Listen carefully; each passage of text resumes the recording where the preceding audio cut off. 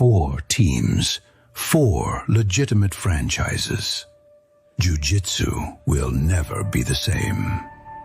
The PGF was a proof of concept, a laboratory for human breaking points. But now, the franchise era has arrived. And when you spend millions for a seat at the table, you don't come to take part. You come to take over.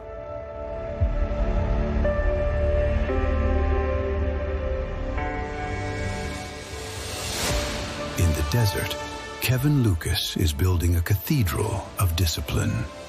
The Las Vegas Kings, led by team captain Jett Thompson, the gold standard, the reigning 155-pound king, moving up a weight class to expand his empire. But heavy is the head that wears the crown. In the south, a storm is brewing, fueled by the Nasty Nine, the chaos engine of the PGF. The Alabama Twisters are built for destruction, led by the former king, Elijah Carlton, who intends on reclaiming his throne. The first, the original, the man who started it all. And he didn't come back to reminisce. He came to reclaim what's his. Of the PGF. And then there's The Noise, directed from the top by Lauren Barone. The Philadelphia Phenoms demand your attention. They call their leader Rodman for a reason. Derek Rayfield isn't here to be polite. He's here to set the building on fire.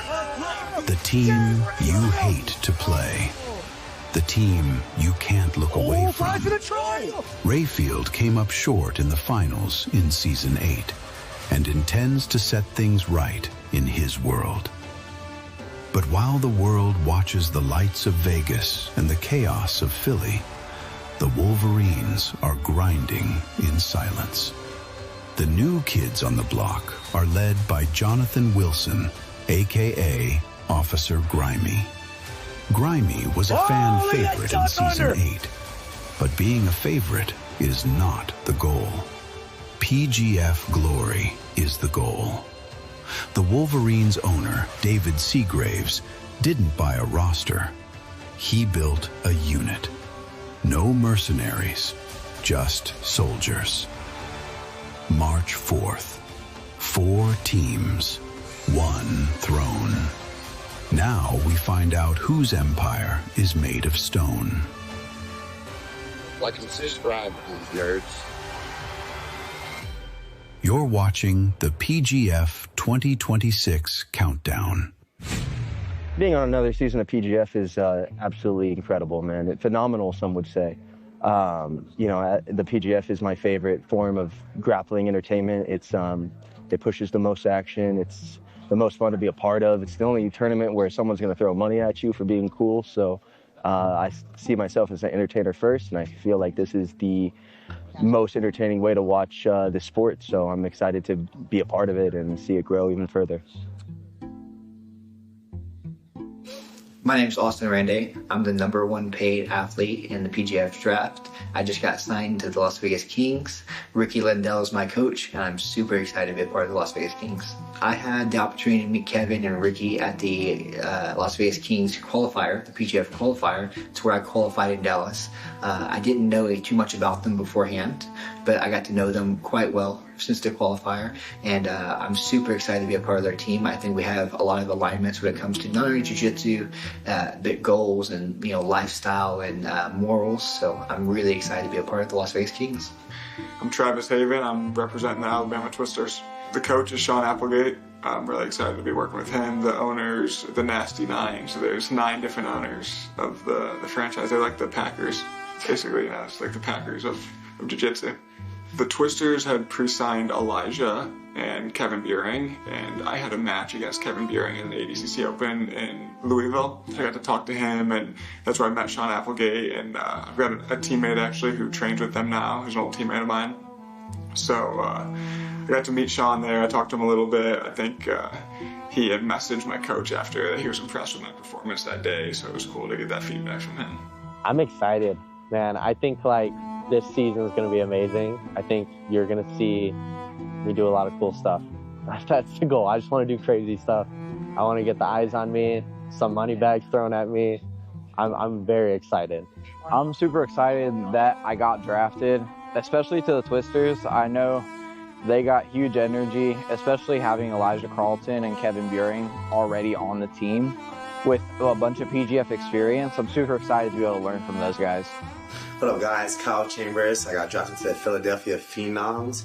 I feel like we have a strong team. You know, it's really cool to have a lot of 10-planet people on your team. You know, I have Noah, I have Derek Rayfield, you know, some people that we've been on a different side of the bracket or actually trained with each other, you know, so it's really cool to actually be on the same team and not have to go against those particular people. Chris is a cool guy. I actually went against him in competition, so it's cool to also have him on my team as a coach because we have similar styles. So I feel like we can help each other in a lot of different ways to kind of progress both of our guys' system. So I'm super excited for the team and I'm really happy with our chances. Yeah, so I actually did 2 of the qualifiers and I came short, and then I tried to go to Philly, but my flight got canceled, and then Brandon ended up giving me the call, and yeah, it was super amazing. I'm super stoked to be here. It was like 2 days ago. I actually just quit my job, so that was super cool. So now we're getting paid. We're on PGF. I think my performance at the qualifiers is what kind of influenced that decision. I'm right there with the best in the world. I think I can tap the best in the world. I'm confident that I can tap all of these guys, but those qualifiers I feel like showed me that I'm good enough, and that it gave me that motivation to quit. So I quit my job and now we're here. But I love our team. You know, Noah's a kid who I didn't know much about, you know, prior to him being announced, and I love his spirit, man. And Kyle Chambers is someone I've known for a long time, and I couldn't believe we got him for 3K. That was actually unbelievable to me. Past experience is kind of rough my first PGF season. Not really rough because of competition, just because it's just like the 3 matches every day versus 3 matches a week. I feel like that's a different format. So if you're not really used to that, that's a very taxing on your body. We've done 2-day tournaments. We've done a lot of stuff like that, which is like 5 days, 5 matches this day and 5 matches the next day, but not necessarily 3 every single day of the week, you know, plus playoffs. So I definitely love this format a little bit more. So I would say that's probably one of the negative aspects was honestly just competing every single day. But also with that, the positive in that light is actually learning how to take care of your body when it's like that. So when you actually have more time, I feel like you can still apply those same skills you learned in a shorter week for the longer week to be more successful, where the other guys haven't really experienced or actually know that information if they haven't did a PGF. I'm honestly stoked. We got Derek, who's super good. He's been on the PGF before, put up ton of points. I think he ended up in the playoffs too. We got Kyle Chambers, awesome, super stoked on that guy. I don't really know too much about the other 2 teammates, but I think we got a super solid team, definitely top 2, if not the best team. Yeah, my name is Fekete. I train at Syndicate MMA, Syndicate Jiu-Jitsu. You know, the more I work with plant medicines, the more I realize what, you know, I'm meant to be working with veterans, I'm meant to be working with men. Like, there's a lot of leadership things that need to be fine-tuned. But a lot of that, once I realized, like, okay, like, there is something for me personally, uniquely, for me to do in this world. Like, it's my unique calling to this life, and it's my soul's calling. So, I find there's certain indicators of which way I need to go in life, and it's usually something that I'm afraid of doing, and it's like a challenge and these kind of things. So I've kind of kept pulling at that thread and trying to understand like where I fit in, like what does my presence actually, when is it the most valuable and when can I be the most effective. And so it takes a very intimate relationship with yourself and like knowing yourself to a high level, and like also just like really being honest with myself about where my faults are, like really where I'm like human and all these things. And so the plant medicines have allowed me to like really look deep, really scan myself, purge a lot of the stuff that like no longer really serves me in my life, all the addictions, all the media, all the things that you just get, you know, kind of attached to you or you've consented to in some way, like along the way. So yeah, I mean, I think just aligning with sort of my own truth has given me a better sort of sense of where I'm supposed to be and how I'm supposed to show up. And it is definitely unfolding and like expanding right now. I think we share a value of thinking about the future, right? Being good examples, not just for, people around us, but for the kids, right? To set good goals and good aspirations. Jiu-jitsu was my outlet when I was a kid. My parents separated. It was a really hard time in my life, and jiu-jitsu was there to kind of pick me up, right? It was the thing, it was my outlet, and it gave me goals, and I looked up to a lot of great jiu-jitsu athletes. I had good coaches myself. They were great role models, great people, good husbands, good people in general. And so I think what they're trying to do is build a team that can be looked up to. Their saying is to be a king on and off the mat.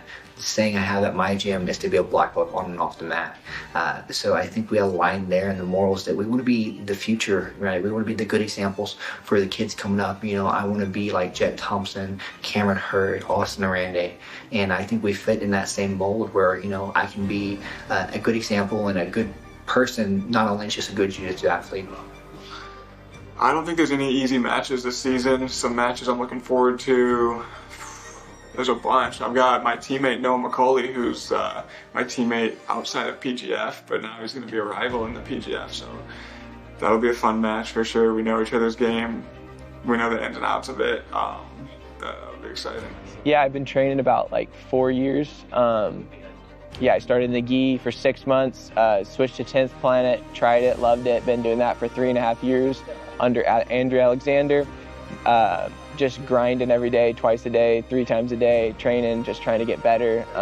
Made it here, and now I'm ready to put on a show. Going into this season, you guys can expect I'm going to put on a show. I'm going to make for exciting matches. I don't want to be slow. I don't want to be boring. I don't have any slow matches. I'm just looking to push the pace, and I'm trying to make it to the playoffs too. So score some points, get some money bags. It'll be sick.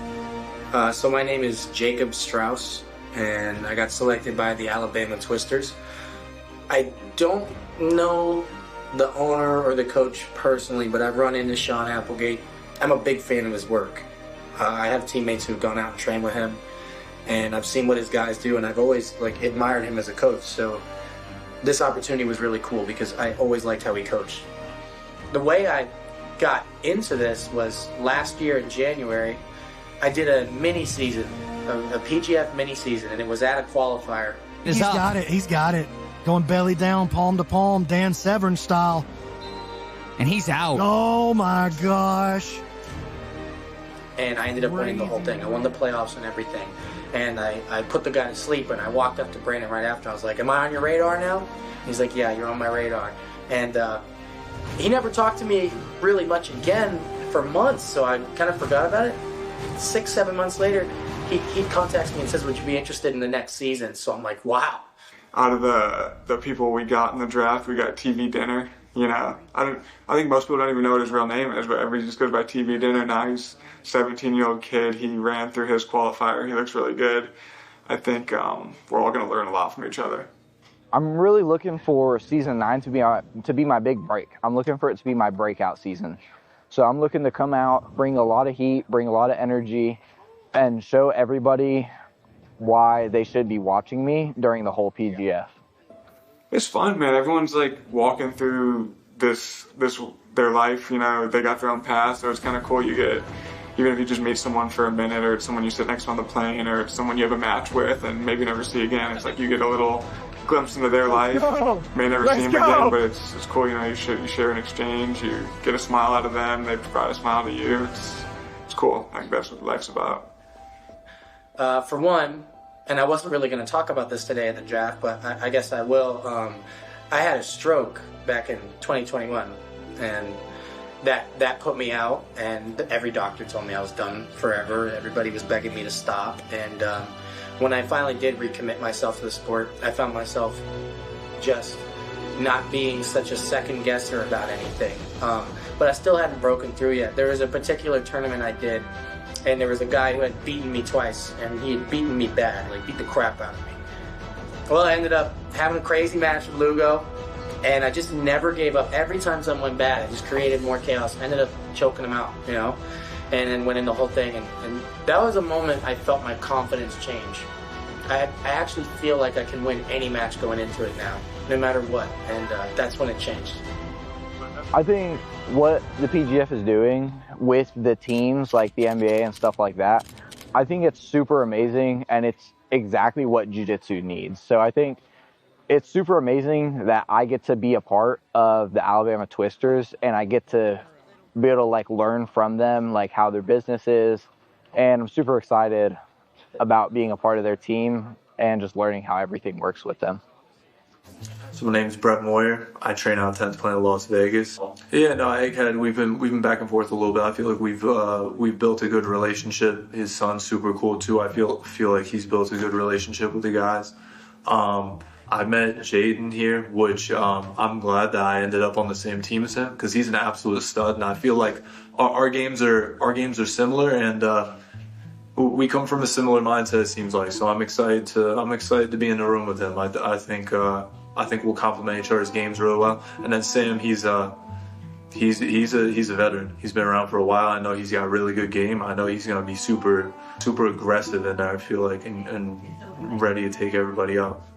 My team, I think a lot of our style, we have very different styles amongst all of us, and I think we'll kind of complement each other, where we'll get a mix of, maybe this guy's not the best at legs, but we got some good leg lockers, or this guy's not the best at wrestling, but we got good wrestlers, So I actually think we have a really good mix. And when it comes to everyone else on the other teams, it's funny because like I know people from the teams, or like I've trained with them. So it's like you're definitely gonna see some tough matches, some dog fights for sure. Especially ones where like you kind of know the person's style and you know what you guys are gonna go after. So I don't know, I'm happy with where I'm placed, and I think I'm going to get a lot of tough and exciting matches. By being able to prove that I'm world champion type status by going against world champions and taking out world champions, I feel like the opportunity is right here. It's you want to show that you're the best in the world, you're one of the best in the world. You don't have to go through world champions to do it, but it's right in front of me. So it's like the plan's set, the cards are set. It's either you're going to go in and you're going to perform or you're not. So it's that simple. So I think it's sick, especially the fact that we can get extra points for finishing under a minute. I think that that's something that can be utilized a lot, especially by, some of our guys that, might be more leg lock heavy or might be good at getting to the back and things like that. And the type of submission you hit also dictates the amount of points you get. I think that's sick. I think this is one of the best submission-only rule sets you can kind of create, especially with the fact that you guys are promoting movement, right? Like you don't want to get that shot clock called on you. So, you're forced to be exciting, essentially. Like you're going to have to move and you're going to have to go for the sub. I think it's one of the best sub-only rule sets you can have. Soy José Jesús Magaña Cornelio. Soy parte del equipo Las Vegas Kings. La verdad es que me ha costado llegar aquí. He pasado por mucho para llegar aquí. Los 10, conocí el jiu-jitsu, o dedicarme a esto, a buscar que yo pudiera vivir de jiu-jitsu para entrar al evento grande.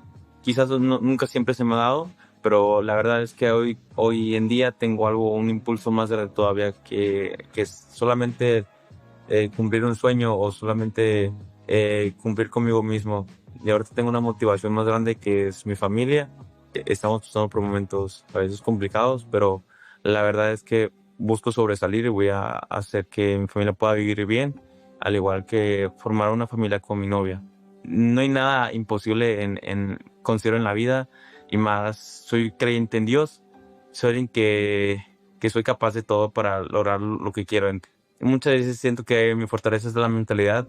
Igual no solamente lucho por mí, lucho por mis papás, mis hermanos y mi novia. Entonces eso es lo que me ayudó a impulsarme para llegar más lejos y ganar eventos importantes. It was really a person, and that person being my mom.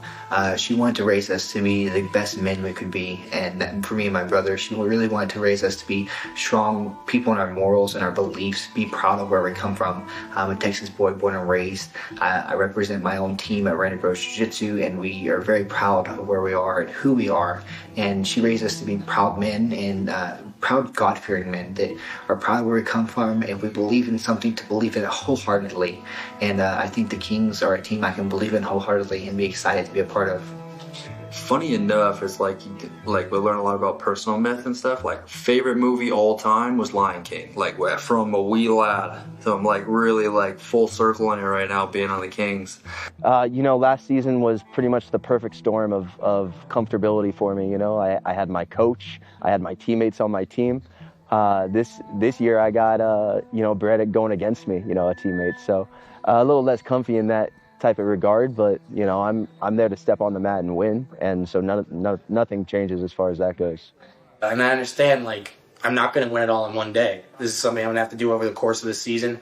It's the most consistent teams and players that are going to go the furthest. It's not the guy who's really good one day. It's the guy who's consistent. And I've faced the worst that life can throw at me, and I'm not scared of what other humans can do to me. I'm not scared. Dude, whatever I need to, man. I don't know. Flying subs, maybe some cool barambolos, some quick taps. I'll do whatever I need to do. It sounds kind of crazy, but I just want to tap everybody. That's just my mentality. That's like what my goal is. Our style is just to kill everybody. We don't ever want to win by points. We don't ever want to win by decision. We come in with the same mentality. It doesn't matter who we're going against, that we want to come in and finish, because that's like the only way you show that you're really truly better than somebody. If you can get that tap in the regulated time, So there's not any particular individuals. I just want to tap everybody and finish everybody. I find motivation from everybody. My whole team, my whole circle, they know who they are. It's no doubt in my mind. I'm in an outer body experience. It's almost like life isn't real when I'm in there. It's like everything's on pause and it's just me and my opponent and it's analyzing data. I find motivation from my whole life. Everything that's led me up to this point, that's what motivates me. Bulletproof Brett is going to be is going to shock a lot of people. He's stepping onto the scene and he's going to show what he can do. Caleb Crump has beaten a few of my teammates at ADCC. And I'm more than excited to get that one back for the squad. I think my guard is talked about. If you've gone up against me, I think there's just no doubt in my mind that you're going to be like, what was that? Nobody gets my shoulders flat. Nobody takes my back. And everybody gets trapped one way or another. And that's the honest truth. Man, if I had a mirror in front of myself, that would be the hardest one. There's no one that I'm scared of. Everyone's just a guy, so I'm just going to go out there and beat them. I thank God for putting me in the position to do what I love all the time. This is an amazing life. I'm not supposed to be here. I'm supposed to be done. I could have died, I could have gone blind, or I could just simply not be an athlete, somebody who's forced to live a 9-to-5, and yet I'm here for whatever reason. And I don't believe in chance. I don't believe in coincidence. I'm here. There's a reason I'm here. And I let that carry me. I thank God every day that I can step on that mat, I can compete, because this is what I love to do. And I don't ask God for victory, and I don't ask God to lose. I just thank God for being here and being able to do this. Win or lose, I want to be that match that everyone's like, that was the match of the night. That was who we came here to see. I want people to get ready to watch me. Main message is train hard, and anything you put your mind to, you can accomplish. But the first thing is figuring out what your plan is and figure out the first step to accomplish that plan. I'd put us at number 1, probably put the Twisters at 2, then the Kings and the Wolverines. I feel like the Twisters got a really solid team going. Travis Haven, my teammate, actually. I think we stack up well though, and I think we're gonna take it home. I think we're gonna win. I'm just looking forward to the season. I try to stay active, try to get some points. I'm excited to see how all the teams play out. I think everyone had a really good draft today. The fans at home, who's going to entertain you, who's going to go out there and put up a show every single time. So make sure you tune in to the Rodman Show. You can do it. You can go out there, you can be excited, you can have fun, and to just follow your passions and your dreams and your goals. I was a kid that dreamed about being a world champion, and now have the chance of being a PGF world champion. Just chase it, and chase it with all your heart, and do what you love with everything you have. Love with your full heart. Love people, love the things you do.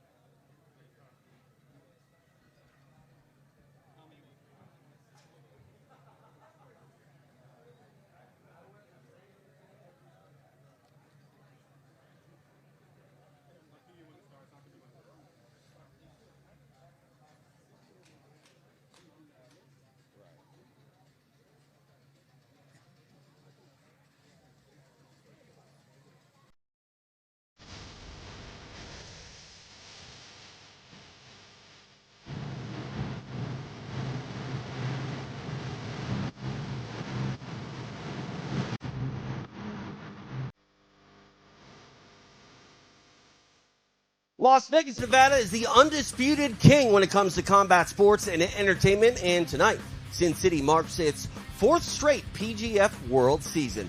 Hey everybody, I'm TJ DeSantis alongside Jason Anik. We are so happy to have you here tonight. We've got Kings and Twisters, Phenoms and Wolverines, but Jason, we've only got one championship, and all 4 franchises will take their first steps in trying to capture that illustrious crown. And while many new fans are tuning in for the first time tonight, Jason, you were the new kid on the block not that long ago, and I think it's safe to say if you're new to PGF, you're in store for something that is unlike anything else in combat sports. Everything you love about sports plus jiu-jitsu. This 2026 season, it is our 9th season of the Professional Grappling Federation, but kind of feels like the inaugural one. It feels different in here tonight. The vibes are different. We have 4 franchises, all owned. A lot of skin in the game for all these franchisees. This begins 5 straight Wednesday nights, 30 matches a night, 20 athletes, 4 teams. I'm all fired up, as usual, brother. Absolutely. And before we can kick off the 2026 season, let's take a look back at the last season in Season 8 and see how it shook out.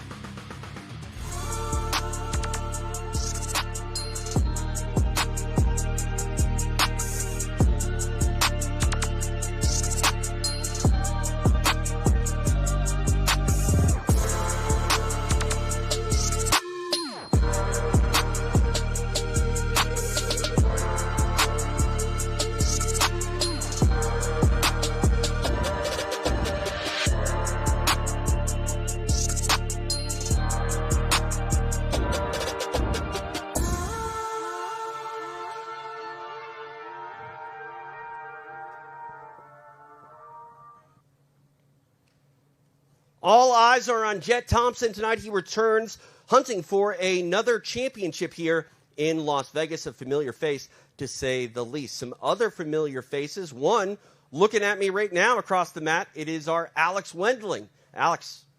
We have 4 hungry teams ready to go. Only one team will hoist that championship trophy come the end of the season. But standing with me now is the co-owner of New Hope Regeneration and also the owner of the Las Vegas Kings. And this is the first franchise that PGF has had. What kind of statement are you thinking that your Las Vegas Kings are going to make as the hometown heroes? The statement that we're making is we are coming forward. We are not going backwards. And that's one of the biggest shifts that I think jiu-jitsu needs to level itself up in the grappling world. There's no more running away. Yes, that's what we love about the PGF. It is all action. And starting us off is your own Cam Hurd, who knows what it's like to come home with that team championship and also experience the New Hope Regeneration stem cells. So what are you expecting out of this first matchup against Derek Rayfield? Getting to watch Cam level up he's already a world-class leveler, or a world-class wrestler, but watching him level his jiu-jitsu in the last 2 years, 3 years since season 5 has just been remarkable. 4 ADCC Opens last year. Are you kidding me? We're excited. We cannot wait, and we will not make you guys wait any longer because that is going to be a huge matchup. Thank you so much, Kevin Lucas. And let's get this show on the road, ladies and gentlemen. All right, we are here, Matt side, for PGF Season 9, the 2026 season, and some familiar faces, but 2 new faces when it comes to franchises. Jason Anik, let's talk about the new kids on the block when it comes to teams. So last season we had the Las Vegas Kings, the Alabama Twisters. We very well know the Nasty 9, but we've rounded out nicely as we build these franchises. So we got the Philadelphia Phenoms, Lauren Barone. We know she's a star. She was creeping around season 8, and then the Colorado Wolverines, the 4th franchisee, Egghead out of the booth, now an owner. So we now have 4 franchises all locked in. I think the energy in the building right out of the gate is just going to be electric. The skin in the game moves the needle for me, B-Mac. It's what you've been talking about. You said it, man. Skin in the game. That's what it's all about. And all of these teams have so much riding on the line. This is not just like a sponsored team anymore.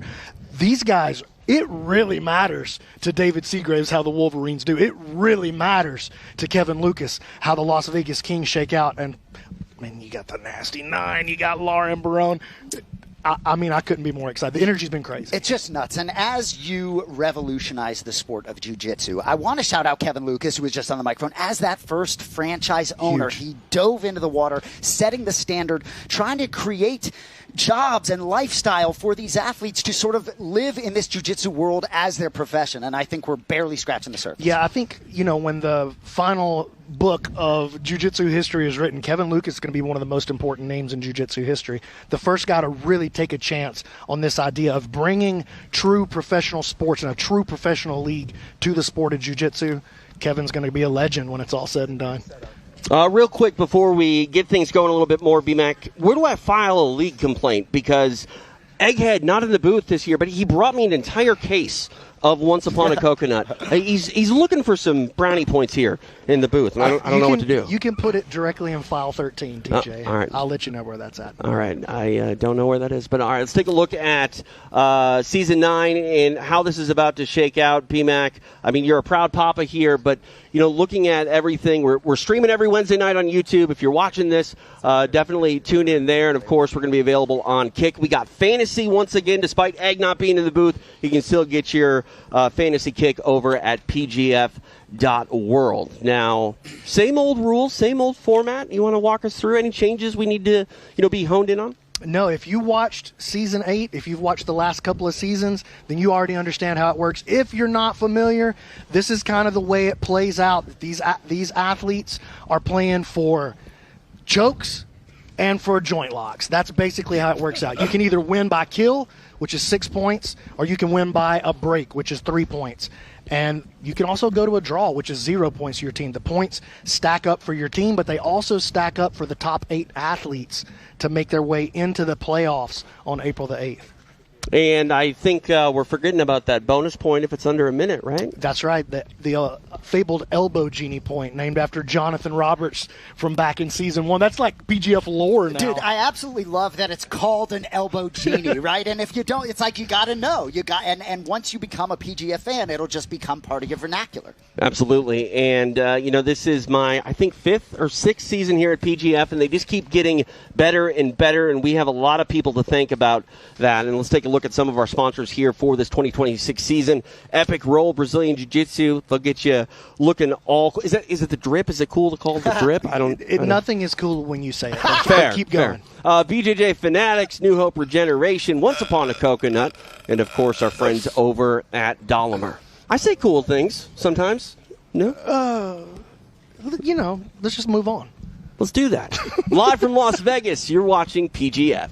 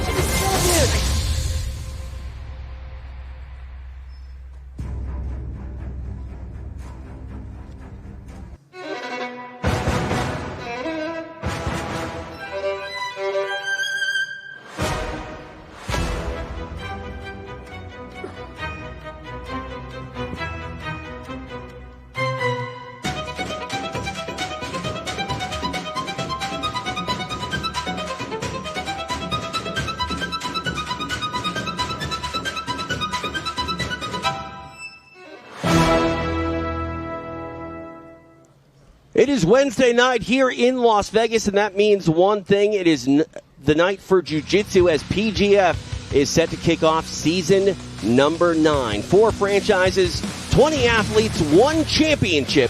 The stage is set, and kicking it off here in Block 1, we'll see the Vegas Kings take on the Philly Phenoms. To get our night underway here in Sin City, we go out to the map. Standing by is Stephen Aiken. Ladies, gentlemen, boys and girls, PGF fans around the world, you have all gathered here tonight to witness something truly unique.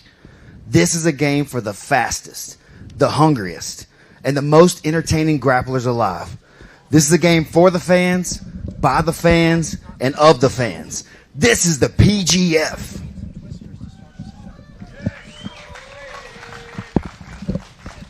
For our first team matchup of the season, making his way to the mat, representing the Alabama Twisters, give it up for Kevin Beuhring.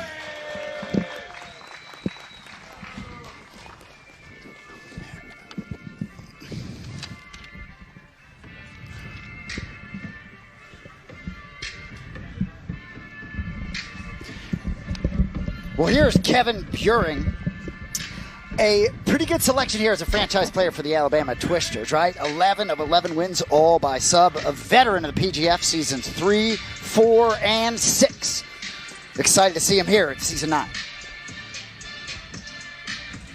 Alabama Twisters entering their second official season as a franchise, and they want to walk out the champs. Kevin Beuhring hoping to capture the first points of the season for Alabama. All right, time for our next athlete to walk. We go back to the Dream. Stephen Aiken.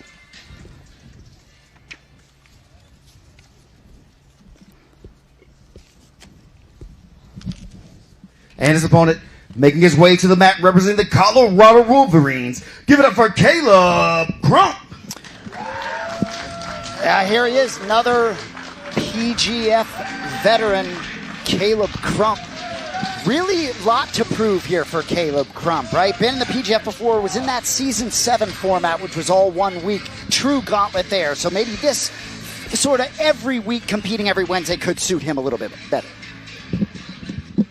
And looking at Crump, he was really of the mold that Egghead, the owner of the Colorado Wolverines, was looking to have that team embody.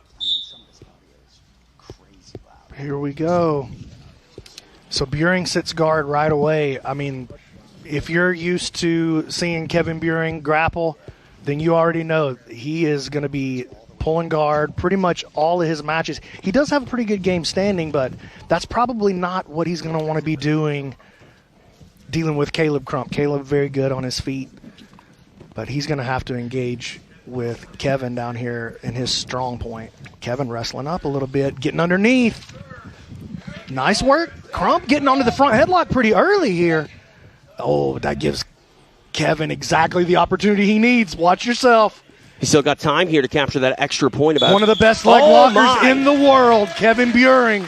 Twisters on the board, break 3 points plus the extra for it being under 60 seconds. All right. First blood, it goes the way of the Twisters. To make it official, we'll go to Stephen Aiken. Your winner with a break in under a minute, getting an extra point, Kevin Beuhring. Kevin Beuhring getting it done, showing why he is a PGF veteran and a valuable commodity for the Alabama Twisters. What a way to start out the season for one Kevin Beuhring.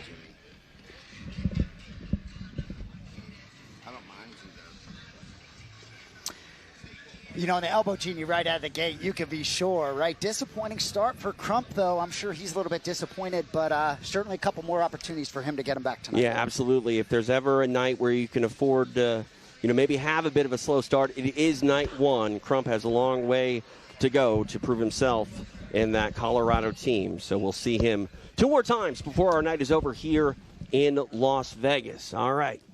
More action to be had here in Sin City. We go back to Stephen Aiken. Our next athlete making his way to the mat, representing the Alabama Twisters. Give it up for Elijah Carlton. The most winningest athlete in PGF history, 64 wins, all by submission. That's absolutely bananas. For those of you that know this man, you know his history in the Professional Grappling Federation. Didn't get him in Season 8. Just so excited he is back on the mats here. The Jabroni Grappler, very decorated in this format, and he hopes to prove to be as decorated, if not more so, before the season is over. A lot of lore behind this gentleman, and Elijah Carlton's back in Las Vegas and ready to go to work for his Alabama Twisters. Time to welcome his opponent to the mat. We go back to Steven. And his opponent making his way to the mat, representing the Colorado Wolverines. Give it up for Officer Grimy Caleb Crump. That would be Jonathan Wilson to you, Officer Grimy. But either way, a franchise player for the Colorado Wolverines. And for those of you that don't know, the draft, they selected 3 athletes with $9,000, but 2 franchise players were selected for each roster. Wilson had a good showing in Season 8, got better as it went along. Big spot here for him against Carlton out of the gate.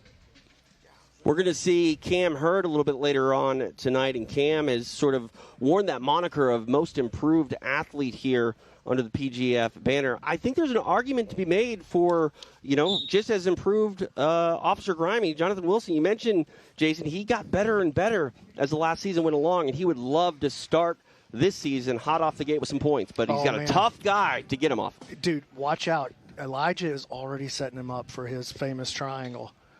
So you'll watch. Elijah throws one leg up over the shoulder, and the other one stays kind of tucked in and hidden as a butterfly hook, and then he snatches both hands on the back of the tricep and tries to drag you in to his triangle. And he's hit that. It's probably the most successful move in PGF history. Accidental eye poke. Setup. Accidental eye poke there by Grimy on Carlton, and the jabroni seems to be fine, but now he seems to be even better as he's trying to get a bite on that leg. Yeah, and he's got a bite on the leg.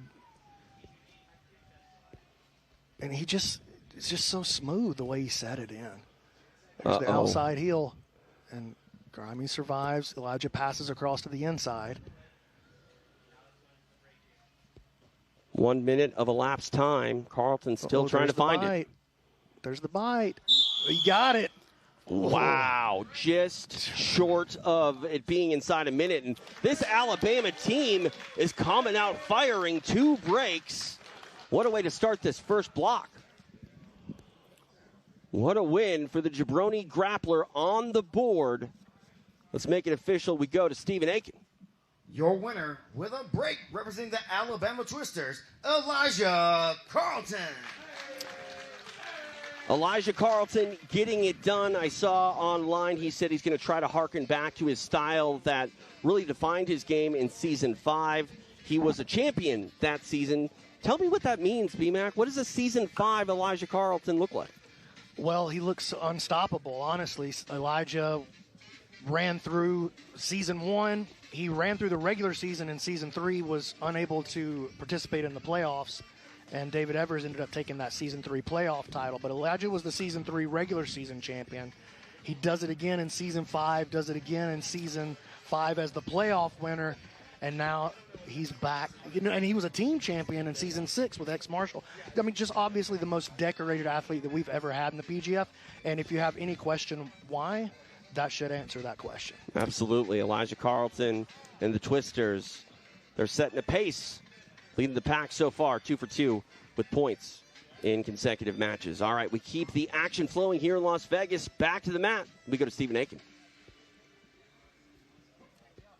Our next athlete making his way to the mat, representing the Alabama Twisters. Give it up for big dog, Travis Haven. Another stud on this roster. Travis Haven went for $5,100 in the draft, the second highest paid athlete. In the qualifier, 5-0, 5 finishes, 4 breaks under a minute. Applegate's got another dude to tote out here tonight. Nasty 9 feeling fine, and they would be feeling even better if Haven's able to secure consecutive points in their 3rd straight match. Coming out the gate strong, Travis Haven ready to kick off his 2026 PGF season.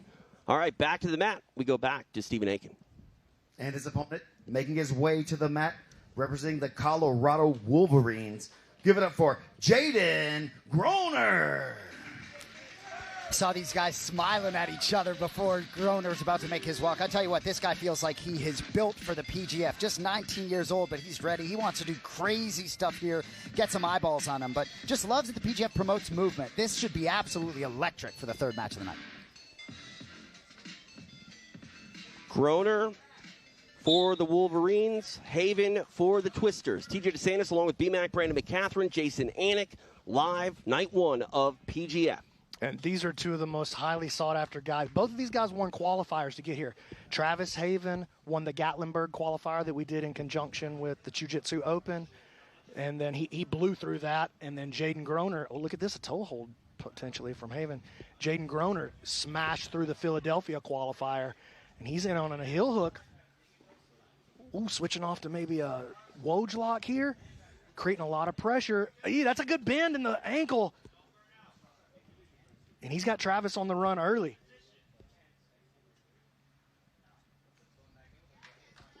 Nice job surviving there. He's going to try to pass it to the inside, and it's just going to be a shootout with these boys early. Outside heel. Oh, inside heel hook, sorry. And then you saw Travis sort of positioning himself for that Mikey lock, holding the foot up against his head. That's that Mikey Musumeci style lock. And he actually hit that to win one of his qualifier matches up in Gatlinburg. Reset here in the center of the mat. About a minute 15 of elapsed time.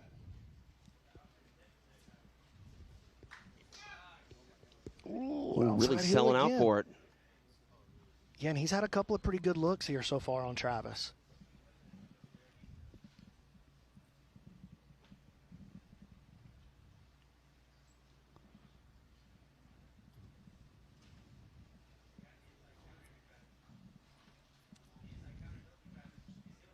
Each athlete gets a block point for the winningest team in the block. So already a spot here for Colorado where they need to get after it. Yeah, they have to, man. And the Twisters have set themselves up in a pretty good position just in these first two matches. Nice job. Travis slips it. 2 minutes down, 4 to go. False reap entry from Groner. He's going to invert and try to free his bottom leg. There it is, and a very, very nice entry into that. He's going to look to gather up the second leg now. That second leg's really the most important when it comes to escaping. So if you can control the leg that you're not attacking, you can pretty much shut down any of that rotation, that spinning out that happens. But Travis is looking for counter leg locks here.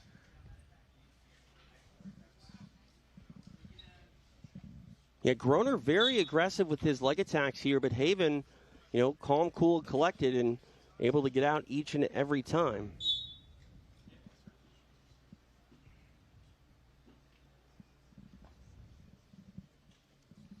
Appreciate everybody watching in the chat, participating in the chat over on kick.com, also on YouTube. Those are our two main platforms this year.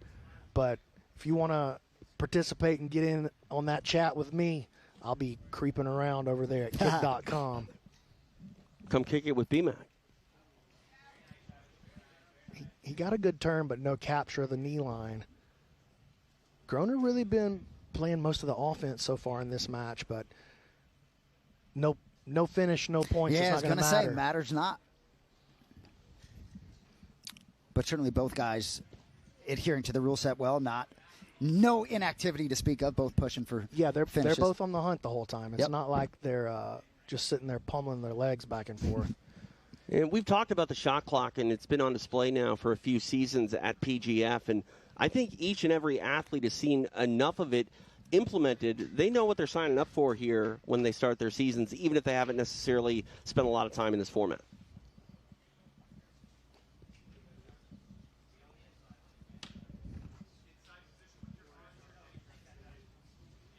Ooh, catching an arm. Catching an arm. Ooh. Oh, wow, he got nicely it. done. What a shot, Travis Haven, out of nowhere. Oh, man, what a shot. Wow. Jayden tried to pull out, and he thought he had it out, but the elbow line was just barely caught in there. Travis gets the sub. Another win for the Twisters, dude. Yeah, Twisters on fire to start their season. 3 matches, 3 breaks. Travis Haven getting it done for that Alabama squad. To make it official, we go to Stephen Aiken. Your winner with a break versus the Alabama Twisters, Travis Haven. First points of the season for Travis Haven. And, man, just more points for this Alabama team. They know the assignment, and they're trying to pick up points each and every match in this first block, and so far so good for the team from Alabama. Quick 10 points, if I'm not mistaken, right? Few breaks and one being an elbow. Yeah, that's right. 10-0. Deficit out of the gate. 10-0 right off the bat. For the expansion Wolverines. And a 100% submission rate so far in this season of the PGF. No slow starts at all. Couple of matches at a minute, and then one well, exactly. It doesn't even give us opportunities to talk about the penalty flags, etc. Absolutely. All right. We might as well not slow down either. Action ready to go as we're headed into our fourth match of this first block. We go back to Stephen Aiken. Ladies and gentlemen, we're ready for our next matchup. Making his way to the mat, representing the Alabama Twisters. Give it up for TV Dinner, Parker Salisbury. Here he is, the youngest competitor in the 2026 PGF season, Anthony Salisbury. Went for $2,700 in the draft, certainly was a sought-after commodity in that Season 9 qualifier. Won it, 5-0 with 5 finishes, 3 breaks under a minute. Kid is the real deal. The most expensive TV dinner I've ever heard of. We'll see if he proves his value here.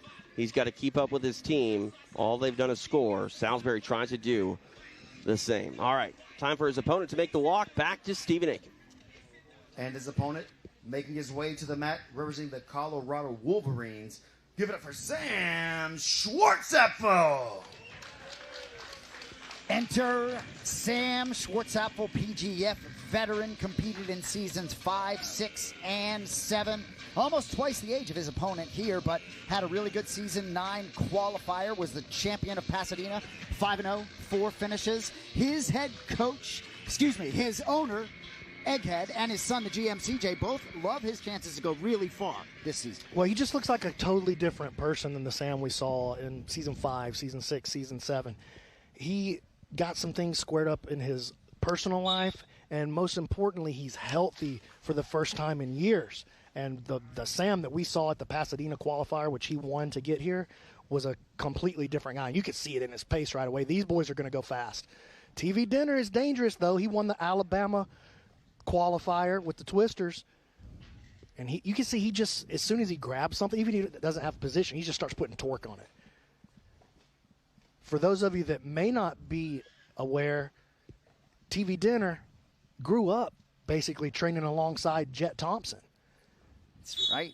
And he's the age that Jett was when Jett debuted in PGF Season 6, made it all the way into the final before losing to Andy Varela ultimately. I mean, Salisbury's coming out with that youthful exuberance. He's got a point to prove, and he has the opportunity to do so against a veteran in Sam Schwartzapfel. Well, here's the problem. If Sam can endure this leg lock barrage that he's going to have to face from Salisbury, then this is exactly the position that Sam is hoping to get to. He loves twister side control. He wants to get out to side control, not mount, not back. His preferred position is off to the side, exactly like this.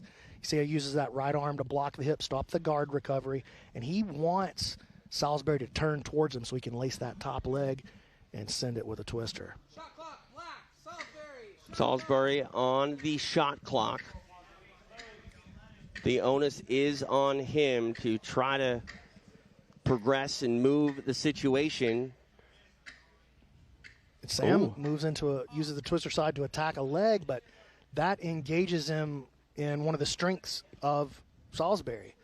So I think Sam's going to have to, I think everybody this season when they're dealing with Salisbury, they're going to have to be kind of careful. If you think the kid's got a shot to win, it's going to be at the legs, you know what I'm saying? Got you. Nice guard pass again by Sam. Yeah, back to that north-south position. Obviously, the momentum is on the side of the squad from Alabama, but Egghead, the franchise owner of the Wolverines, he believes that Sam Schwartzapfel is going to be a real factor, a real threat here in this season, and you got to believe he's confident in his charge out there. And now we hear it again from our officiating team, and Salisbury once again on the shot clock. And here he goes now, starting to lock up perhaps this truck position. 2-on-1, he's going to try to roll through. He'll try to hit him with this crotch ripper right here, the Eddie Bravo special, and that's a lot of pressure on the young man. Look how open out he's got his legs. He's got him split. I mean, this is going to be really hard for Salisbury to unwind here, especially if Sam is patient, moving him in now to banana split. You see Salisbury trying to save his own legs here. Trying to cover the mouth here is Salisbury, just trying to do anything to break the posture and make Schwartzapfel uncomfortable with this attack. Well, yeah, he's down to, I guess I got to cover his mouth as his defensive responses. Uh-oh, moving into the twister attack. Hey, Sam Schwartzapfel, the 10th Planet guy, going to go for a twister on a twister. Just past the halfway point here. We'll see what Schwartzapfel can do.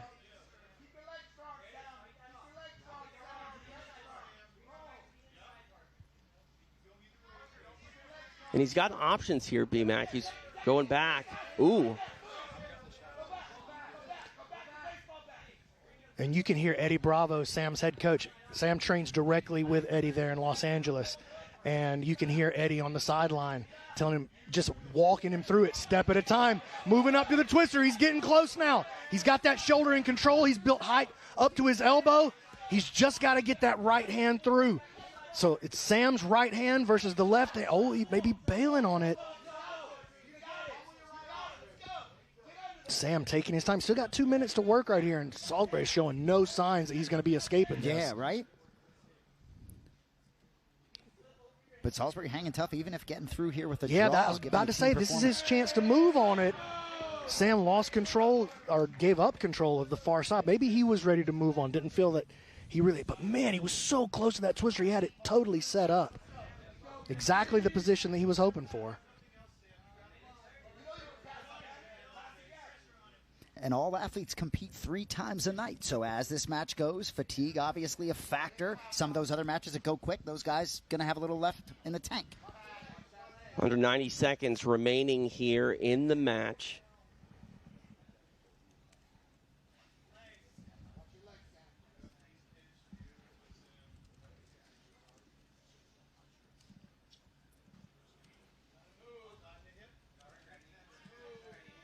Two men disengaged. We go back to the feet, immediately back to the floor, and back to north-south. And right past the guard again.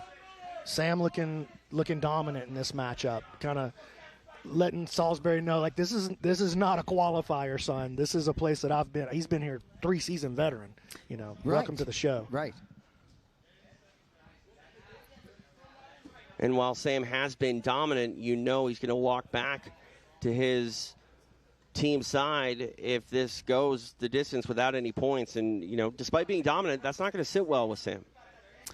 Well, yeah, and, you know, in his PGF career, 11, 12, and 13, you know, he's been reliable, scored points, but ultimately maybe hasn't risen to the top. And certainly going to need to finish, come up with some finishes to sort of get to that place. Back to north-south, 15 seconds left on the clock. Sam may go for a crank here on the neck. Oh, he's trying to turn it into like a sort of a darce, maybe? It's like an inverted anaconda or something. He's going to have to throw something, though. Running out of time. Time expires, no points awarded, but a nice debut by Salisbury and some confidence maybe when it comes to dominance for Sam Schwartzapfel. But again, 6 minutes in the books, no points to be awarded. Stephen Aiken will make it official. After 6 minutes, this match finishes with a draw. Well, if there's anything to take back to the Colorado side, it's you didn't give up any points. Sam Schwartzapfel, the first Wolverine to take the mat tonight without giving up any points. And it wasn't for lack of effort. Take a look at the replay here, powered by Dahlinger. BMAC, walk us through. Well, this is right here at the end of the match. It's pretty much a foregone conclusion. I would love to get a look, if you guys can hear me in the booth, I'd love to get a look at how close that twister was. Sam, that was popped up all the way onto his elbow. I mean, I thought he was about to close the deal, to be honest with you, and score 6. But Salisbury finds a way, or maybe Sam just bailed on it, didn't want to spend the energy on it, perhaps. I'm not sure, but I thought he had it closed for sure. It's Salisbury, good physical matchup at 17 years old. Certainly looks like he can hang at 75 here. Yeah, definitely, showed his mettle, was not intimidated by a multiple-time PGF veteran, and was able to hold off at least the comeback when it comes to scoring points for the Wolverines. We are live here in Las Vegas. It is once again the site of PGF World, season number 9 here in 2026. And we are so happy you are joining us tonight on match night 1. Don't forget, each and every Wednesday, we're live on YouTube and Kick, and we appreciate you tuning in. More information for all things PGF available for you over at pgf.world. All right, one more matchup here in our first half of the first block. We go back to Stephen A. For our next athlete making his way to the mat, representing the Alabama Twisters, give it up for Jake Straus. I'm really happy that Jake Straus was the last member to fill out this roster. You know, there was a PGF mini-season, as you know very well, BMAC, last January, third a qualifier, and he won the whole thing, and I guess he came up to you after and said, am I on your radar now? He is really happy to have this opportunity, and I think he has a great chance to do something with it. I agree with you, and man, what a great story for Jake Straus, and I'm sure we'll get into that more when we have a little more time. We do. We got a whole season. But, man, if you don't know Jake Straus' story, it is super inspirational, man. Just an honor to have him here on the squad with us. All right, time for him to go to work for his first matchup of the season. His opponent now ready to make the walk. Back to Bobby, both of them, Stephen A. And his opponent making his way to the mat, representing the Colorado Wolverines. Give it up for bulletproof Brett Moyer. Here he is, bulletproof Brett Moyer. Might have got my vote for best dressed when he showed up to the draft in the bulletproof vest. Really interesting listening to him talk, right? Also was at the season 7 qualifier, but he talks about being a world champion and getting to the PGF to this stage to prove that he is the best. He says, nobody gets my shoulders flat. Nobody takes my back. He's ready to go.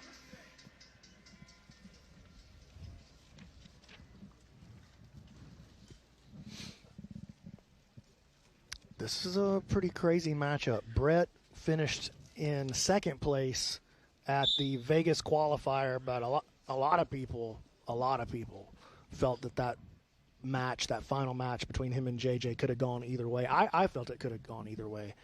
But Brett, man, he went on just a tear through that qualifier, finishing everybody. And he's an insane leg locker, and he's, regardless of resume, easily the most confident person on the entire roster. I hear you. Well, you know, and maybe ball don't lie, right? Maybe if JJ is on a practice squad and he's a starter here. So.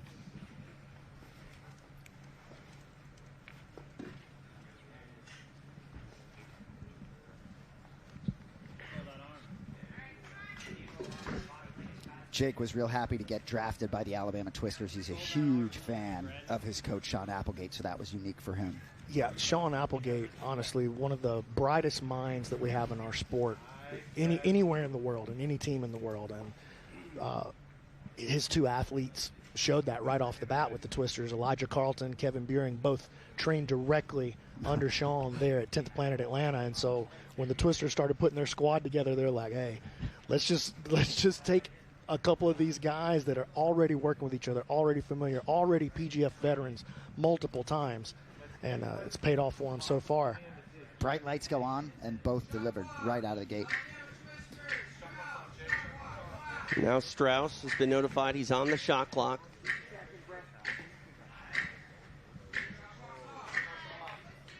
It's a perfect example, right? Immediately hunts a sub after not doing too much on top.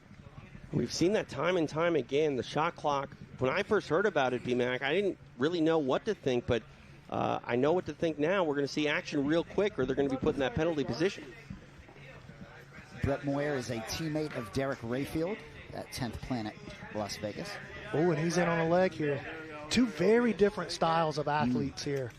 Jake is, we've already seen it in his passing style. He's going to be very gritty, very grimy, looking to drive pressure and use much more of like an old school jiu-jitsu approach. Brett, he's just a sub-hunting animal. But look out. Jake's starting to separate the feet here, and he may be getting close on the leg. And you saw Brett was like, no. That's a little too close for me. I don't like that. Let's bail. And puts Jake back into his top side pressure passing. 2.5 minutes down here. Straus's Twisters have definitely made a statement in this first team matchup in our first block of the season. And Moyer trying to salvage something and get some points for himself here as we approach the halfway point of the matchup. That shot clock. Athletes are just so locked into this rule set so far. Just that shot clock just forces the action just like it's intended. Yeah, and we get a little bit of a Pavlovian response with right? the tick-tock in the audience. It just raises the anxiety level in the room a little bit, you know, and I love that.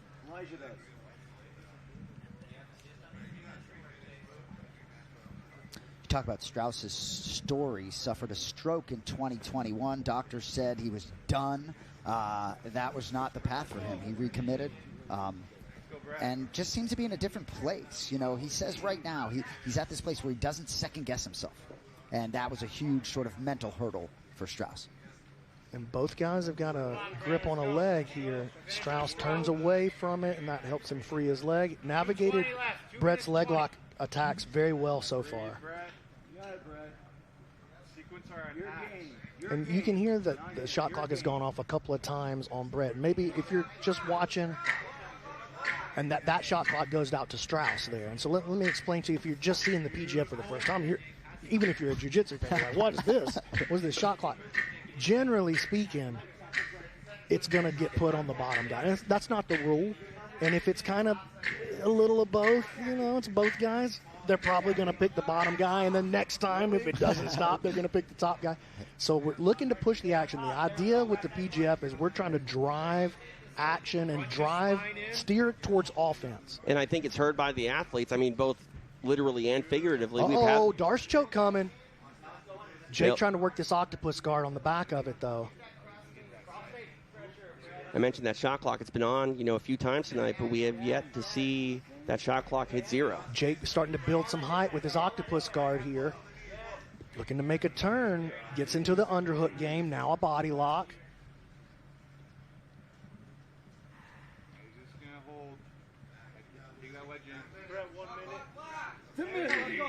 See the great Kenny Johnson, Colorado Wolverines coach nearby. Just so great to see him in the PGF.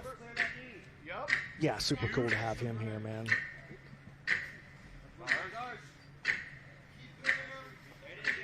Jake going back into this octopus guard again. It's getting close to there's a handcuff on the backside, and there's our first flag of the season here. Now, if you are familiar with wrestling, the penalty position similar to what is called the referee's position in wrestling, and you can see why you don't want to be put on that shot clock and have it expire. You are put in a very dangerous position where your opponent can take your back very quickly and get you out of there potentially.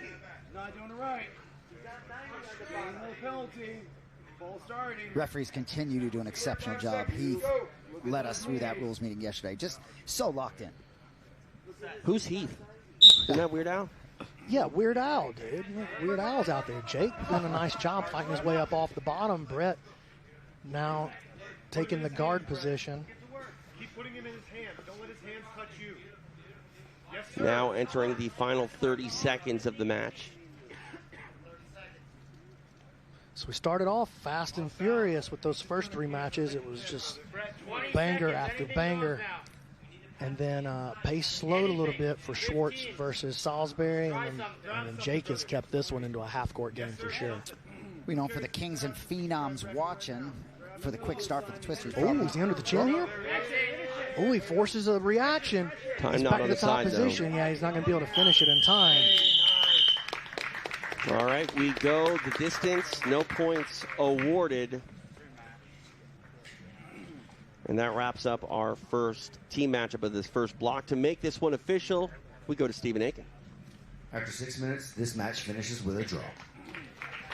No points for Straus and the Twisters in that one, but points to say the least for this Alabama squad. They knew the assignment. They came out 3 for 3, a total of 10 points, 3 breaks, 1 with the elbow genie. And Elijah Carlton, he almost scored a bonus point for that submission coming inside a minute. Was a couple ticks off, but let's take a look at some of the moments here in this last matchup between the Wolverines and the Twisters. B-Mac, your thoughts between these two gentlemen? Well, definitely, like I was saying, more of a half-court paced match there. You know, there wasn't a lot of fast breaks going on in this match, but pretty evenly contested. Both of these guys were kind of highly touted coming in. both new to the PGF. Both have done qualifiers before, but haven't been here to the big show just yet. And so I think we kind of got an idea what we might be able to expect from each one of them when they're going against a lot of parity in the league this year. We could end up seeing a lot of matches that look like that from both of those guys. That match recap powered by Dahlimer and, of course, PGF, your leader in basketball references when talking about jiu-jitsu. No doubt, no doubt. Bulls lost every game in the month of February. Your boy was pretty sad, but we started off March pretty strong. High five, Andy. Yeah, there you go. We got rid of Vooch, too, sent him off to the Celtics. He's got to deal with him now. Let's continue. Sorry about that. I have no idea what you're talking about. I get excited. I do know that we've got a matchup between Kings and Phenoms, and to walk our athletes, we go out to Stephen A. Ladies and gentlemen, we're ready for our next team matchup of the evening. The first athlete making his way to the mat, representing the Philly Phenoms. Give it up for Derek Rodman Rayfield. Derek Rayfield wearing the San Antonio Spurs Rodman jersey tonight. You know, Egghead, when he was part of our broadcast team last season, and Derek Rayfield entered as a practice squad player, Egghead said the field was not ready, and he was right, made it all the way to the finals. Only loss was in that final, 8-1-5 in the PGF. This dude moves the needle for me like few others in combat sports. Looking at that Philly Phenoms team, there's a vibe with them. Yeah. Chris Olivo, we've seen him here on this PGF stage, but Andy Varela there backing his guy in Rayfield, and yeah, there's a vibe to that team that is based in Philly, and they want to turn up the heat and intensity to kick off their season the right way. Rayfield hoping to score some points to kick off the night for the Philly Phenoms. All right, time for his opponent to make the walk. We go back to Stephen A. And his opponent making his way to the mat, representing the Vegas Kings. Give it up for Cam Hurd. The PGF is just better when Cam Hurd is involved in it. Some big expectations here for Cam Hurd as the other franchise player, in addition to Jett Thompson on the Las Vegas Kings. You know, I think there's a chance this could all come together for Hurd in 2026. A little bit of a sort of scattered record in PGF overall, but did compete in seasons 5, 6, and 7. This matchup, I've been circling this matchup for 4 weeks. You know, we talk about how if you fail to get a submission, you walk away with no points. But whether or not you survive with Cam Hurd over the course of 6 minutes, you know you've been in a match with Cam Hurd after just a few moments on the map. This man will put the pressure on you, and we'll see how Derek Rayfield responds. Well, when Cam came on in season 5, you know, he wasn't a developed submission artist yet. He was a lifelong grappler, wrestled obviously at a very high level, D1. Oh, we're going into the splash zone over here. But Cam came to us. He wasn't developed as a submission grappler yet, but the growth that we've seen from him season after season with the PGF, and even in his competitions outside of the PGF, he's had tremendous success. Yep. He's won so many ADCC Opens that they've lost count. I don't even think they track it anymore because of that. And you can see right there, nice shot, forces Rayfield to pull guard. Rayfield not scared to wrestle with him, though, I can promise you that. Rayfield will engage with anybody on any terms at any time. Rayfield not afraid to do a lot of things on the mat, some of which you shouldn't do on the mat. We got a new technical foul rule this year, put in just in case we get any Rodmanisms. Hard to believe this is the first match in the PGF for the Philadelphia Phenoms. It feels like their presence has been felt leading up to this season. Well, it definitely has been felt. They've done a great job of just like helping build the hype of the season. You know, I just saw an article in the Philadelphia Inquirer. Hey! Money bag! First money bag of the season! Woo! North-south here. Cam Hurd playing to the crowd a bit. 90 seconds of elapsed time, and you know Rayfield, even though he got styled on a little bit, going to be undeterred, and he's going to want to try to, you know, showcase some of his style. Oh yeah, he's gonna get his get back. Don't worry about him. Past the guard here, and here's the thing: if you're used to watching like traditional jiu-jitsu, you're like, oh, he's past the guard. Derek Rayfield barely even tries to stop you for passing his guard. This is why. This is why. Hurd in control. That arm is extended. Woo! Oh, wow. This one's a banger. Right? Well, you said it, B-Mac. I mean, traditionally, Derek Rayfield on the defensive there, and all of a sudden he almost scored a break. It's crazy. It's like I know what I'm talking about sometimes, dude.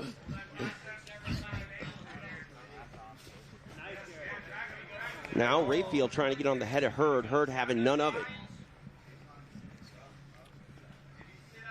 Las Vegas Kings coached this season by the elite Ricky Lundell. Travis Thomas, general manager again. Love seeing him leading that squad. Oh, you know, we'll see Travis again as an athlete. Trust me.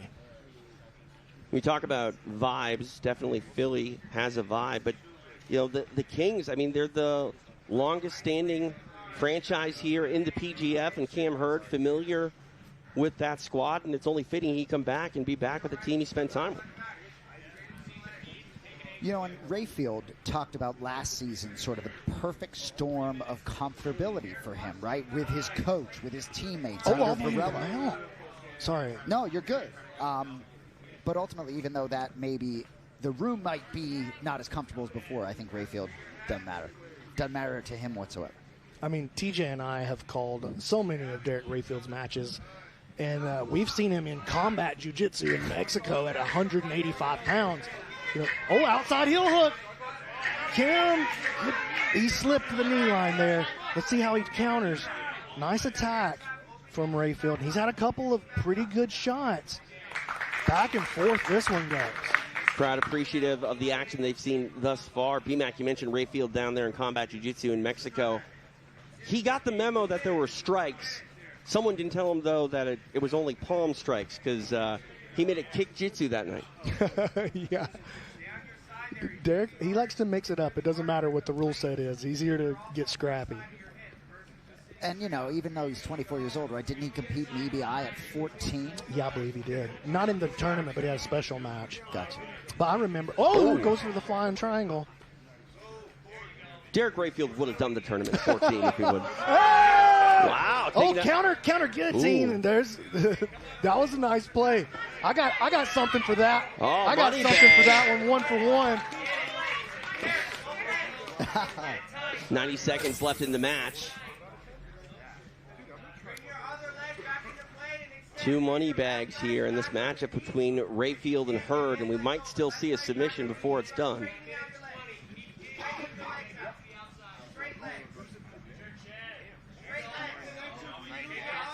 Oh, that's a pretty serious toe hold. There's a lot of bend in that leg. The problem is he's got his toes pushed all the way into Derek's butakamos right there. And so, don't worry about that, TJ. Okay.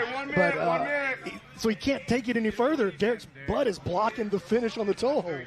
But that's a lot of bend. That's a lot better. Oh, and he does! Cam Hurd with a big win. Proving that he can score it this season. Big one for the Kings. Not just a wrestler anymore. Cam Hurd with a huge statement, getting 3 points off Derek Rayfield. We will make it official. We go to Stephen Aiken. Your winner with a break, representing the Vegas Kings. Give it up for Cam Hurd. What a statement for Cam Hurd back on the PGF mat. He's a grinder. He's a finisher. Big win. Got the break. The money bag as well. What can you say about Cam Hurd? I mean, you can say a lot, dude. That's a massive statement for Cam. Absolutely. You know, kind of traditionally, he's been the stopper. We've been calling him the stopper. He just came in and put away the dude who finished second last season, one of the big stars of last season, one of the big preseason reserve players. And here's the replay here. You can see that foot is tucked all the way against the butt. I was saying he's going to have trouble finishing like that. But watch, once the foot comes away, now he's got the space to really turn on it, and there's the tap. Oh, my God. What a huge moment for Cameron. That's massive, dude. It really is. And also for Rayfield, too, right? 14 more chances to compete. You can be sure he'll be heard from again. The match recap powered by Dahlimer. Cam Hurd and the Vegas Kings on the board here in our first block. 3 points for the break. What a way to start the season for the Kings and Cam Hurd. All right, more action to be had. We go back out to the mat with Stephen Aiken. Our next athlete making his way to the mat, representing the Philly Phenoms. Give it up for Andrew Kochel. The other franchise player for the Philadelphia Phenoms, Andrew Kochel, another guy with this aggressive style, just built for the Professional Grappling Federation. Just feels like this kid belongs on the Philadelphia Phenoms. He just won the NAGA Philadelphia Grappling Championship. That was back on Valentine's Day. So I think a really game opponent for Jett Thompson right out of the gate. All right, time for the reigning defending champ to make the walk back to Steven. Our next athlete making his way to the mat, representing the Vegas Kings, the reigning 155-pound PGF champion. Give it up for Jett Thompson! Here he is, standing ovation from his Vegas Kings teammates and coaches. Here's Jett Thompson, the 2025 PGF champion. That was at 155 pounds. Here he is at 175 pounds. No stranger to this weight class. As B-Mac said, he was the runner-up in Season 6. Almost beat Andy Varela. Tail of tape available for you here as Andrew Kochel takes on Jett Thompson. Kochel making his PGF debut. And his first match is with the 155-pound champ. We are underway. TJ DeSantis, along with BMAC, Brandon McCatherine, Jason Anik, in Las Vegas. It is the site of the 2026 season of PGF World. You know, it might be easy to lose sight of the fact, because Jett won the 155-pound season last year, you might be thinking, oh, he's coming up in weight to challenge. No. He went down in weight to win the title. He was the 175-pound runner-up at Season 6. And we won't see him at 155 again. This is where we're going to see Jett from now on. Oh, wrestle up all the way to the back. Kings are cooking. I mean, this is a death sentence. Jett Thompson on your back is a death sentence, dude. Absolutely, and a ton of time left. 20 seconds left to get it done inside that initial minute for the extra point. But Jett Thompson going to take his time. He's hunting for 6. Here's the thing about a quick 6, though, like scoring 7, getting the choke under a minute, getting the kill under a minute. We only saw it happen one time last season. It's almost always a break when it comes under a minute because it takes just a little longer, which is why it's worth a little more. That's a kill, not a break. Take some time to set it in and get it right. What does Kochel need to do here? But he's going to have to make a big move right here, dude. Jett already turning down on this Dan Severn, getting a lot of crank on him. There's a little separation created, but he's got to break this body lock. He's going to end up with a stalling penalty. You're watching, you're like, oh, my God. How can you call a shot clock on the guy who's trapped? Because we want the offense to have the advantage. So you've got to take a risk and do something that is, maybe it's not smart jiu-jitsu, but you're going to have to take a risk to keep the game moving in favor of offense. You always want to avoid that shot clock penalty, but even more so early on in a match, BMAC, because there are implications to how many you might rack up in a single match. Here we go. Would you care to elaborate on Sorry. that? I was just watching the reset. And I was just about to say, actually, TJ, that just for clarity on those who, again, may not be familiar with how we run the shot clocks and the penalties, normally you'll get a shot clock and you'll get put out there in the penalty position. But if you have the back, or if you have the mount, or if you're working towards a submission already, then they allow you to keep the penalty flag flies. You get hit with a penalty, but they allow you to keep the position that you have because you would be actually taking a step backwards to go into the penalty position.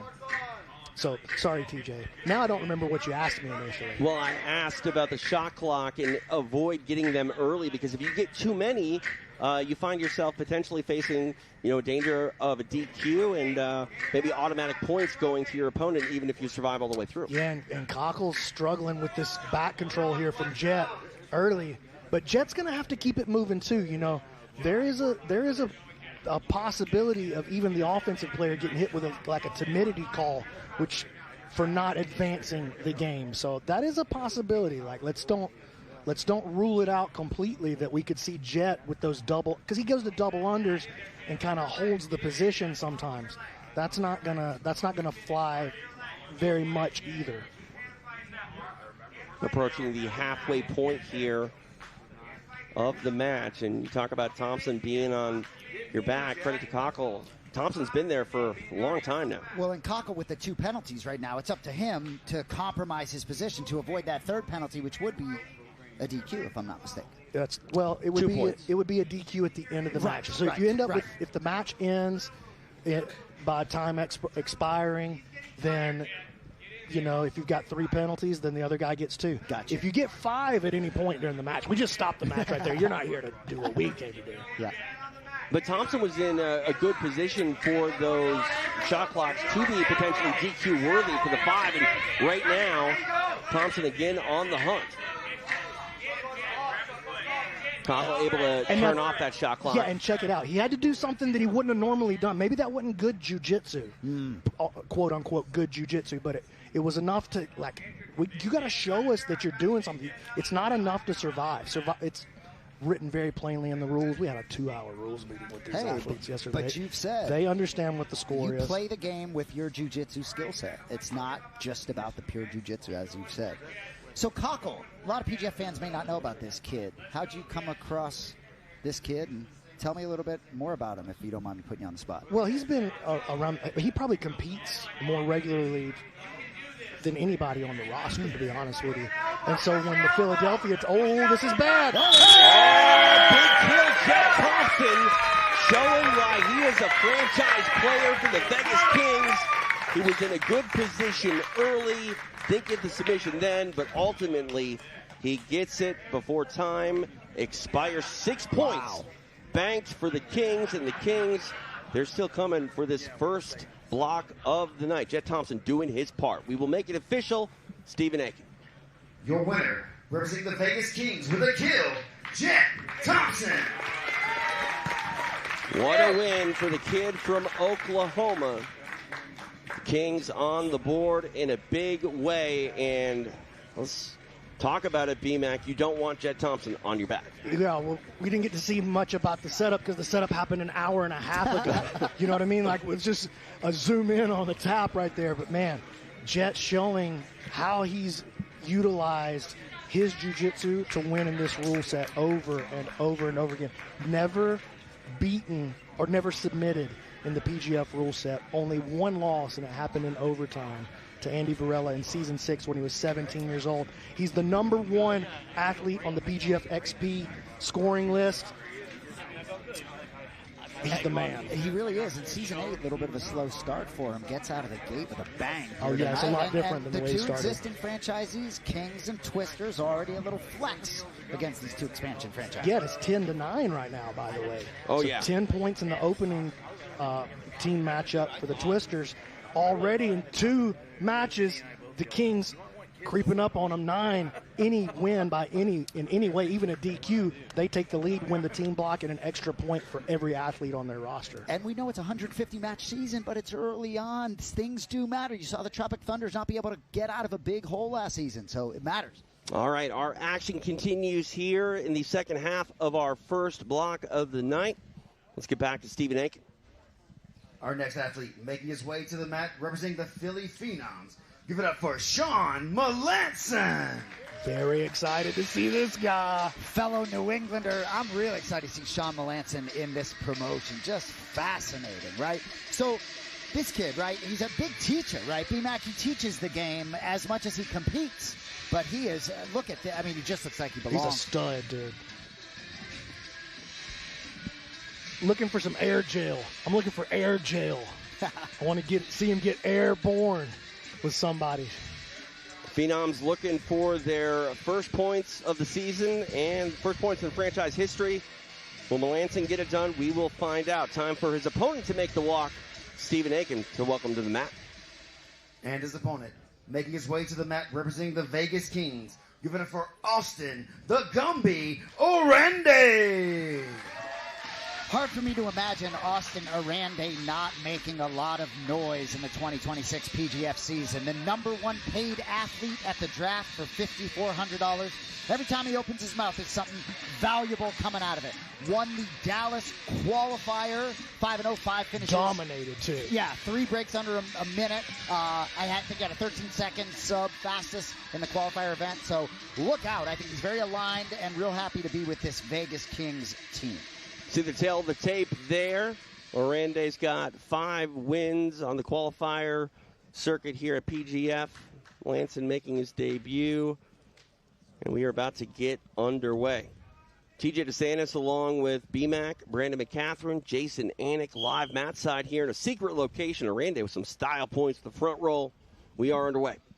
Oranday, a very good guard player, loves to get entangled in these leg attacks. Uh-oh, he's got Melanson in trouble early with this Caltera lock. Melanson's got a good angle on it, though. He slips it, comes back out on the top. I mean, this is the battle right here. It's going to be Shawn's top game. Ooh, Estima lock. Oh, that's a lot of pressure. Shawn's got a straight leg, though, so probably not enough to really elicit a tap, but enough to let him know that's 2 strong attacks right off the bat for Austin.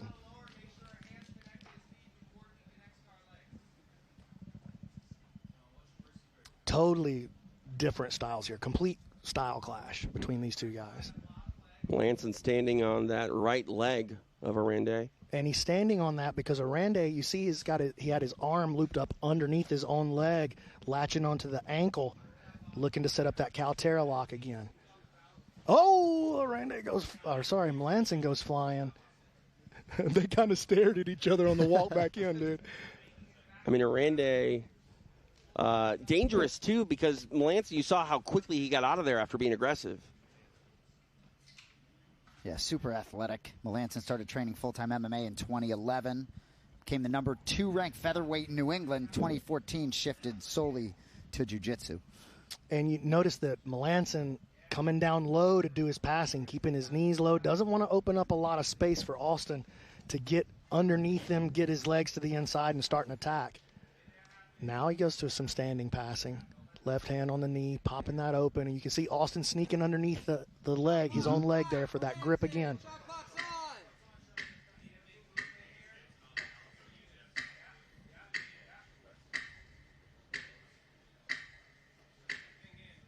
Melanson trying to navigate this. Yeah, just not able to get out of there. He gets on his own attack, though.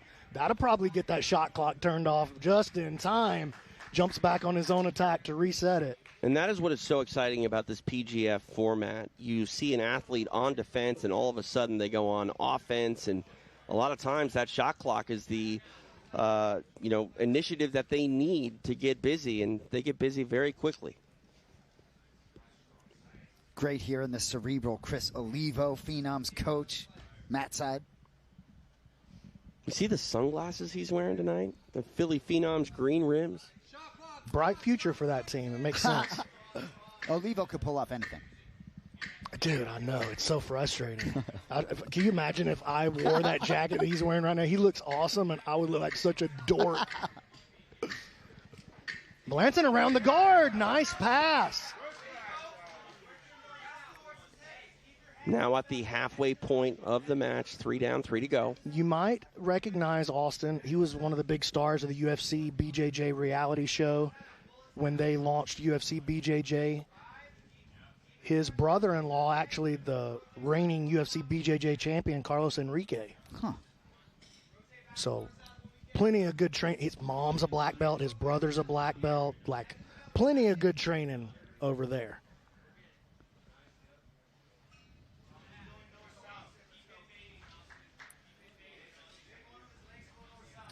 Shawn pushes him flat.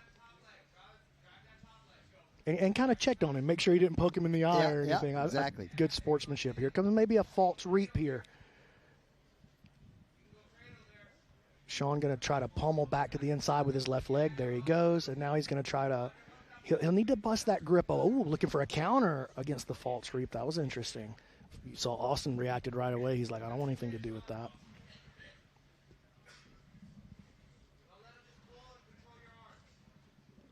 Oranday certainly came out aggressive, but Melanson settling down in a bit of control here.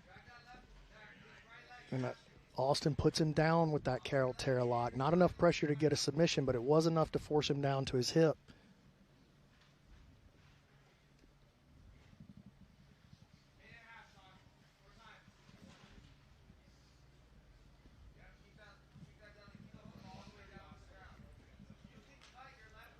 Inside the final 90 seconds.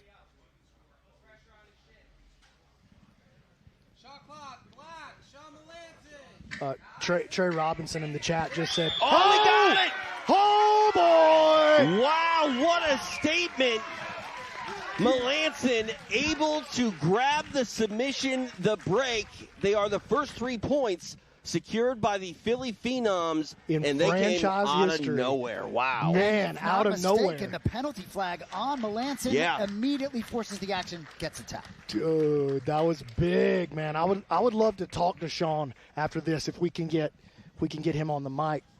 Absolutely. Some history made here for Melanson and the Phenoms to make it official. We go to Stephen A. Your winner with a break representing the Philly Phenoms, Shawn Melanson. Shawn Melanson getting it done, making his team happy and making the Twisters happy as well, as one more point for the Kings, and they're going to take this block, but Melanson delaying that at least for the time being. Should be very proud of that break. Melanson getting it done in his first match of the season. Phenoms on the board for the first time in franchise history. And Lauren was so excited. Did you see how high she jumped up off of that couch, dude? And she should be. You got to get off the schneid here with the two sort of the incumbents sort of setting the tone here. I think that's huge for Philly to get on the board there. And Absolutely. A big statement by Melanson, too. You know, a lot of people were like, oh, he's just Instagram guy. He's just a social media guy. And I was like, no. You don't understand that this guy's here for a reason. I sought this guy out for a reason. He's the real deal, man. And just proved. He just took out the top paid player in the draft. Yep. Straight out the gate, first match. Big play. Let's go. You toss it, TJ. Oh, thank you. I'll do my job. I got excited, dude. I'm sorry. But there's things to get excited for, and one is a post-fight interview with Bobby. Both of them. Steven, take it away. I'm here with Shawn Melanson of the Philly Phenoms. Shawn, you just scored the first points in Philadelphia Phenom history. Tell me what you're thinking right now. I'm happy about it, man. I'm really happy. Austin's super tough, so really good match. That was a tough match. He jumped on your leg pretty quick there and put you in a little bit of pressure. Seemed like you were on the run a little bit. You made some good adjustments. Tell me what you're thinking about for the rest of the night. Yeah, same thing, man. A little more pressure. He was really good at just staying attached to the leg, so I really wanted to make sure I didn't get leg locked. Then I kind of saw it at the end that I could grab his. Very cool, Shawn. We appreciate your hard work, man. Look forward to more tonight. Thank you. Nice way to start the season for Shawn Melanson on the board with a break. We'll see him 2 more times tonight. B-Mac, walk us through this replay powered by Dollar. Well, it just kind of came out of nowhere. I was just about to shout out somebody in the chat right there, and then he just, boom, sits back, gets the first offensive grip, really, that he's had for the entire match, and all he needed was one dude sent it straight to the moon and took him out. And you can see this is a little replay here of him kind of pummeling. There, he's going to go lift this leg up and then fall back on it. There it is. Up, in, bang. Straight pressure, and he's a diesel, dude. That would have broken Austin's leg. I mean, there's no doubt about it. That was a break. What a win for Melanson and the Phenoms. First points in franchise history. First points of the 2026 season. And we've got one more matchup here in this block. Let's go back out to Stephen A. Our next athlete making his way to the mat representing the Philly Phenoms. Give it up for Kyle Chambers. The best-dressed grappler at the draft, Kyle Chambers. Really excited that he landed on this Philadelphia Phenoms team. You know, he's never been finished in the PGF, despite not filling his resume with kills and breaks. 2-0-12 overall. Competed in Season 7, which was that 1-week gauntlet. He feels as though that experience for him puts him in a great position to adjust to this once-a-week format. I think he's going to shine here in Season 9. Happy he made a squad. Kyle Chambers ready to get his season started. Time for his opponent to make the walk. For that, we go back to Steven. And his opponent making his way to the mat representing the Vegas Kings. Give it up for Chuy Magana. Here he is, Jose de Jesus Magana Cornelio, Mexico's own. Really excited for him interjected into this league. A black belt. He is super focused on breaking his opponents. 4-0 with 4 finishes in qualifying. He's doing this for his family as much as for himself. He wants to create a life for his family. I think the alignment with the Vegas Kings is absolutely perfect. Really interested to see what he can bring to the table. Tail the tape on display. Veteran taking on a PGF regular season newcomer. Magana for the Kings, Chambers for the Phenoms. Chuy Magana and Kyle Chambers, not their first time standing across from each other. They've seen each other in a couple of different settings. The Johnny Hernandez Invitational down in the Cancun area in Mexico. I got to go and call the action at their very first event. Awesome event, by the way, very awesome event. But these guys matched up there at the second Johnny Hernandez Invitational. It went to a draw. And you mentioned Kyle's record in Season 7, 2 wins, 12 draws, no losses. Yep. But that was at 205 pounds. This is actually his weight class right here. Fair. Hey! Sent him for a ride over there into Joe Marshall's lap. Joe Marshall, a judo Olympian, highest ranked judo black belt in the United States. And he's got a couple of fellas landing in his lap in the PGF splash zone right there. Reset him in the center of the mat. Just a little past 30 seconds of elapsed time here. Dude, I want to shout out Trey Robinson. This was a funny comment in the chat, my boy Trey. He said, PGF has 10 times more spectators wearing sunglasses in the crowd than any other event. I just tossed mine on at home to match the vibe. And we feel that, Trey. I love it. Some of us feel that, Trey. Few pull it off like Matt Elkins, the shades inside. No doubt. It's unnecessary. So Chuy doesn't speak English. There's a translator sitting next to Ricky Lindell. That's fascinating for me to see here at the Seek location for the PGF. Chuy looking to split the legs. Oh, okay, and he's going to make an entry here. He gets, I wouldn't call that a deep entry, but he's got his first play. And he's going to try to, he's just going to try to send it from right here. Going to be very hard to get Kyle out of there without an absolutely perfect leg lock positioning. And that's the problem, is Kyle's counter leg lock game is just so good. But again, man, these guys went back and forth. And I think the height difference actually could play against Chuy right here in the leg lock entanglements. But these guys went back and forth, really no advantage for either guy in their matchup at the Johnny Hernandez Invitational. You talk about Kyle Chambers, and he's a guy you and I have called a lot of action. But Mike got himself in trouble there. Trying to wrap this up here. Chuy making a turn, looking pretty comfortable in there. Just good leg lock awareness by Chuy. He took a risk and made a crazy play, but his confidence in his defense allows him to do things like that. Jean-Jacques Machado told me one time, if you make yourself defensively invincible, you make yourself offensively fearless. And Chuy's feeling that. Figure 4 on that leg from you better Chambers. Be careful right here, though. If that knee line gets caught and Chambers gets a bite, it's a close. Yeah, I was going to talk about B-Man. Kyle Chambers, a guy that you and I have had a lot of opportunity to commentate on here at the PGF, as well as EBI down in Mexico. And looking at Chambers, he brings a very unorthodox game. You can get aggressive with him, but he can make you pay in a series of unorthodox ways as well.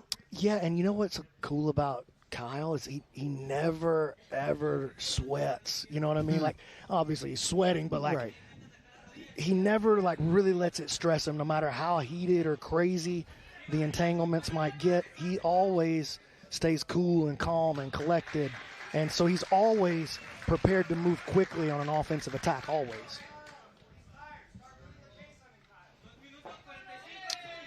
Chuy working a single leg. Kyle evades it. They'll reset him back to the center. Weird Al on the mats. Everybody give a shout out to Weird Al in the chat if you're out there.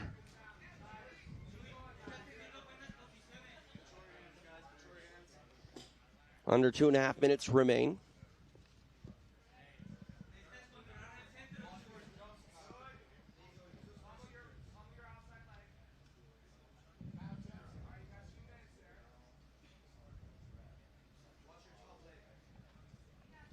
Just to update you on the team standings right now for this block.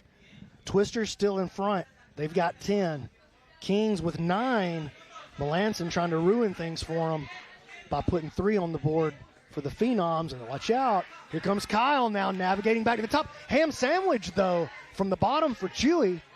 That'll keep Kyle from really putting any kind of like submission pressure up at the upper body. You can use that ham sandwich. Some people call that the bear trap. I call it the ham sammy. He can use that to kind of move Kyle's weight off of him and stop him from attacking the head in an effective way.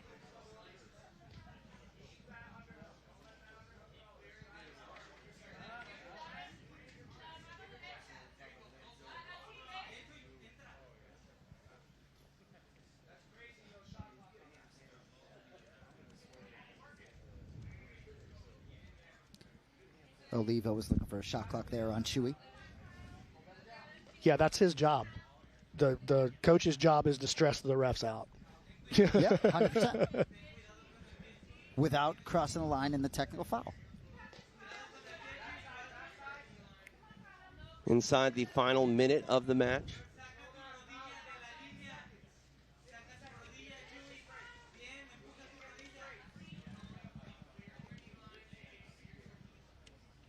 Kyle has a pretty good look at a straight ankle here, maybe. Chuy is just so good at freeing his knee line and staying out of trouble. Kyle bringing the foot up, locking it up against his head. He's going to try to use that to create some tension on the ankle, maybe drag Chuy in a little bit deeper. Oh, he's got no, just nothing there yet. Chuy just cut such a good angle with his leg. It's just Kyle never has a straight-on attack. Look here in the final moments, potentially. Magana staying one step ahead of Chambers, and time is going to expire. Back and forth they go. 6 minutes in the books. That block securing point potentially eludes the Kings. Once again, still one more matchup to be had, and this one still very much up for grabs from a team standpoint. All right, to make this one official, we go back to Stephen Aiken. After 6 minutes, this match finishes with a draw. So big match coming up here in terms of the block. And just to confirm, each athlete gets a point if their team wins a block. No team point awarded for the block win. Is that accurate? Correct. Like if your team scores more points than the other three teams during that block, then everybody on your team gets an additional point towards the playoff. That's the way it works. Yeah. Which is big, man. It gives you incentive to like get out there and fight for your team, or stop the other team from scoring. You know what I mean? Like Absolutely. There's a lot of nuance in game theory in the PGF. Well, and the Phenoms have 3 points right now, so they could tie for the block with a choke under a minute. No. No. Oh, no, under a minute. Yeah. Under a minute. That would put them at 10. And in the case of a team tie, then the athletes from both teams end up with the extra point. Gotcha. All right. Some business to be done here to round out this first block for the athletes. We go back to Stephen Aiken. Our next athlete making his way to the mat representing the Philly Phenoms. Give it up for Noah McCully. Noah McCully rounding out the Philadelphia Phenoms squad. Also competed in the Season 8 PGF qualifier. This year in the qualifier went 6-4, but all 6 of his wins finishes under a minute. That earned him his spot. Excited to see what he does on the big stage here tonight. Time for his opponent to make the walk. And his opponent, representing the Vegas Kings, give it up for Jared Fekete. Here he is, Jared Fekete, went for 2,600 in the draft. Trains at Syndicate MMA and Jiu-Jitsu out here in Las Vegas. Also competed in the PGF Season 7 qualifier. Really interesting guy here. Really seems to know himself very well. Has a lot of confidence entering this season. I believe he's working on his PhD in psychology right now as well.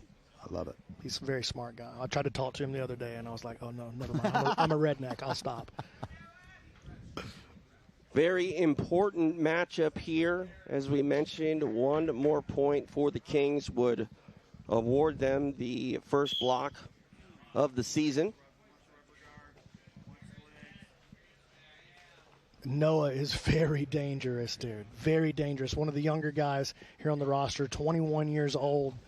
But he's got some of the craziest submissions on his highlight reel that you'll ever see. And look, no slowing down from either of these guys. They're both going to push the entire 6 minutes. I can guarantee you that. And this is the pace that can make the PGF the most exciting 6 minutes in combat sports.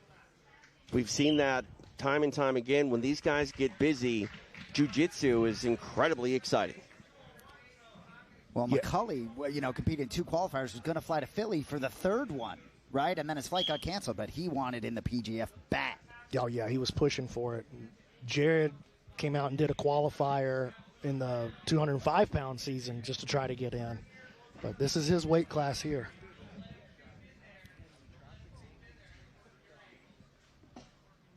Jared will have to be very careful if he starts coming down low to try to pass the guard on Noah McCully. He's got one of the best and most unique rubber guards in the world. He does a move that we've seen Ben Eddy do many times, TJ. You and I, the Hindula team, we've seen Ben hit that at EBI and combat jiu-jitsu a billion times, it feels like, at this point, when Noah might have as many or more of them in competition than Ben does. That's crazy. Oh, Jared's starting to create a pass. He's got some chest pressure here. He's going to have to clear that knee, though, and Noah pulls him back in. If Noah can free one of his butterfly hooks here, he could, well, I was going to say that could be the game that he wants. Jared around the guard now. Trying to put some pressure. He wants to put that grizzled old veteran pressure on the young man. Welcome him to the league.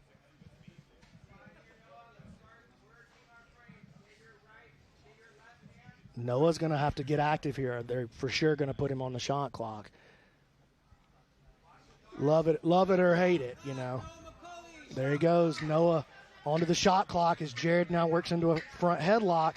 Noah gets back to his feet, tries to roll through. He's creating a lot of movement there, but he hasn't shut the shot clock off yet. He's going to have to do something wild, and there it goes.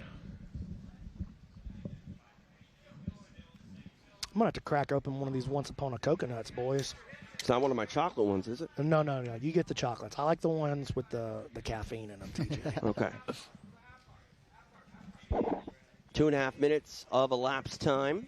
Once Upon a Coconut been sponsoring the PGF and being a part of what we're trying to do here and believers in it for ever since season 6. They came on board, and they've just been an awesome partner for us. And I've been a believer in them ever since I tasted that sweet nectar on my tongue. Chocolate, so good. Okay, going into the reverse close guard, and this could be an opportunity for McCully to create a position that maybe Jared is not as familiar with. We've seen the A block a few times from this reverse closed guard. And this is not exactly reverse closed guard here. He does have the upper body tangled up, but that arm. There's the arm as well. He can straighten that out. This could definitely be a win here for Noah if he can get that arm straightened out. The Phenom trying to make something happen here. Oh, he gets the grip broken. Can he turn him with this joy bar? And no. Ooh. Great call, though, B-Mac. Fekete survives, and now... going to take the back, maybe? Wow. Seatbelt in. Sits through, and he's on the back of the young man. How big would this be? And he turned Noah's offense into his own offense. Trying to get that body triangle wrapped up, and he does. Oh, he's going to put a lot of pressure on Noah here. Going to get gritty with him. A lot of energy expenditure out of both athletes. Oh, here comes the squeeze.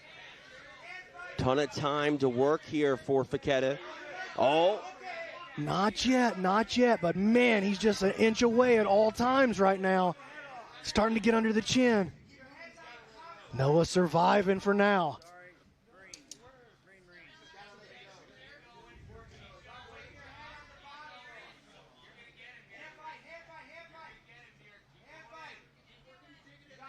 $90 seconds left.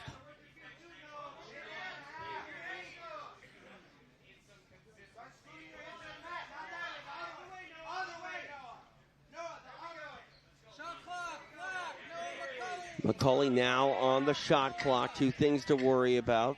The submission and that shot clock.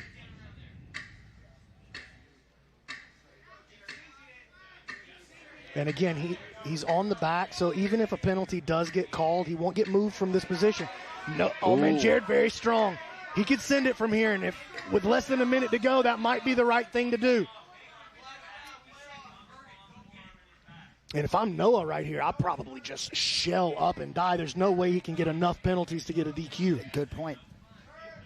Well, maybe not shell up and die, but shell up and, right. Don't die. No, absolutely, though.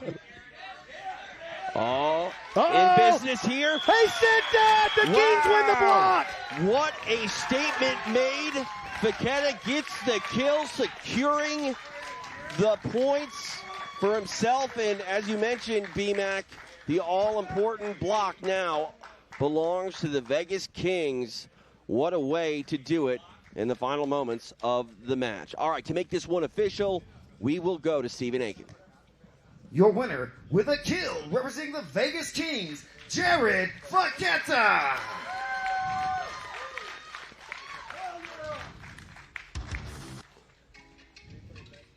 Let's take a look at the replay. BMAC, a big win for Fekete. It's in the final 30 seconds or so, and it secures points for him and the block for the Vegas Kings. Just look at Jared's face, man. Just sending it, son. Gave it everything he had. And we wouldn't call that a perfect rear naked choke. He didn't get all the way in, but what he did get is palm to palm and a lifetime worth of squeezing other human beings to death. And that was enough to put the 6 on the board, 15 on the block for the Kings, 0 on the block for the Wolverines, 3 for the Phenoms, 10 for the Twisters. So your team standings after block 1 look like this. Kings 15, Twisters 10, Phenoms 3, Wolverines still looking for their first points as a franchise. Ooh. Does it smell like the Tropic Thunders in here, dude? You got to be careful. All right, what a night it's been thus far. We've got a lot more action headed your way. It is night 1 of the 2026 season here at PGF, and the athletes have come out in a very big way.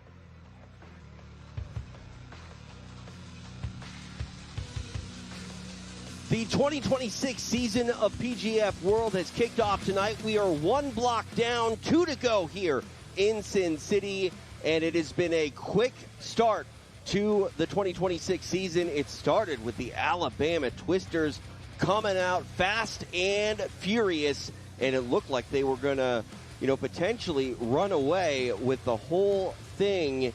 And man, those Vegas Kings would not be denied. We're inside the secret location here in Las Vegas, again, the site of PGF World 2026 season underway tonight.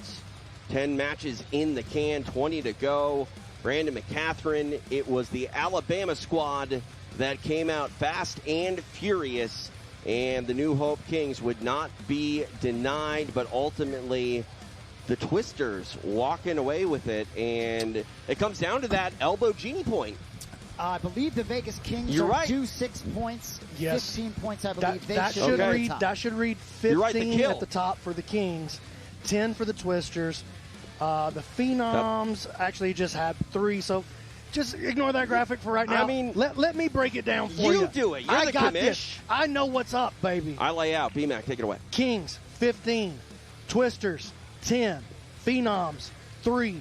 Wolverines, 0. And here's your athlete standings. Right now at the top, Jett Thompson, Jared Fekete, both with 7 because they got the extra point for the team bonus. Kevin Beuhring sitting at 4. Cam Hurd got the break. It wasn't under a minute, but add that team bonus. Yep. 4 for him. Then I got Elijah Carlton, Travis Haven, Shawn Melanson, all 3 at 3 points. And then Austin Oranday, Chuy Magana, 1 apiece. Everybody else drawn up zeros. Jett Thompson at the top. Kings at the top. I mean, looking at Cam Hurd and what he did tonight, when you factor in who he did it against, I know style points don't play a factor, but man, what a way for Cam Hurd to return to the PGF. And wow, I mean, don't ever think you know what's going to happen. We saw that last minute dramatic kill by Jake Fekete and the Kings. I mean, the longest standing franchise here at PGF, they're showing exactly why they are the Kings thus far. 100%. And while we know it's a long season, maybe more of a marathon than a sprint, we also know that how you start matters, right? I always say a baseball season is 162 games.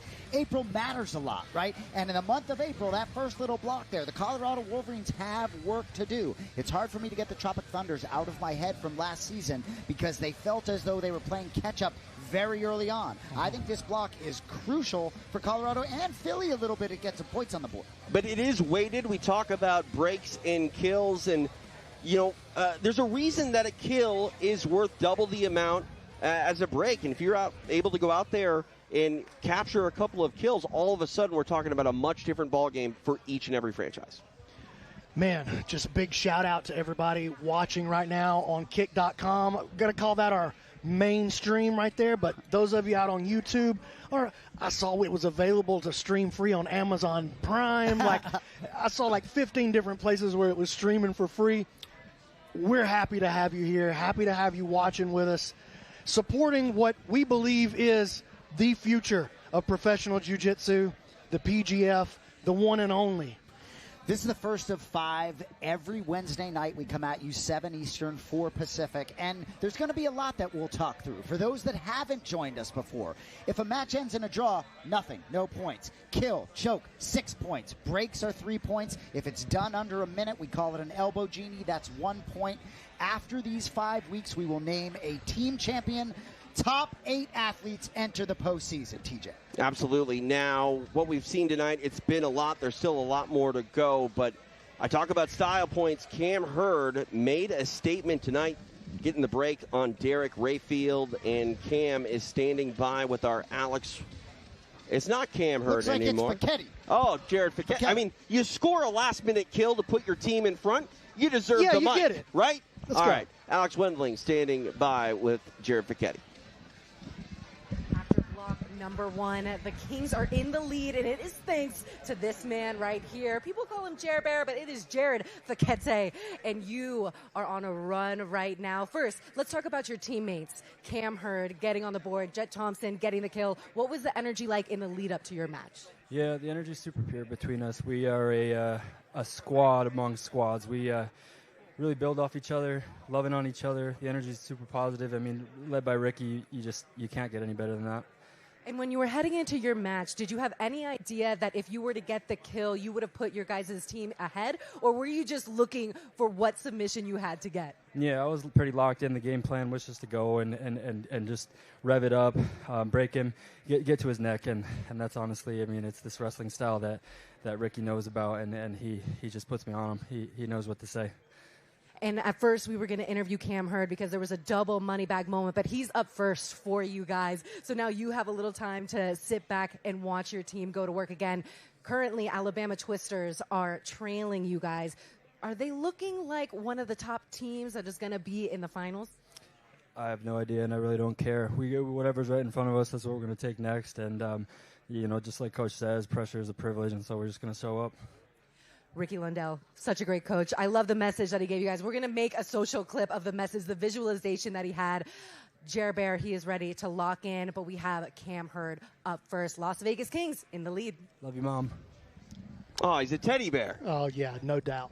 Absolutely. Oh, he's a dangerous teddy bear, though. Well, Take your neck. You know what, dude, a bear, even if it's a cub, pretty scary. So I want to get in here real quick. As you know, I'm here because this is sports. I'm here for the sports more than the jiu-jitsu. And for those that don't know, we do have a fantasy league for the Professional Grappling Federation. And so those that didn't get in tonight, make sure you get in next week because it's a week-to-week thing. But it's at fantasy.pgf world, and we have some leaders right now out of the gate. My squad has no points, but Misery Business and the Mississippi Maniacs tied with 14 points. A couple of other squads without good names as well tied there. But some fantasy leaders already out of the gate through the first block. I got nothing, though. And dude, if you want us to shout your name out, name your team. You can't call it my squad, dude. Come on. Exactly. I mean, Mississippi Maniacs sounds like a franchise coming soon, by the way. Dude. Maybe. But quickly, what I will say, the fantasy, you choose 7 athletes. You get $7,000 to spend. Each athlete has a different dollar value. Check it out. Fantasy.pgf.world. All right, time for our second block to get underway. For it, we go to Stephen Aiken. Ladies and gentlemen, we're ready for our second block this evening. The first athlete making his way to the mat, representing the Vegas Kings. Give it up for Cam Hurd. Cam Hurd just got to be thrilled with his first match, getting the break over Derek Rayfield. Got to think it gives you a little bit of a breather getting out of the gate like that for a guy like Cam Hurd. Yeah, I mean, points are hard to come by here, and Cam Hurd has been that proverbial stopper, but he was a finisher, and finishing a very tough Derek Rayfield. That's a strong way to start your season. Cam Hurd, undeniable in his first go-around. He looks for points in his second matchup of the night for him and his Vegas Kings. Time for his opponent to make the walk back to Stephen Aiken. And his opponent making his way to the mat, representing the Alabama Twisters. Give it up for Kevin Beuhring. Kevin Beuhring didn't disappoint in the first match of the night with the elbow genie break of Caleb Crump. So a couple guys, something has to give here. Both guys scored points. Let's see who's going to get this block started off in the right direction for their squad. And it was a battle between the Kings and the Twisters down the stretch. The Kings were able to take the block. They go head-to-head here to start block number 2. Tail of the tape on display there. Two guys very experienced in the PGF, and they will go toe-to-toe here to start our second block. TJ DeSantis along with BMAC, Brandon McCatherine, Jason Anik, live in a secret location in the fight capital of the world. For the Kings, it is Cam Hurd. For the Twisters, it is Kevin Beuhring.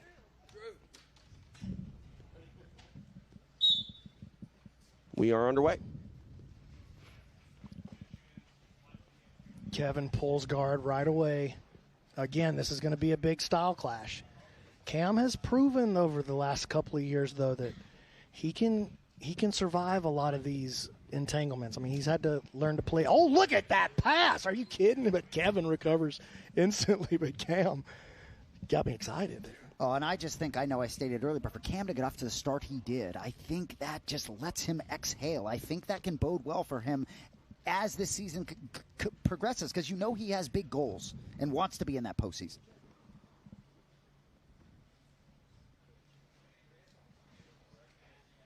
Kevin looking to create a grip. Try to get the good. And wow. chooses to wrestle up and then drop underneath and puts Cam on his back for it. And so that's wrestling too. He just starts in the middle of a shot. You know what I'm saying? He just doesn't start from the feet, but uses his guard to get midway through a shot and then pop all the way up. Kevin working an ankle here. Cam, nice job navigating that. Kevin wrestling up with the single again. Watch out.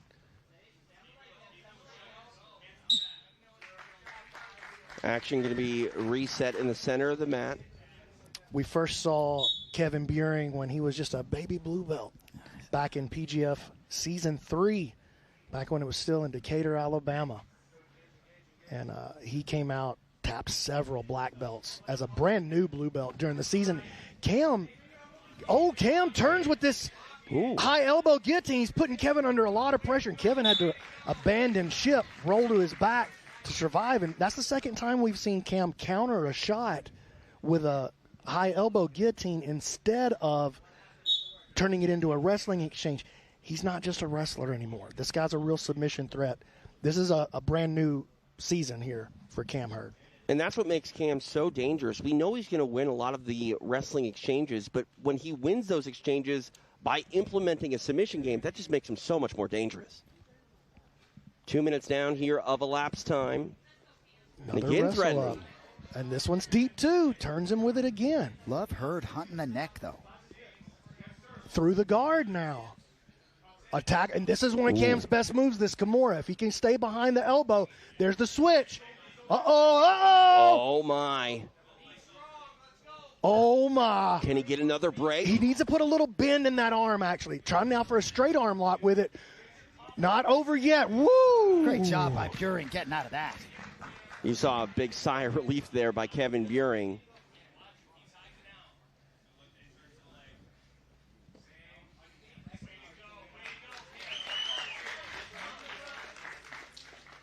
We go back to the feet for a brief moment. Beuhring says, I'm going to take a seat here.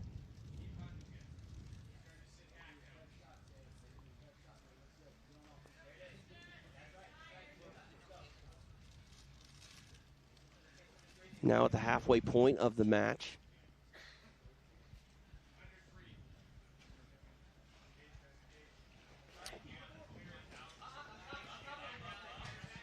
Now back on the feet. And Cam pulls into a leg lock. Very interesting decision there. I thought wrestlers didn't like being on their back. He's not, I'm telling you, man, he's not a wrestler anymore. I've seen him pull guard, win with submission. I mean, he's a whole different man. If you thought you knew Cam Hurd based on what he's done in his past, then I think we can already all see that you don't know Cam Hurd. Not the same guy. Just saw Vanessa Demopoulos walk into the building.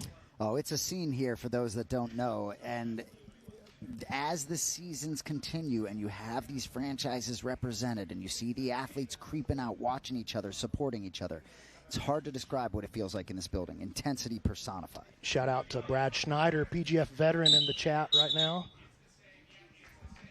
Schneider part of a winning team, if I'm not mistaken. That's true. Season 7. Yeah, part of this this Kings team. Nice job, Kevin. Spins into the mat, and Cam enters the leg. Has he got a knee bar attempt? Kevin does a good job, turns his hip away, frees his knee line. Cam got to be careful coming up here against Kevin. Kevin's leg lock, I mean, he's just a sniper. Rolling out of it is Hurd.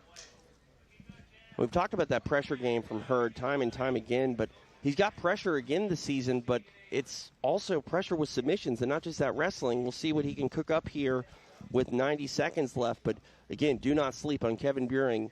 He can take home a leg real quick and tries to sweep out the leg. Yeah, and he can do it so fast, too. That's the thing about Kevin is he can go from, you know, not that we see this with Kevin really, but he can go from being dominated to getting his hand raised in the flash of an eye, the blink of an eye, the flash of an eye. What am I talking about? That's all right. We knew what you meant. I appreciate you, dude. You think about the flashing lights. I like the someone's support, on the clock. man. I got you. Thank you. Now inside the final minute. Trying to sweep the leg. Some might call it a grounded kick. Some might. See Beuhring getting pushed here after that quick minute in the first match. Definitely breathing a little differently here.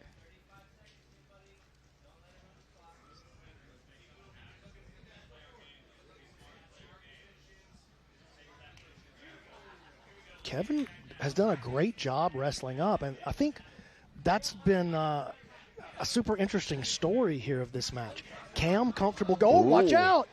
In on a Darce. That's not bad. Not a bad shot. There's enough time here for Beuhring to make something happen, but maybe not. Make it. Not going to make it. Final 10 seconds of the match. Oh, man. Running out of time. Look at this arm. And we go the distance. A solid showing despite no submission. Two veterans of the PGF, two guys that have been on the stage prior to this Vegas move, and they're shining on this stage as well. Both men should be proud of that performance. To make it official, we will go to Stephen Aiken. After 6 minutes, this match finishes with a draw. What a match. We see the evolution continued by Cam Hurd despite not getting any points, and we saw Kevin Beuhring play the wrestling game in a modified way on Cam Hurd, which was maybe unexpected. Take a look at the action powered by Dollimer. Yeah, and here's that high elbow guillotine. Not a bad shot, and you see Kevin had to really scramble to his back to evade that. Had to do it twice. This was the one right here.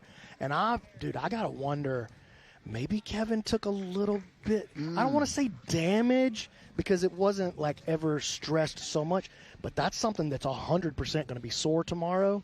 Let's keep an eye on that as the season progresses.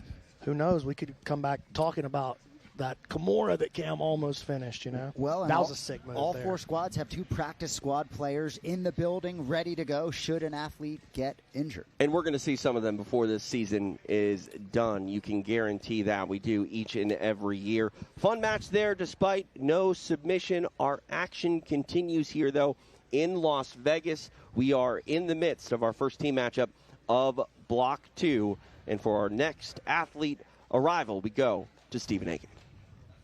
Making his way to the mat, representing the Vegas Kings. Give it up for Jett Thompson.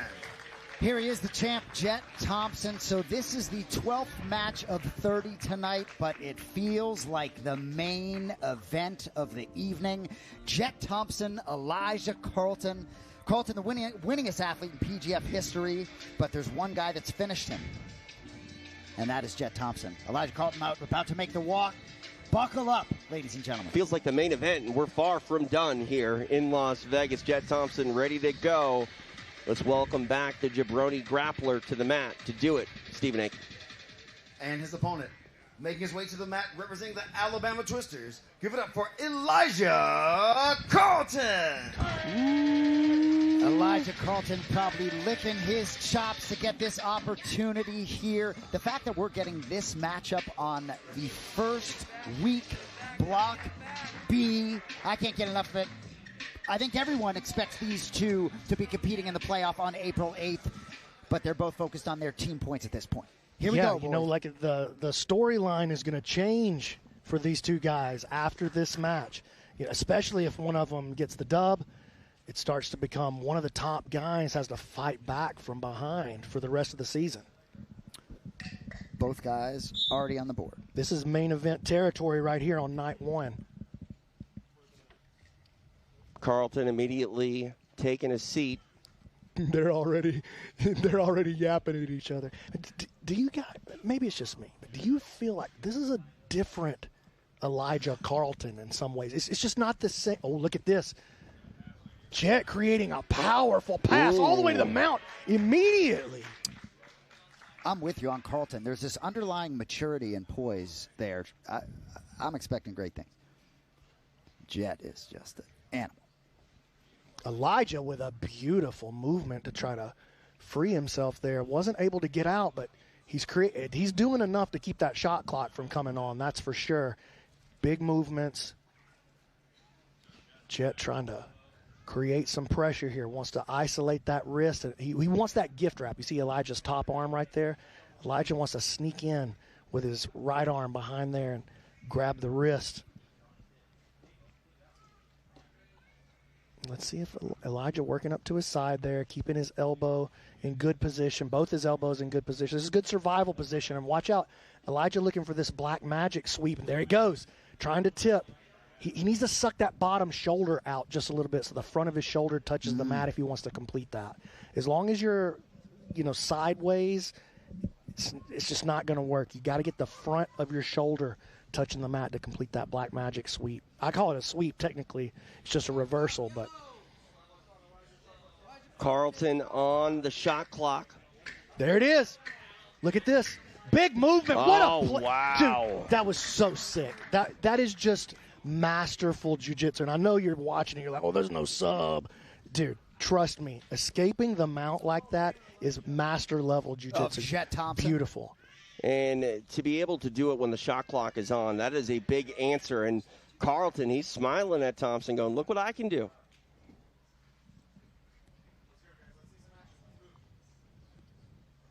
Jett got him pulled down into the closed guard here. And Jett is a very dangerous closed guard player.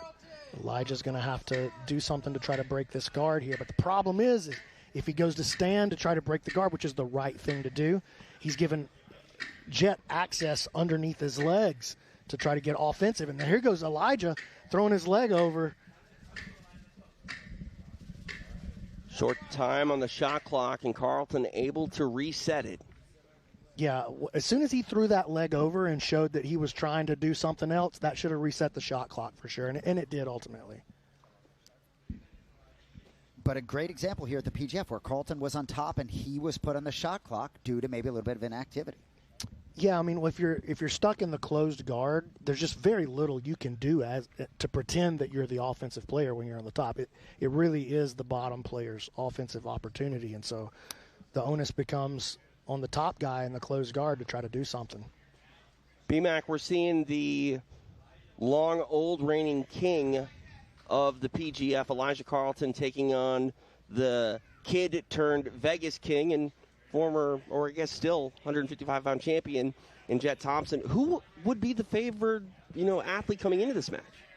Well, I think most people would probably say Jett, but probably most of those people haven't seen what Elijah's capable of in some of the prior seasons of the PGF. I've just seen Elijah go on so many tears, and we used to have this thing that we would say every season: you never bet against Elijah Carlton in the PGF. Never. It's just it's a losing proposition. Well, when we're in Vegas, and eventually the Professional Grappling Federation will be licensed to bet on it, and I think it would have been a pretty close fight on paper, probably a pick 'em. I would think you would have taken action on both sides. And I think we've got Elijah on the shot clock again, trying to create some movement now. Gets his guard back to the inside. A nice recovery. For those of you that are watching at home, you may not be able to tell, but every time the shot clock goes on, the lights all turn red on the lamps over here by the couch. Is a pretty cool little touch. Is the ticking of the clock coming in over the loudspeaker just builds the anxiety in the room. That is one thing I will say. We're in a secret location. If you're able to ever see a PGF in person, it is just so much fun. The atmosphere, it is unlike anything you've ever experienced in combat sports. I promise you that. Just the joy with which Carlton competes is so fun to watch. Like, he looks so happy to be in this life, in this world. And I am seeing a different cat than a couple Look years at this body lock passing. Jett is just so good. Nice reverse knee cut all the way back over, knee on belly now. Looking to progress to the mount. I mean, Elijah's done a good job of shutting down any actual offensive, submission attacks from Jett, but hasn't been able to produce really any meaningful offense of his own either. Carlton back on the shot clock for, I think, the fourth time in this match. He's been able no to turn it off. Yet. That's right.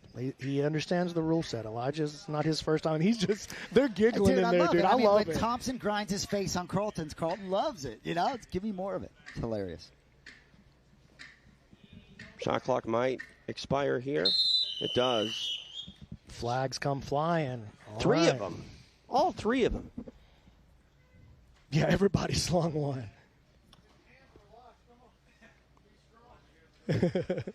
You hear him, look, his hands were locked. He's strong. What do you want me to do? Something that you're not supposed to is the answer. Maybe it wouldn't be the right jiu-jitsu thing to do to make a big exaggerated movement. But it's required in this rule set. We want movement. So it's a kind of a misnomer to call it a stalling penalty. It's not a stalling penalty. It's an inactivity penalty. And that's a very big difference in the way that we do things here in the PGF. And Jett just getting weird with it. That was super weird, but I love it. 6 minutes expire between two stalwarts of the PGF. No submission, no points, but still fun to say the least. Stephen Aiken will make it official. After 6 minutes, this match finishes with a draw. What a match, and dare I say, we've got a long ways to go before this season is over, and maybe that's just the first chapter between these two this season. We will see how it all shakes out, but I was happy to see it, to say the least. Yeah, Jett expected a tougher fight than that last 24-second encounter, and he certainly got one. Just love seeing the mutual respect and love they seem to have developed as the two sort of faces, if you will. Taking a look at this replay, which is powered by Dahlimer. There was that sweep. Dude, if you're a jiu-jitsu athlete at home, maybe you're a white belt, a blue belt, maybe you're a black belt, and you're at home just watching and enjoying, brother, go back and watch that mount escape by Elijah Carlton. That was a work of art. All right, our night of action continues as we're in the top half of our second block of the night. It is Kings versus Twisters. For our next set of athletes, we go to Stephen Aiken. The next athlete making his way to the mat, representing the Vegas Kings, give it up for Austin, the Gumby, Oranday. And already feeling like a big spot for Austin Oranday after getting broken by Melanson in the first match of the night. And while these guys do have 15 matches to compete in, you got to stay healthy and you got to continue to focus on the team and the individual components. So Oranday has to get one back here for the King. Absolutely. He will hope to secure his first points of the season. Oranday out there for the Vegas Kings. Time for his opponent to make the walk back to Stephen. And his opponent making his way to the mat, representing the Alabama Twisters, it's big dog Travis Haven. Nobody, I think, is happier to be here than Travis Haven. He said the coolest thing he's done so far in grappling is punching his ticket to the PGF draft.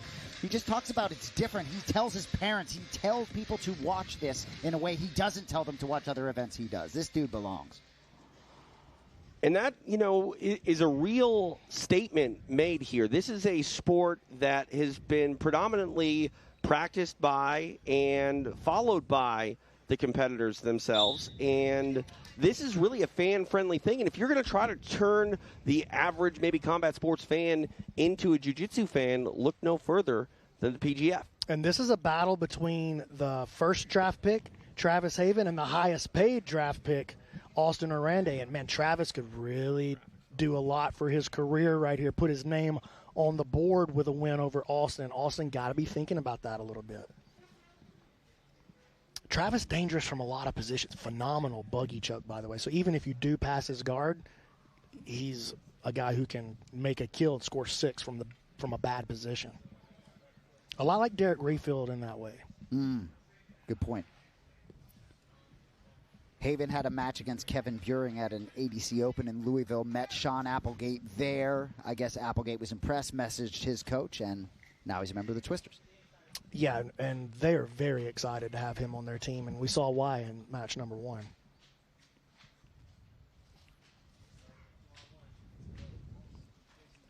A little bit of a half-court pace here early. I keep saying that. I like the basketball references. I'm deep into the NBA season right now. Hey, as long as it's active. What I tell you about this buggy choke, hey, he's serious with this, dude. His buggy choke is serious, but Austin does a good job. See how he puts that frame in against the throat there, but that doesn't mean Travis is going to give up on that. He might try to even draw him in a little closer, get him a little bit distracted, let him get into some offense, and then try to throw it again. Travis does a good job there moving his hips away. Austin falling back on a heel hook. Got the knee line. Uh-oh. Nice job rolling through, slipping the knee line. Travis showing that he can stay on the mat, no doubt. You talk about the parity, a lot of talented athletes. It's a deep roster. You got to be able to capitalize on the moments when the lights are bright. A lot of these guys are dominant in the gym, but under these lights, who can capitalize? Who can put the points on the board? Yeah, and both of these guys qualifier winners, so they're familiar with like the shot clock and sort of the general rules. They're both PGF fans coming in, so it's, they feel like it's a big deal that they're here. But neither of them have been in the trenches of a PGF season, and it's just different, dude. Especially week 3, it starts to feel real different.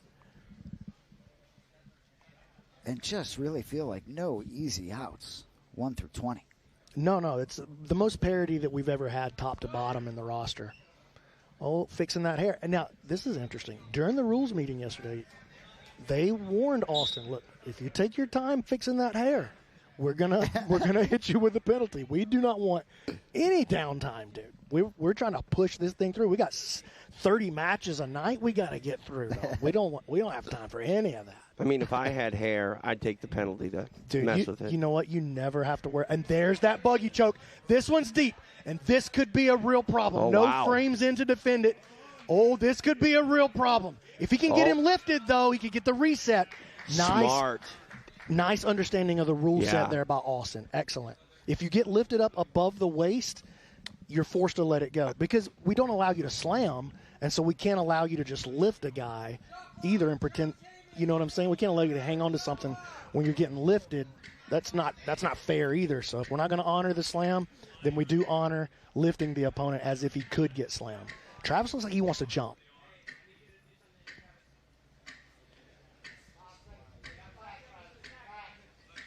Ooh, is that a pull? Was that a guard pull? They didn't call it. There are challenge flags out there for the coaches, so they didn't call it. I guess they felt like that was close enough to jumping up towards the upper body. But jumping guard, throwing your hips, the weight of your hips towards the opponent's hips or knees, strictly forbidden. It's a DQ. It's an instant DQ here in the PGF. We've seen it called before. Yep. Fedor Nikolov, famously in Season 5 for you old school fans, got called for that. We've seen it happen. I can't remember who it was, but Ben Eddy actually one time was the recipient of a two-pointer. Somebody tried to jump guard on him, I believe. 4 minutes of elapsed time. Haven on the shot clock now.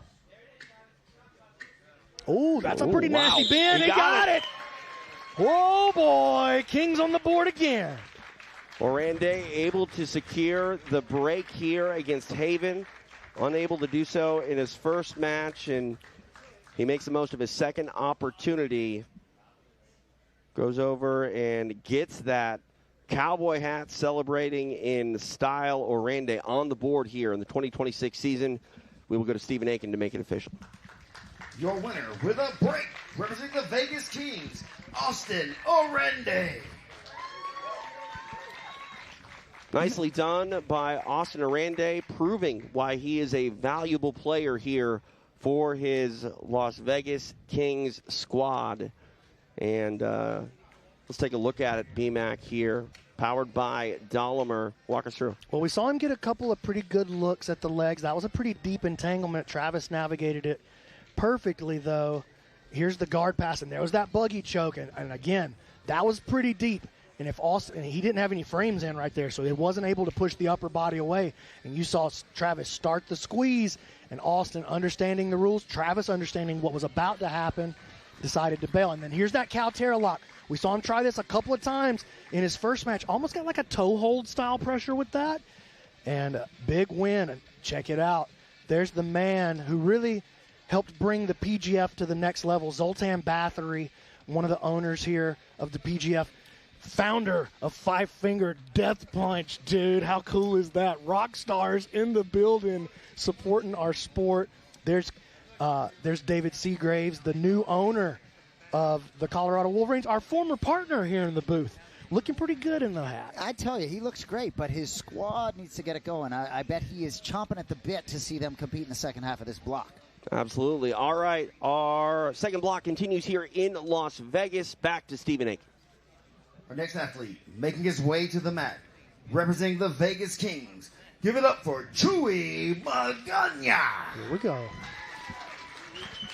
Second walk of the night for Chuy Magana. Coach Ricky Lindell right behind him. Drawing his first match against Kyle Chambers, familiar foe. He'll go against TV Dinner here in Block B. I've gone against a few TV dinners in my time, too. I believe you. Undefeated against TV Dinner. That's true. We don't tangle much anymore. TJ finishes every time, dude. All right, Stephen A. can take it away. And his opponent, making his way to the mat, representing the Alabama Twisters. Give it up for TV Dinner, Parker Salisbury. You know, he was the champion of that Alabama qualifier, and that was a tough field in Alabama for this kid to take out, was it not? It was a tough field, and he wiped everybody out, to be honest with you. He just wiped them all out. All of our qualifier finishers, our winners this year, they made it happen like nobody else was even out there with them. Groner, Salisbury, they all dominated. And so, look at this. Someone's He's coming fired out up. quick, yeah. You got to expect with the PGF, continually growing and getting more eyeballs, those qualifiers, they're only going to get tougher. Everybody's falling over. Into the splash zone. Eka knows. That's what we're looking for. That's what we crave being in the booth. Dude, We want to get what? rolled up onto the couch. Yeah, that's his first time being in the splash zone instead of back here. So, big moment for Egg. Ooh. Whoa. Looked like that heel came close to the face. It's almost like a drop kick. Leg lock shootout here with these boys.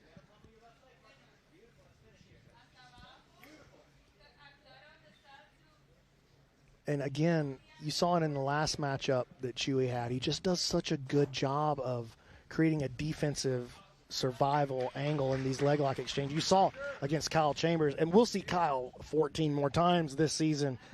Not everybody can navigate those leg locks against Chambers in the same way, but Chuy is showing that not only is he a powerful offensive threat as a leg locker, but he's going to be very hard to put away in these leg lock exchanges. He's getting under his offense here.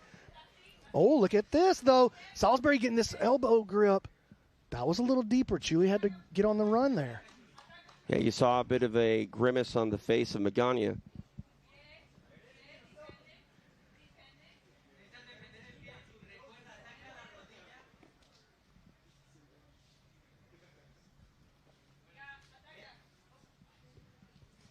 Kicks him away. Ooh. Again, man, it just never has an offensive angle against Chuy's foot. Bit of a wardrobe issue there as the foot of Magana was stuck in the rash guard of Salisbury. And after a brief fixing of it, we're restarted, and Magana trying to make something happen here.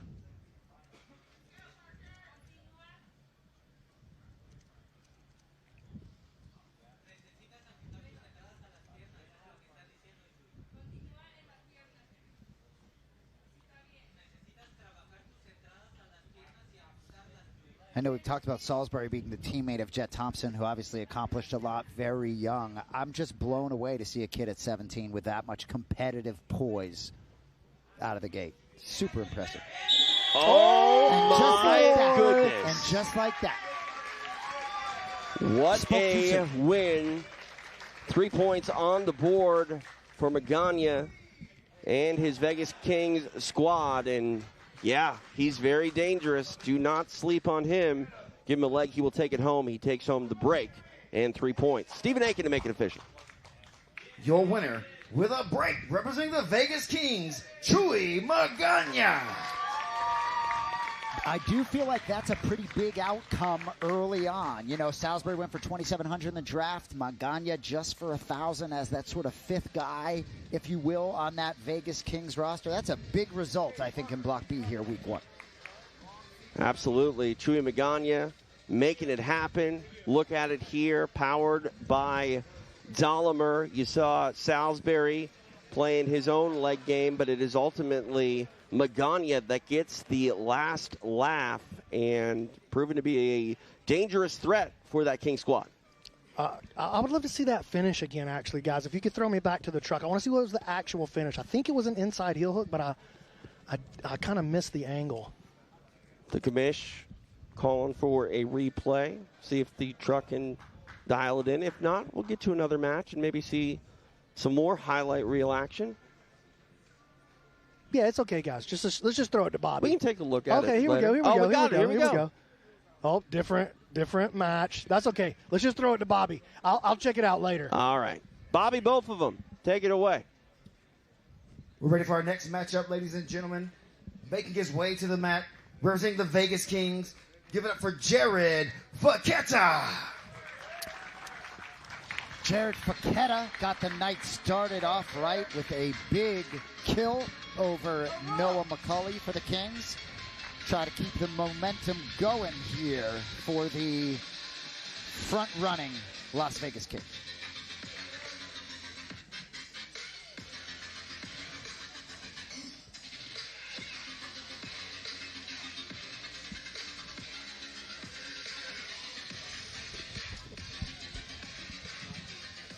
Fekete ready to go to work here tonight. Let's go back to Stephen Aiken.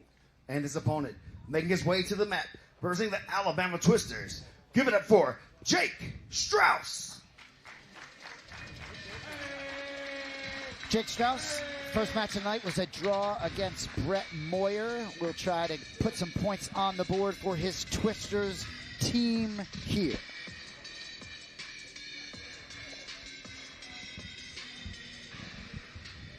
It is Fekete versus Straus. Look at the tail of the tape. We are live in Las Vegas. TJ DeSantis along with Jason Anik, the commish, BMAC, Brandon McCatherine. And our battle between Kings and Twisters continues. We are underway.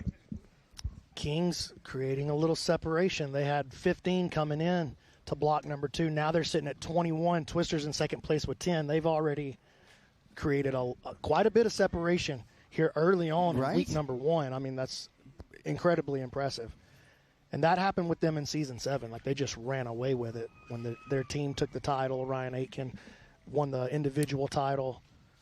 Well, TJ, your point about look at kills. this. Nice lock here. Like, very strong inside pressure against, that's like an Americana right there.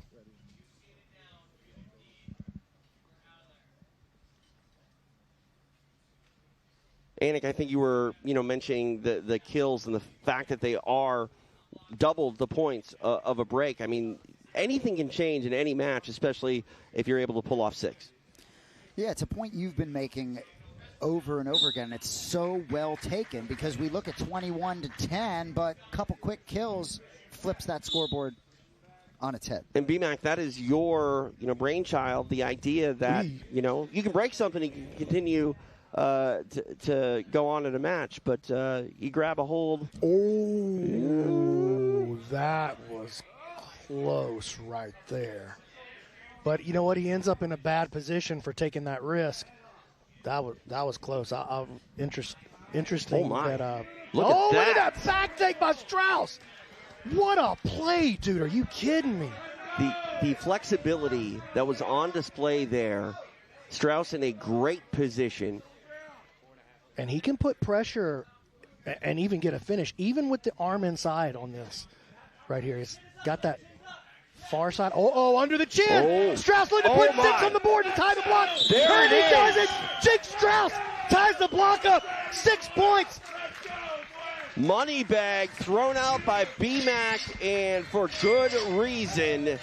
What a statement made by Straus. The way that he was able to take that back. It's one thing to take the back, BMAC. It's another to take the neck when you do it. Straus up to the challenge, and wow, what a win. 6 points in the money bag for the Twisters. Straus to make it official, Stephen Aiken. Your winner, with a kill, representing the Alabama Twisters, Jake Straus. My, oh my, how things can change. And Straus went from potentially, doing a no-no with a guard pull to a kill in no time flat. Let's take a look at it. Yep. Powered by Dahmer, BMAC, walk us through. That was an interesting play. He put a lot of pressure on Jared's shoulder, forced a big reaction. I know we're going to get a look at this kill there. Hidden hand right there. Has the hand hiding in the armpit. And then as Jared just distracted, dude. Guys, while he's doing this interview right here, I would love to see the back take that got him to the back on the replay when we come back off of this. See if we can take a look at it here in a moment. Stephen Aiken standing by with Straus. Here with Jake Straus. Jake, big 6 points on the board for your team and for yourself there. Great back take there from the bottom. Is that something you've been working on a while? Yeah, that's something in practice that I'm known for. I feed my arm across a lot. Maybe I shouldn't give away exactly what I do, but that's something I catch on a lot of people. They think they got me, but it's a switcheroo. It was a very nice move. You added some solid points to the board. Some money in the bank down there. Tell me what you're going to do with that. I don't know. I'm going to try not to gamble. Yeah, buy some food. Good strategy, good strategy. You got one more match coming up tonight. What can the people at home expect? More of that. I want to rip people's faces off. I'm not going to lie, So that's what I'm looking to do, If I don't choke you, I'm going to break your back. So you choose. Ooh, that sounds rough, Jake. We appreciate it, though. Have a good night, brother. Jake Straus having a good night thus far in his second match. That was a highlight reel back take, a highlight reel kill, and much-needed points for these Alabama Twisters and BMAC. Oh, there it is right there. Countered the Darce with the back take. Just insane. Man, that was beautiful. And you heard him. He's like, maybe I shouldn't give it away. But I like to stretch my arm across right there. And that's what defended the Darce, offered him an opportunity to invert, take the back with it. And there again, that hidden hand. And as soon as he lifts his chin right there, boom, just distracted. Thought he was okay because that hand's in the armpit. And then it's 6 on the board. 6 on the board for the Twisters. And there you see a couple of the owners along with the coaches. Matt Elkins, of course, has been involved in every season of the PGF since number 1. Russ, another man from the Nasty Nine, one of the owners of the Twisters, Coach Shawn Applegate right there. Part of that consortium, Fleroy Brown creeping in the background. And for Fekete there, a kill or be killed, right? Kill in block 1, killed in block 2. Absolutely. He's got one more yet to go here tonight. But 6 points apiece for both teams in that team matchup. Absolutely. The Twisters were able to make something happen, and they're rewarded by that kill. What a statement made there by Straus. And, a lot to be proud of. That's a back take, too, that I think everybody that is going to go head-to-head with Straus, they're going to be thinking about that in the back of their mind. He has the ability to take your back in an instant. And the kill, that's pretty good, too. All right. More action to be had here in Las Vegas. Back to the mat. It's Stephen Aiken. The next athlete making his way to the mat, representing the Philly Phenoms. Give it up for Derek Rodman Rayfield. Crowd favorite. Seems like he's got some folks here. Derek Rayfield going to try and bounce back from that loss to Cam Hurd being broken. His opponent here, Caleb Crump. Rayfield says he's beaten a few of my teammates at ADCC. Excited to get that one back for the squad. So a little extra here for Rodman. See what Derek Rayfield can do in his second assignment of the night. He represents the Philadelphia Phenoms. Time for his opponent to make the walk. We go back to Stephen Aiken. And his opponent making his way to the mat, representing the Colorado Wolverines. Give it up for Caleb Crump. So one of the franchise players here for the Colorado Wolverines, Caleb Crump, got to make something happen here for Egghead squad, right? Nothing in block 1. Certainly not an easy out in front of you here. No. But Kevin Beuhring finished him pretty early in block A. Caleb Crump, the team needs him here. Anytime you're in front of Derek Rayfield, it is a tough assignment. Look at the tail of the tape. But is it better to go against Rayfield after he's coming off of a upset loss, or worse? I don't know. It's not good to go against Rayfield ever. If you're on the other side of Rayfield, there's just going to be chaos and madness, and they're going to get scrappy right away. And Derek, Derek don't mind that. Derek don't mind that. Neither does Crump. They both understand the assignment. Two strong wrestlers here. Derek, we watch him do his jiu-jitsu. Oh, look at this, though, working a guillotine early.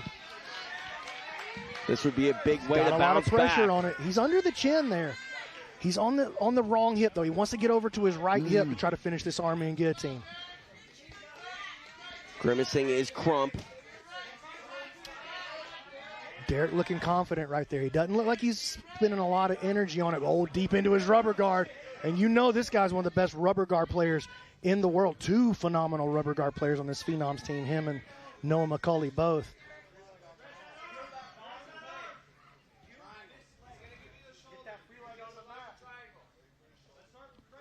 Crump has to be very careful here. As those hands come unlocked, he's got to watch out that right knee of Rayfield doesn't slip into that space. Crump probably going to get called for a shot clock penalty here. Yep, that's what I expected, because he's just like hunkering down, trying not to get caught right here. But a lot of good pressure right there, but it's not going to be enough to set the shot clock off. Short time on the shot clock here for Crump.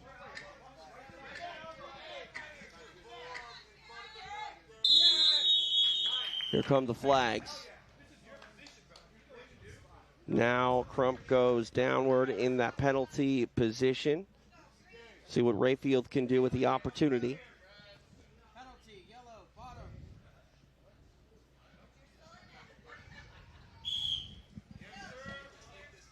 Crump tries to roll through. Rayfield goes for the ride with him. See if he can get some hooks in. Nice job. See how he lifted him actually to put that hook in. Crump scrambling. Nice job. He evades the attack. He escapes that penalty position. Rayfield comes in with a hard collar tie. Now Crump getting heavy on his head. And I know it's a jiu-jitsu event, but these are 2 guys with an aggressive style on the feet. I'm just as entertained with these guys wrestling upright. Oh, some of the most exciting things are going to happen from the wrestling for sure.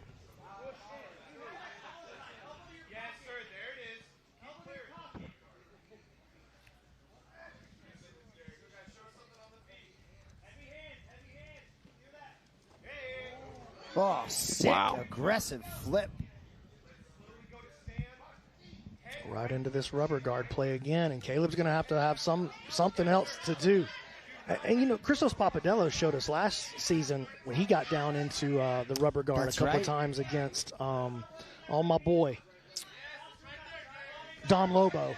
Against Dom Lobo. Here goes the control here for Derek trying to advance, but Christos dealt perfectly with that rubber guard, never had to deal with the shot clock, able to shut it off, but not everybody understands that.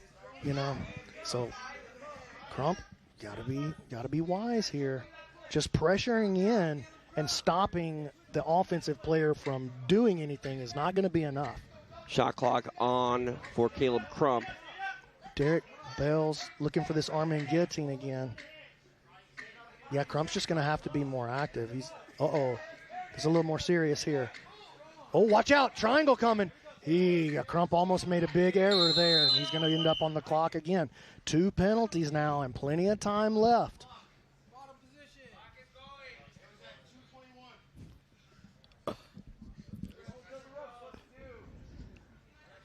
I love Rayfield's presence across the board. He's just so locked in all the time. Crump tries to roll through. Oh, he got to the body triangle this time, though. It's a bad spot here for Crump. Crump a survivor, though, man. And survival for Crump, though, it could come at a cost if he's able to survive but not able to make some sort of progression. That shot clock might be on once again.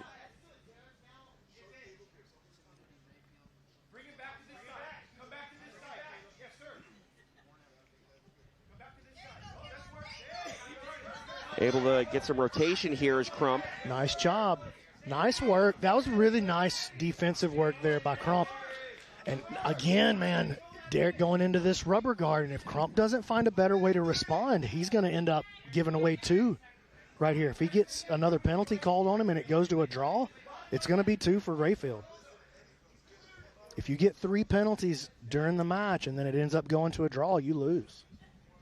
And I think that's just a testament to Rayfield's game. You might be able to survive, but if you're forced to play nothing but Derek Rayfield's game, it's still going to cost you.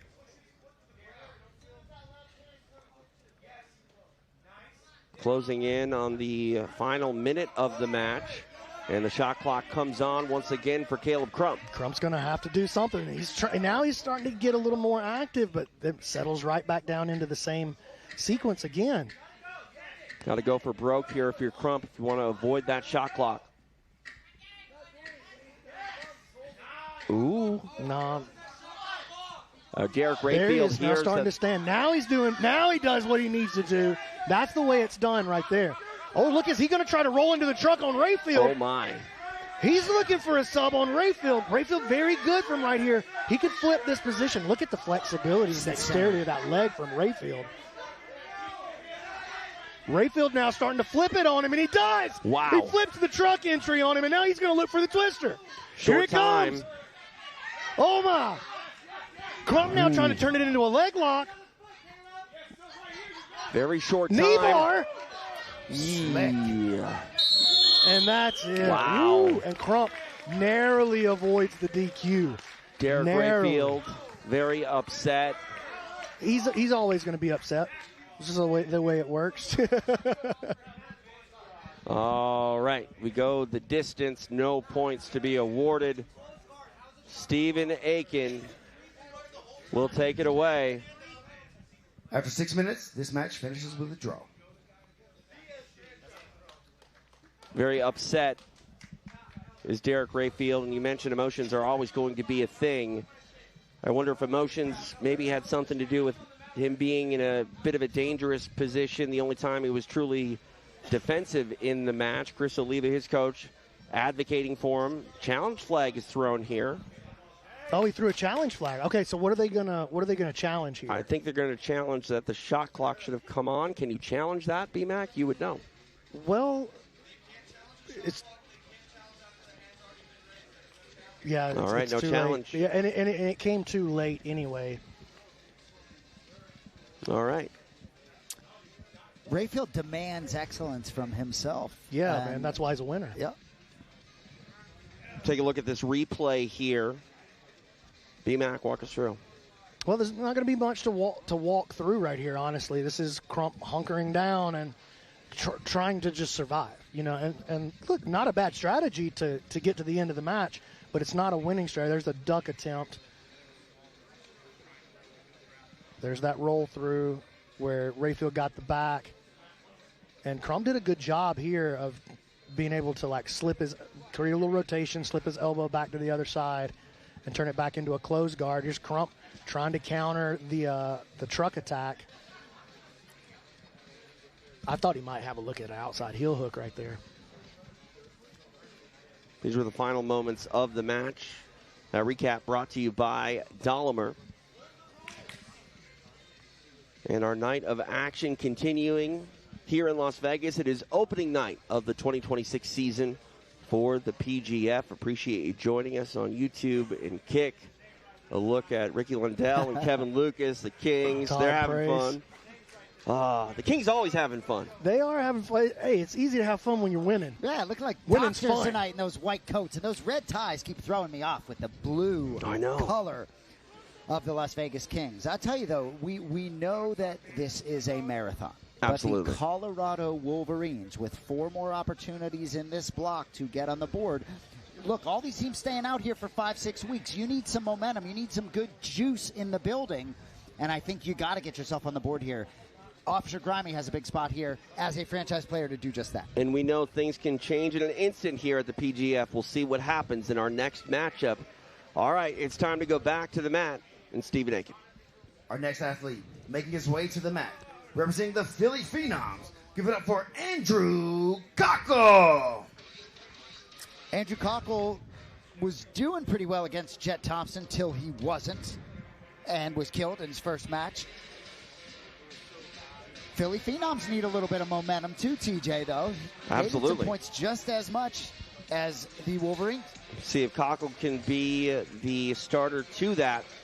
Now, time for the Colorado representative to make the walk. We go back to Bobby, both of them, Stephen Aiken. And his opponent, making his way to the mat, representing the Colorado Wolverines. Give it up for Officer Grimy, Jonathan Wilson. Have to think this is the spot here for Officer Grimy, right? Lost to Elijah Carlton in the first block. He'll face Jett Thompson in the final block. So this is the spot here for Wilson. It's a dirty job, but Grimy's up to it. Tail of the tape on display here for you. Kochel for the Philly Phenoms, Officer Grimy, Jonathan Wilson for the Colorado Wolverines. TJ DeSantis along with Jason Anik, the commish, BMAC, Brandon McCaffrin. We are live in Las Vegas, opening night for PGF. Shout out to everybody joining us on YouTube, on Kick, or wherever you're watching. A lot of options out there for you to do something else on a night like this, on a Wednesday night. But we really, really, really appreciate your viewership, your support, not just of the PGF, but of the sport of jiu-jitsu and of these athletes. So thanks for helping us try to push the sport to the next level. Kochel working on a straight ankle lock early. Yo! Andrew Kochel getting the break under a minute. 4 big points for the Philly Phenoms. And, man, some life for the crew from Philadelphia. What a statement made by Kochel. He rallies, rebounds, and scores. Stephen Aiken to make it official. Your winner with a 4-point break, representing the Philly Phenoms, Andrew Kochel. Big win for Andrew Kochel. Was on that leg, was not going to let it go. Gets the break and 4 huge points. Take a look at it, powered by Dahlinger BMAC. Here it is. Well, he just got the grip, and, you know, we talked about this a lot last season. If you can get belly down, 3 points of contact on the ground, it almost doesn't matter what kind of grip you got. You're going to be able to drive so much power from that position. Oh, the GM of the Kings, Travis Thomas, getting a little smooch in on the couch. I don't know if we approve of that. I guess we do. Yeah, we approve of that. Okay, no technical foul there. You know, Grimy looks a little compromised, perhaps on the sidelines. Hopefully he'll be okay to continue. Not trying to speculate, but looks like they're checking him out in the house. Chris Cale, the bass player from Five Finger Death Punch, here with us tonight as well. He's here all the time. He loves the PGF, dude.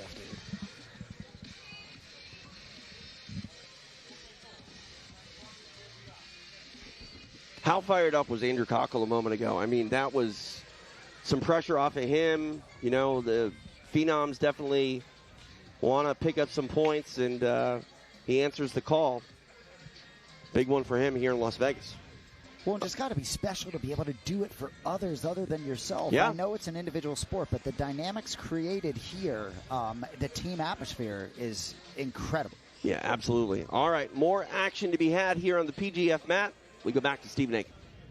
Our next athlete making his way to the mat, representing the Philly Phenoms. Give it up for Shawn Melanson. Shawn Melanson, huge effort in his debut match tonight with a break over Austin Oranday. Second chance tonight against the tough Jayden Groner coming up. All right, back to Stephen. And his opponent making his way to the mat, representing the Colorado Wolverines. Give it up for Jayden Groner. Jayden Groner, second walk of the night. Be interesting to see how he adjusts after being broken by Travis Haven in that first match, right? A lot of learning on the fly here in the season. Wolverines still looking for the first points of their franchise history. Look at the tail of the tape. Groner looking to make a name for himself against Melanson here. But Melanson definitely not going to be shoved aside easily. No, he got that dad strength. Yeah, he had grown up. And we saw Melanson actually had a great understanding of how the shot clock works in his last match. Got the shot clock called on him, reset it. Did enough to reset it, did enough to reset it. Probably 3 or 4 times, and then finally He just needed one look. And once he got one look, one break, that was it.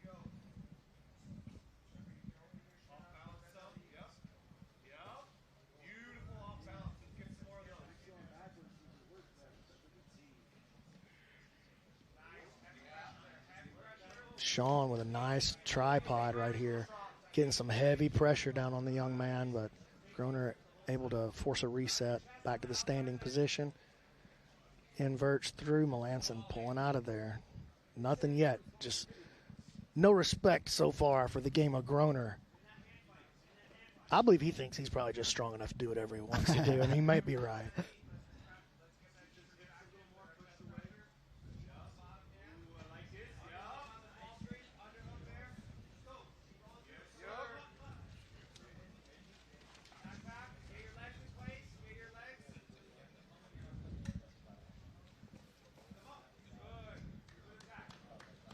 Melanson able to get back to his feet, moves himself to the center of the mat.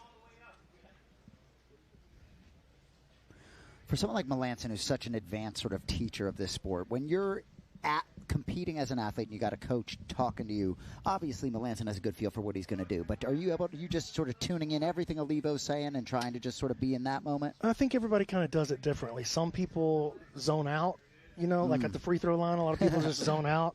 A lot of people hear everything, and people handle that different ways, so it's hard to say for the individual athlete, I think. Gotcha.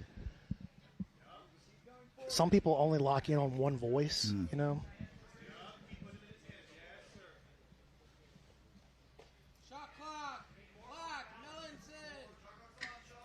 Melanson on the shot clock.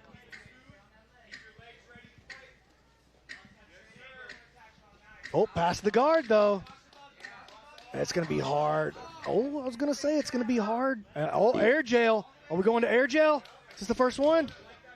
He's got to get him lifted up higher than the waistline like that. We've seen 2 buggy attempts tonight. And, I mean, that's the move, I guess, for defense. When you're caught in a buggy, stand up if you can do it.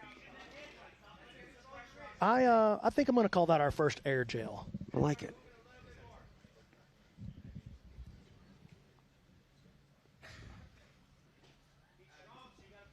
Closing in on the halfway point of the match. 3 down, 3 to go.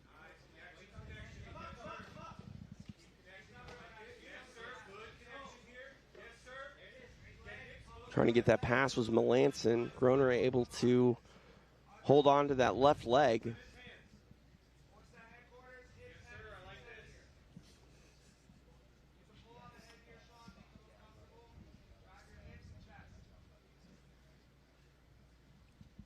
Groner trying to spin underneath.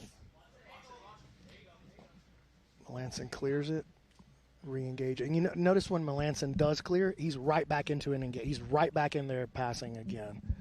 So he doesn't step out, run away, dance around on the outside. He wants to get back in and pass.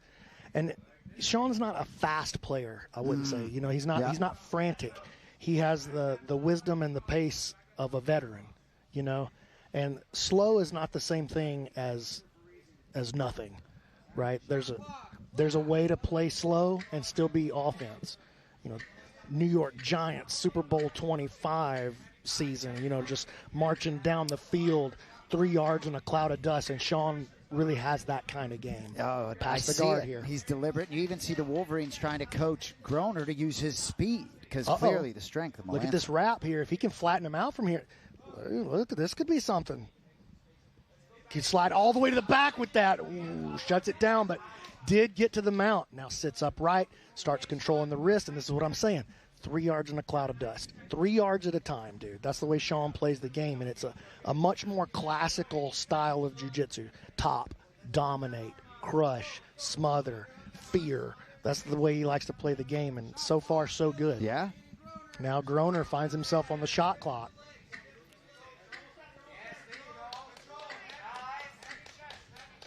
And if the shot clock does get turned on here, working for this arm triangle, 1 minute to go. If the shot clock does get turned on here, they'll let the play continue. You don't get moved off of the mount. The guy will get the penalty, but he won't get moved off the mount. So the penalty does come into play, and as you mentioned, BMAC, he will keep the position.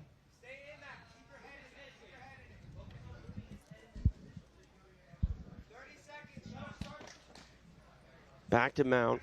Goes Melanson. 30 seconds left on the clock. Uh-oh. Arm this triangle. This is enough time, and this is going to be a murderer squeeze right here. Ooh. Looking to put 6 on the board. He's going to get that. He's got it.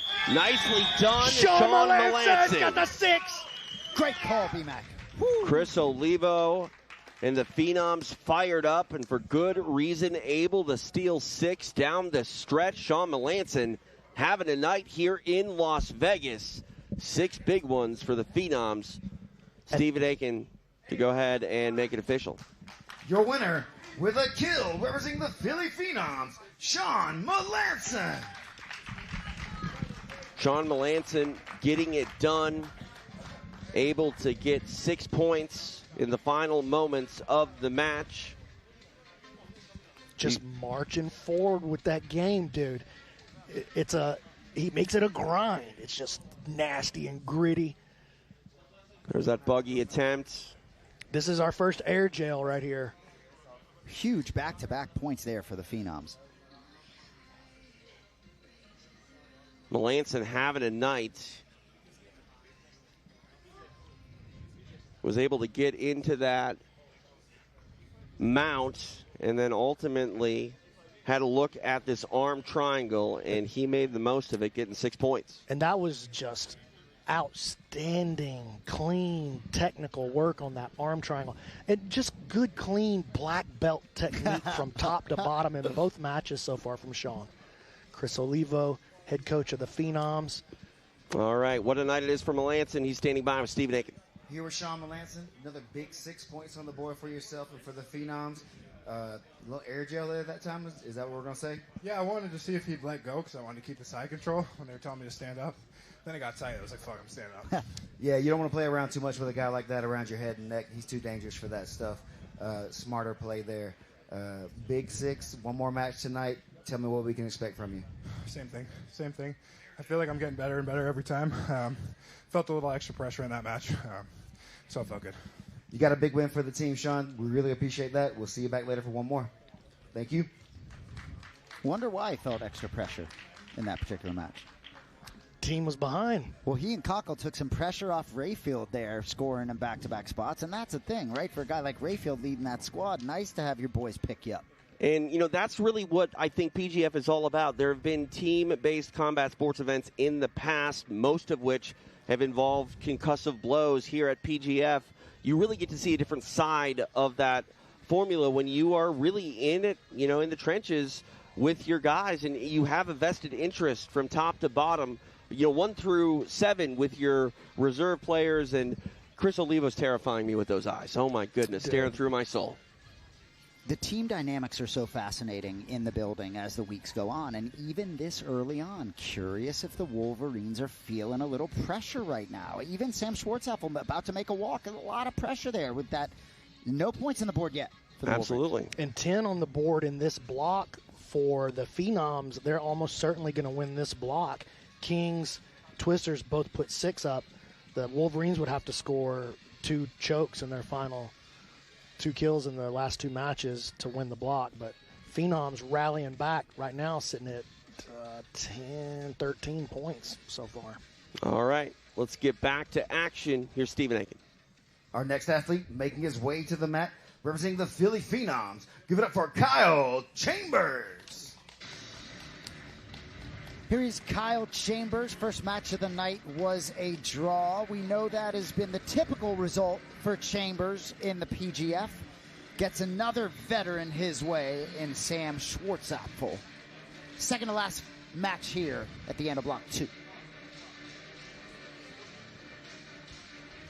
Chambers very durable on this PGF mat, trying to come out the other side with a victory here in his second assignment of the night. We go back to Stephen Aiken. And his opponent making his way to the mat, representing the Colorado Wolverines. Give it up for Sam Schwartzapfel. So Schwartzapfel gets Chambers here and then Magana in his final match of the night.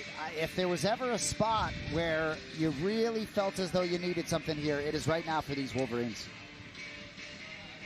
Get some love from head coach Eddie Bravo. 2 PGF veterans, 2 10 Planet products. One Kyle Chambers for the Phenoms, Sam Schwartzapfel the other for the Wolverines. TJ DeSantis along with BMAC, Brandon McCatherine, Jason Anik, Matt Side here in Las Vegas. Opening night here at PGF.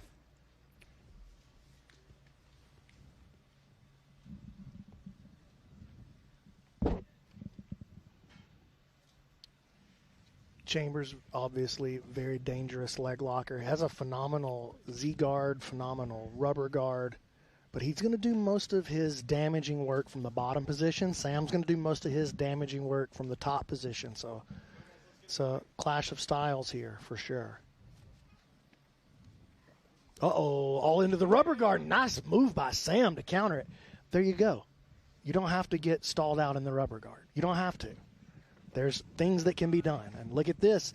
Stepping all the way past the guard. Kyle gets that foot in there and saves the pass. Inverts. And right back to it. Good exchange. And you talked about Sam's success at the qualifier and needing a finish here. You go against a guy who's never been finished in the PGF. Yeah, tough.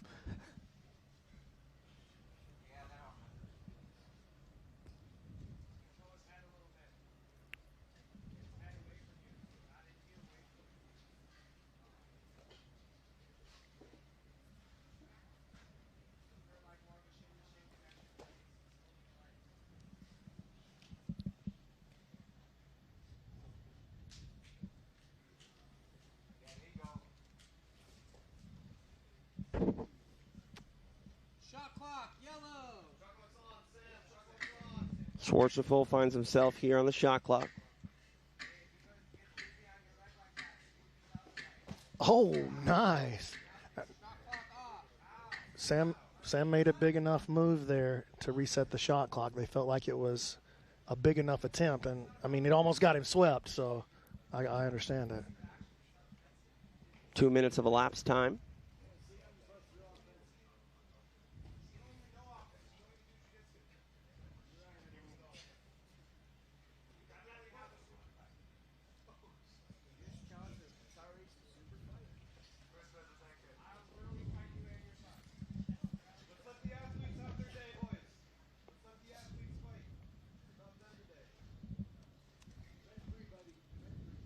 Very hard to get through the guard of Kyle Chambers.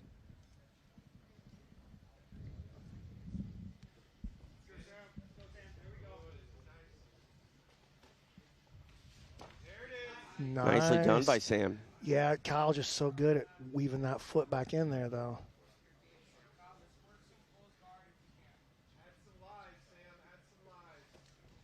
Nice.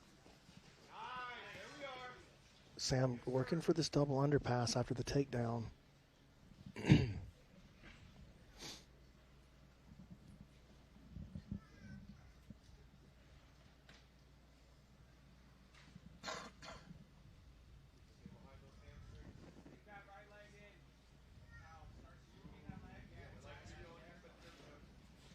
Uh-oh, working the Chuy bar. Sam shakes it off.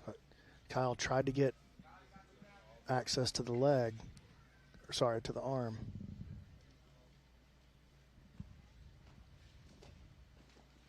Oh, Kyle with the wrestle up. Able to get his hands on the, just got to the ankle, climbed his way up, smashed those knees together and got the reversal. And let's see what this passing looks like against Sam's guard. Sam going under, and Sam's got a very good knee bar game. Good lockdown, good knee bar. He's got the electric chair here. He has worked into his lockdown game. He's got the leg passed across. If he can get that leg all the way to the other side, he may look to create a sweep back to this direction, a la Eddie Bravo versus Hoyler Gracie in their second match. That classic matchup back at Metamoris. Kyle trying to deal with the lockdown. Able to slide his knee through now.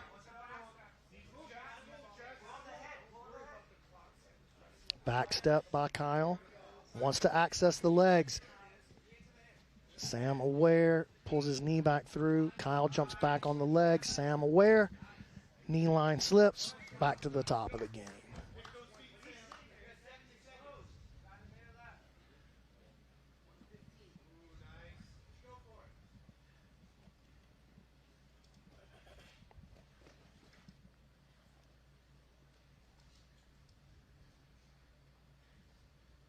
Now inside the final minute.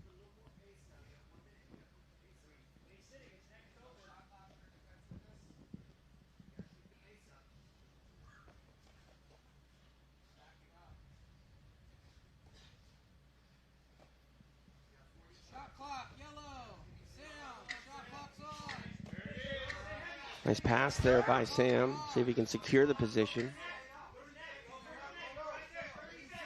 It's a nice pass by Sam. Shot clock goes on, spurs the action.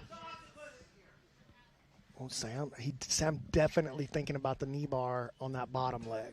See the way he likes to get to side control at the twister side and step his inside leg over the top of the bottom leg of his opponent and hunt that knee bar. We saw him do it at the qualifier a couple of times. Definitely one of his home run moves. Kyle defends. Sam going to sit back on a straight ankle, just trying to take his shot right here. Time expires between the two 10th Planet products. No points. Master Eddie Bravo on hand, taking that one in. Stephen Aiken to make it official. After 6 minutes, this match finishes with a draw.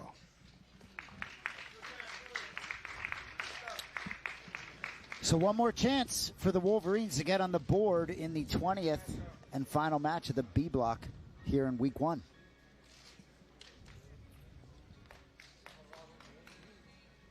Been a big head-to-head matchup here in the second block for the Phenoms. Kyle Chambers unable to secure points against Sam Schwartzapfel, but no one feeling the heat more than the Wolverines that hail from Colorado. Looking at the match recap here, powered by Dolomer. Sam was on the shot clock there, bailed, tried to bail again. Kyle Chambers able to capitalize on it.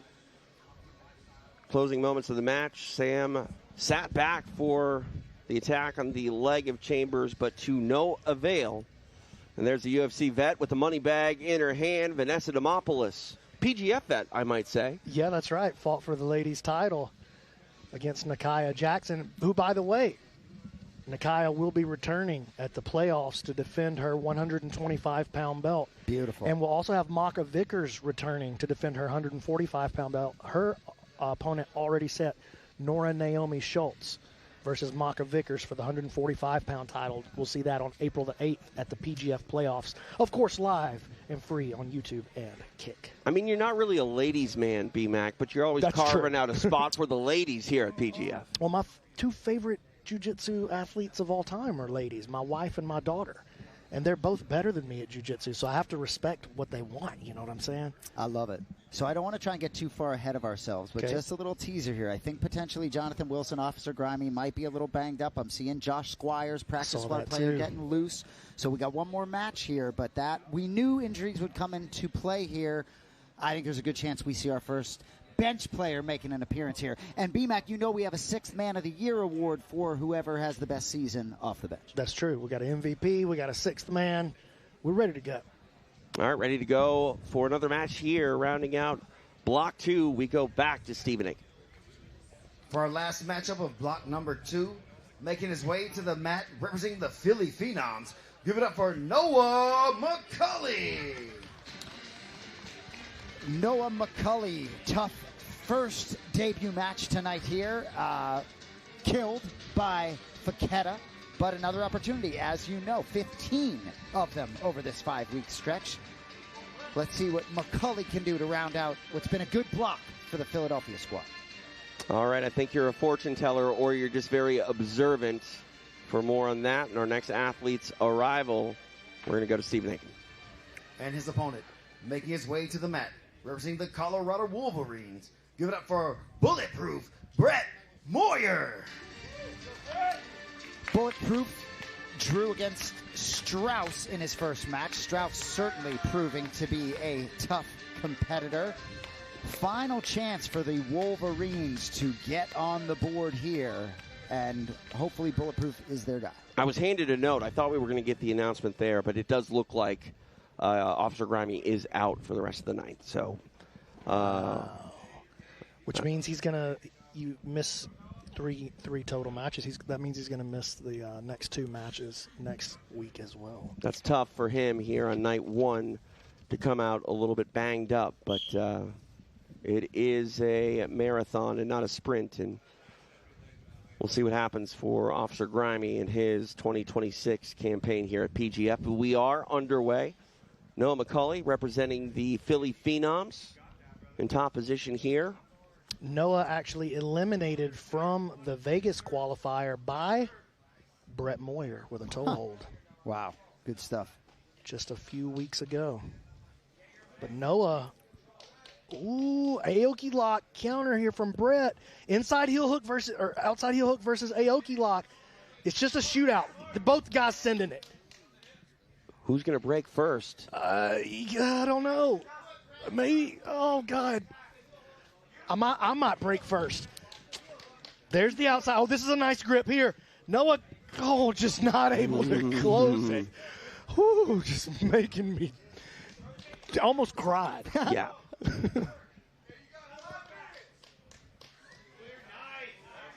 Wow. Oh, these guys Another are going duel. after it. I mean, they're just sending it. 2 young men just sending it. Who cares? Oh, who got it? Was McCully. It McCully gets it. Oh, boy. 3 points for the Phenoms. They are having a heck of a run here. And block number 2, money bag to boot for McCully. Man, those guys were going to war. And, yeah, wow. McCully with 3 points. I got to calm down, B-Mac. We got to send it to You Stephen got Aiken. to. Money bags just flying out all over the place out here. Stephen, make it official. Your winner with a break representing the Philly Phenoms, Noah McCully. Noah McCully taking home the 3 points for the Philly Phenoms, who are having themselves a block. Take a look at the replay here. B-Mac, both guys were going for broke, and ultimately Moyer broke. And it was the Woj lock, actually, not the straight ankle. I wrote it down wrong, guys. Woj lock right there. Shades of, you saw him in season Chris 7. Wojcik, Man, you know what I'm yes, saying. of That's my course I boy. do. Wojcik, he was a finalist in season 7, and honestly, one of my favorite athletes we've ever had, just as far as like a guy to have around for The a whole man. season. He was the man. And that Woj lock, it's the dance craze sweeping the nation, dude. Definitely earning that money bag and 3 points for the Phenoms. And talk about a block full of ups and downs for these Philly Phenoms. They're able to get some momentum on their side, some points in the bank. They win the block. And let's go out and talk to Stephen Aiken. He's standing by with the big winner right there. Here with Noah McCully. Noah, big win, getting some points on the board for yourself there. You had a tough first match. Got a little money in your pocket now, though, after that one. Tell me how you feeling. I'm feeling great, man. This is amazing. Obviously, Brett's super talented, super good. We went 1-1 before. I'm sure we'll have more matches in the future. Super talented grappler. But yeah, man, this is super amazing. Thank you, Jesus. Wouldn't be possible without him. I'm super grateful for this opportunity. Thank you, BMAC, for putting this on and getting me on the show. So really appreciate all of this. This is amazing. This is my dream, you know. This is great. Thank you, guys. Noah, you got one more match coming up tonight. What can we expect from you? More of the same. Let's get it. Let's get it. Noah McCully, everybody. You hear the authenticity when he says this is amazing, because when you are here in the building, it hits different. A lot of these athletes just relish the opportunity to compete here, win or lose. And Phenoms win that block. It's 13 total points. So now the team standings look like this. Kings 21, Twisters 16, Phenoms 16. We got a ball Wolverines. game. Wolverines sliding in with that 0 right there. And guess who's at the top of the leaderboard all of a sudden?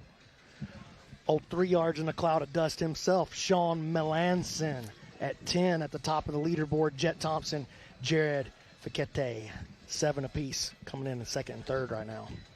You know, I've said all along, it's hard for me to want to even look at the individual standings in week 1, given how much I'm all about this team component. But it's merited, and ultimately you see a guy like Jett who really was looking on the outside in of the postseason for a lot of last year. Not the case anymore. There are your up-to-date team standings. There we go. Kings on top. Top spot. They're not strangers to that position, and they lead with 5 points over the Alabama Twisters. The Phenoms got off to a little bit of a rough start, really rallied in that second round. They are tied for second with the Twisters, and the newly formed Colorado Wolverines still yet to get on the board. They've got 5 more matches in our third block, and you can guarantee that motivation is going to be high to make something happen here on night 1 of the PGF. And, I mean, there are always storylines, to say the least, and, you know, the Kings are in a great position. Will they be able to get more points and really start to run away? Will the newly spurred Phenoms, make something happen? Twisters still very much a factor, and you want to talk about factors, let's talk about all of these great people that make PGF possible. Epic Roll, BJJ Fanatics, New Hope Regeneration, Dolomer with the replays all night long, Once Upon a Coconut. I'm going to thank you, BMAC, as well, because, this is my 5th season here at PGF, and each year just keeps becoming more and more fun, and night 1 living up to all the hype and the wait, and, man, I'm just excited for the fact that we get to do this week to week to week for the next few weeks here in Las Vegas. Yeah, well, we're getting closer and closer to our vision of what we expect this thing to be, and now I think that we've got it dialed in, and now it's just about sending it to the next level. All the teams are franchises now. They all have owners. It's not the PGF supporting these teams anymore. You know what I'm saying? Yes. And you, I appreciate you saying that, TJ. It makes me feel good, but it takes a village. You know what I'm saying? So one guy who doesn't get all that much love in this process, Keelan Lawyer, been there since day 1. Literally, when we sat down at my kitchen table, me and him and my wife Lindsay, we sat down at my kitchen table and started drawing out, when this is big, what is it going to look like? And we're almost there, fellas. So is Key in the truck now? Because Keelan He's used to in be the truck, out here dog. with us, and it was always my favorite part of the night watching when he would throw out his money bag. Because Keelan's a little more selective than the rest of you with the money bag. Yeah, he's particular. Yeah, which we like. But it is a village. Go ahead. I mean, I was just, Keelan can. That's what I kind of call him, because he's the sort of master of making something happen. He's like a MacGyver when it comes to production. And, the fact that he's part of the brain trust that is the PGF, I mean, he's so great at everything that he does. And, I will definitely co-sign on that. One of the, probably the biggest unsung hero here at PGF is Keelan Lawyer. I'm TJ DeSantis. He's BMAC, Brandon McCatherine. The other gentleman is Jason Anik. And, Jason, I mean, you've been here now. Is this your third season? I mean, did you have any idea you'd fall in love with this product as much as you had when you got here? No, and thank God they've done it once a week instead of 4 straight days, right? Out of the gate, season 7, they throw me 150 jiu-jitsu matches in 4 days. I didn't know what to do. But no, the format is outstanding, and I'm a broken record. Everybody, whether it's officials, athletes, coaches, staff, we all crave Wednesday nights like you wouldn't believe. I'm a big football fan. It reminds me of when the NFL season starts, you don't want it to end. So I'm going to relish in the moment because we're barely scratching the surface here. It does go fast. I can't get Egghead Squad out of my head because ultimately, even though we're only through 20 of the 150 matchups, that is a deficit that is going to be challenging. Maybe Josh and it puts Squires so much pressure on everybody and the vibe during the week. Josh Squires, right? I think he stole the crowd in that Pasadena qualifier. Yep. Maybe he can do some things here to light it up for the Wolverines. Yeah, and what a different feeling for Egghead, who normally, if he's got, a solemn look on his face, it's because his fantasy team's not doing well. It's no longer a fantasy. It's no longer a dream. Well put. He's in the back trying to figure out how to rally his squad to make something happen here on night 1. And if anyone knows how important it is to rally back and make something happen despite a rocky start. It is the man that owns that Colorado franchise, and we'll see if they can rally here. Our third block is coming up later on tonight, and be back.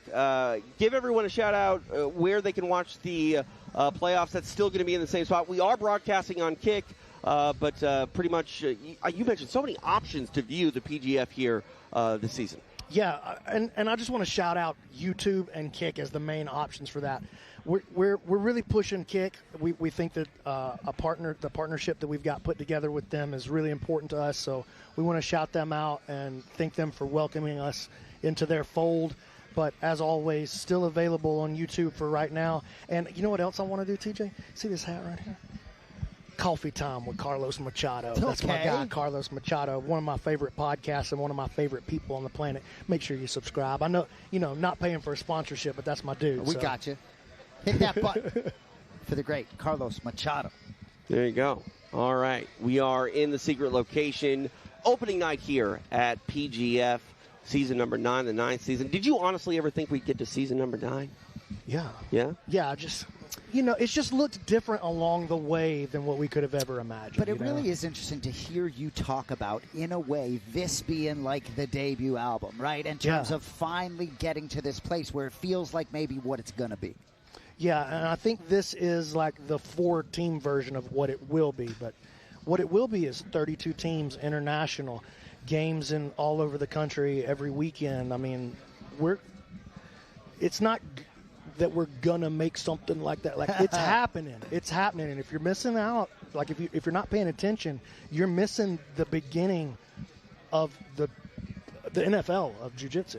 I know there are interested parties. I don't want to make this a paid program for a potential franchisee, but if there's someone out there that wants to get their own skin in the game, well, I tell you what, they better hustle, because there's about 15 cities lined up to try to get that. We only got 4 expansion spots for next season. We're only going to expand to 8, and rumor is, should I? Let's save it. I hear St. Louis is looking. Oh. I can't say any more than that, but I like it.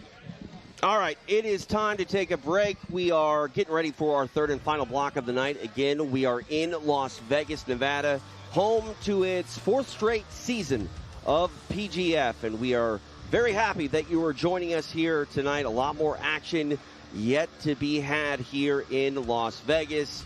We've got Kings, we've got Twisters, we've got Wolverines, we've got Phenoms, and we got you, and we appreciate it. Live from Las Vegas, this is the PGF.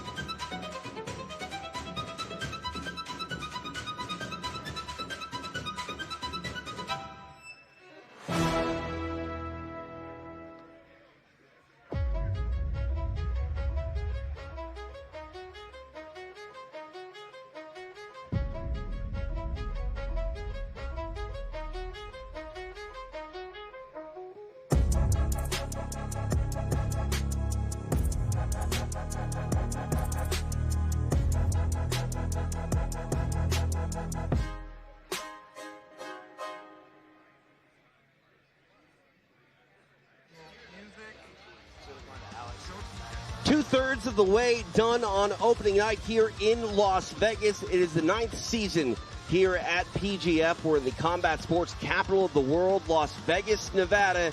It is a sight, once again, for PGF World. What a night it has been. What a night it is yet to still be. Anything can happen in this third and final block, and we are about to get to it here in just a brief moment. All the beautiful people sitting on the couches here inside the secret location. Jason Anik, I'm TJ DeSantis. B-Mac, he's the man here at PGF, but he has a child-sized bladder, and he's relieving himself here. And that's okay. We've got things to do, some maintenance to be done, I's to dot, T's to cross. One of those is checking in with Alex Wendling, who's standing by with a breakout performer here tonight. It is the man known as Mr. Melanson. Alex standing by with Shawn. The Philly Phenoms currently in second place thanks to this man, Shawn Melanson of Precision Jiu-Jitsu, representing the Philly Phenoms. You got the break and then the kill, and now you guys are tied with 16 points. And in your Instagram bio, you say you like to make jiu-jitsu easy and fun. It seems pretty easy and fun out there right now. 100%. It's super easy. How do you think your students are reacting over there at Precision Jiu-Jitsu watching the stream live? I don't know. I got like 500 notifications I got to check. So I'm gonna check them at the end of the night. You're a very popular man online, but obviously now you are backing it up. Maybe if people weren't familiar with your background before, now they're going to remember your name for sure. You're representing Level Black as well. So what was the statement that you were looking to make when you were performing on the PGF stage? Yeah, my plan is just go out there, keep it simple, like I said, and get a bunch of submissions. I still think like I'm working a little bit slow, but over this next 5 weeks, I'm going to build to a peak, and it's going to get better and better every week. And what has the energy been like amongst the Philly Phenoms working with Chris Olivo at Potential Jiu-Jitsu? Dude, I love this team. I'm really happy I got drafted to it. Like at the house, everyone's having a good time. We all get along great. I think there's, I think every team here is pretty cool, but I think I got on a really good one. And when it comes to the PGF, there's a lot of history with people who have been familiar faces. Obviously, we have Elijah Carlton, the king of the PGF, and then also Jett Thompson, the returning champ, who you're going to be having a face-off with next. So what is the mentality going into that one? Yeah, I'm going to do my best to win. I know Jett's super tough. Elijah's super tough. Me and him talk online all the time. And, I'm hoping I can get out there and do something with both of them. Yeah. When you say you guys talk online, is it trash talk online or just a little banter back and forth? No, we actually like each other. We we comment back and forth all the time on each other's stuff. So we're fans of each other. Yeah. Well, we love it. We're all fans of each other here. But when, a little trash talk goes on, we like that too. And maybe we'll get some of that in this next block. We'll send it back to you guys. Thanks, Alex. The stage is set here for our third and final block. This is going to be a big one moving forward. John Applegate, head of the, one of the heads of the Alabama Twisters, the head of the Alabama Twisters. Those guys started out strong. We'll see if they can finish strong. The Nasty Nine hoping that can be the case. And once again, the man formerly known as Egghead and those Colorado Wolverines still hoping to make something out of night number one. The third block could really have anything happen. And Shawn Melanson, we just had him with Alex. He's been really wowing, but, each and every match is tough. And Jett Thompson coming up, that's very difficult. Well, Melanson, just on the microphone, I think he has the biggest Instagram following of any athlete here. Beautiful. Great day. That dude that has a couple 100,000 Instagram followers killing it tonight. That's good as we continue to build this promotion. I love all of that, but we've talked about the depth of this roster, and I think that my concern, I know I keep coming back to the Colorado Wolverines, but do they have the depth to get themselves back in the picture here? Because ultimately, these other three teams, even if they don't have a great block, are going to be very much in contention as week 2 begins. Colorado needs to get something going. And it is confirmed, Officer Grimey out for the night. And, stranger things have happened. We've seen guys come off the practice bench and make it an instant impact, and you never know. Yeah, Joshua Squires, welcome to the PGF. Season 2026 season off the bench. Jett Thompson, your first matchup. Yeah, what? Yeah, just welcome to the show, young man. And, but we have seen some upsets. Cam Hurd pulling off a huge one over Derek Rayfield to kick off his season. That is going to be, one to remember as this season unfolds. But, all right, unfolding now, is our third and final block of the evening. To welcome our athletes for this first match of the first team matchup. In the top half of the block, we go back to the Dream. Stephen Aiken. Ladies and gentlemen, we're ready for our third and final block of the evening. Making his way to the mat, first representing the Philadelphia Phenoms.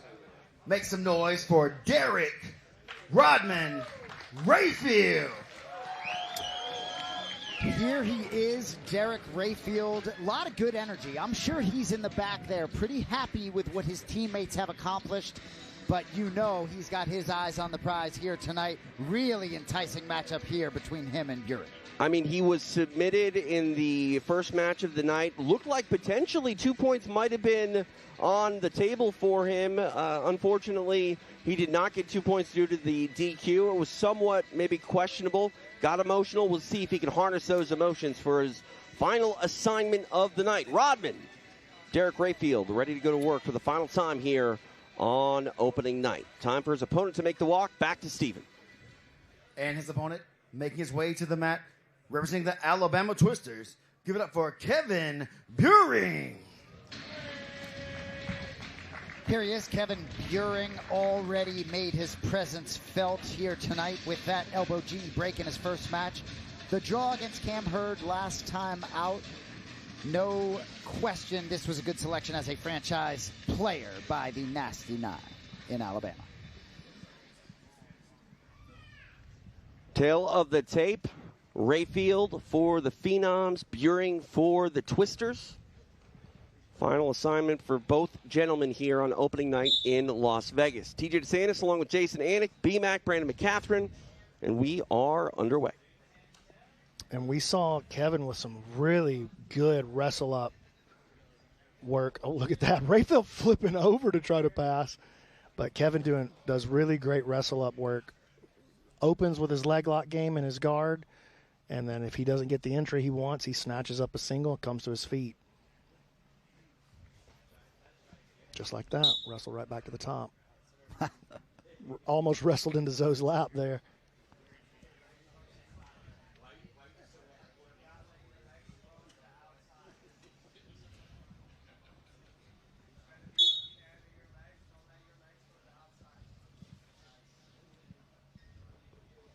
Rayfield back to his feet.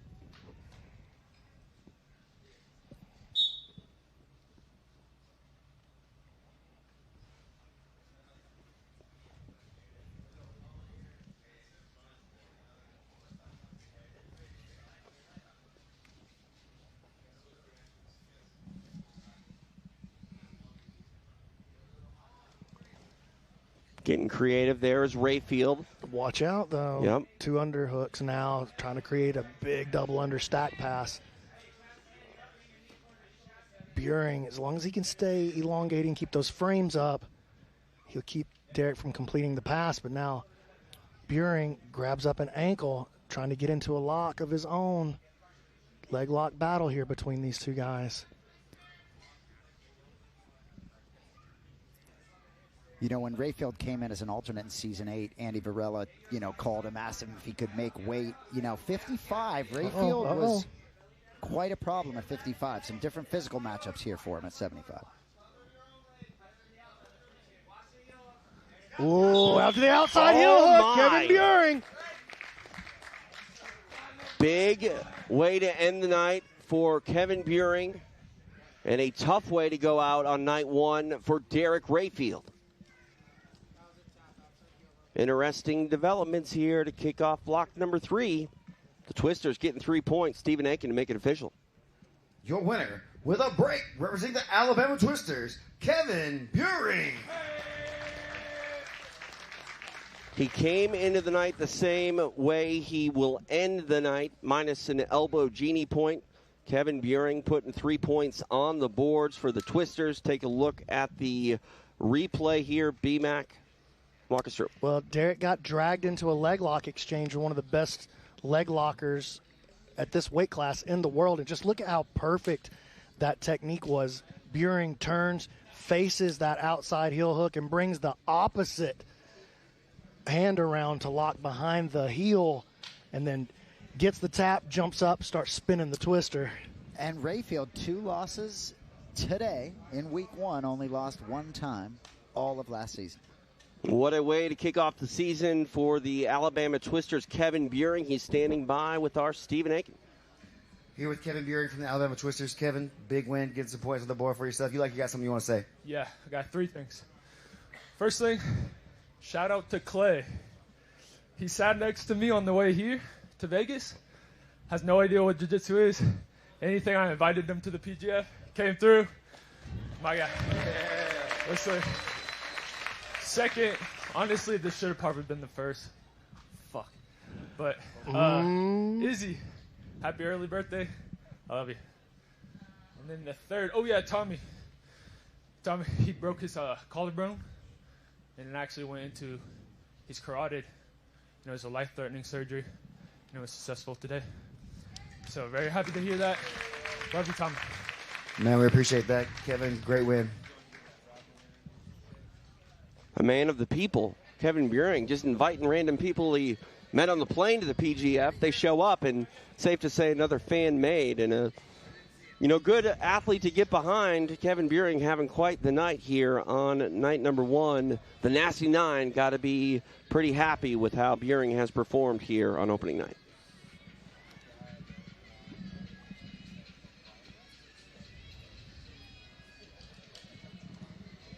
Eddie Bravo in attendance, taking in all the action here in Las Vegas. And Stephen Aiken ready to walk our next set of athletes. Stephen. Our next athlete making his way to the mat, representing the Philly Phenoms. Give it up for Andrew Kochel. Another matchup here between franchise players, Kochel versus Carlton. Kochel, 1-1 on the night, killed by Jett Thompson early on. Nice bounce back against Officer Grimy with the break, elbow genie break in under a minute, and caused some damage to Grimy as well. Yeah, confidence booster for Kochel. He was fired up after getting that win. We'll see if he can carry that momentum into a matchup with the Jabroni Grappler.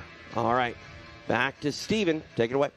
And his opponent making his way to the mat, representing the Alabama Twisters. Give it up for Elijah Carlton.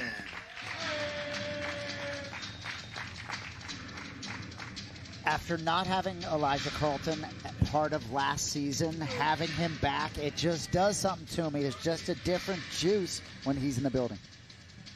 And just this, he just feels like a different dude, man. That smile on his face. He's having a good time. No birds on the walkout. You know what I mean? Like, this is a new man. It's like the Ted Lasso version of Elijah Carlton. Like, he changed his name on Instagram. He's not the Jabroni anymore. He's the prodigal grappler. Yes. The prodigal son has returned home, and he's here to get his ring and his fatted calf. You know what I mean? I mean, I'm sorry. Once a Jabroni, always a Jabroni.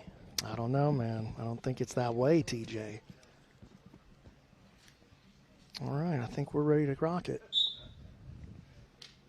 Kochel going to have to be very careful, man. If you've never competed against, especially, but even trained with Elijah before, he has some very sneaky game. And Kochel's no slouch, man. Probably, as far as just straight competition matches in any format, he might be the most experienced guy here. Wow. Been a decent night for Carlton as well.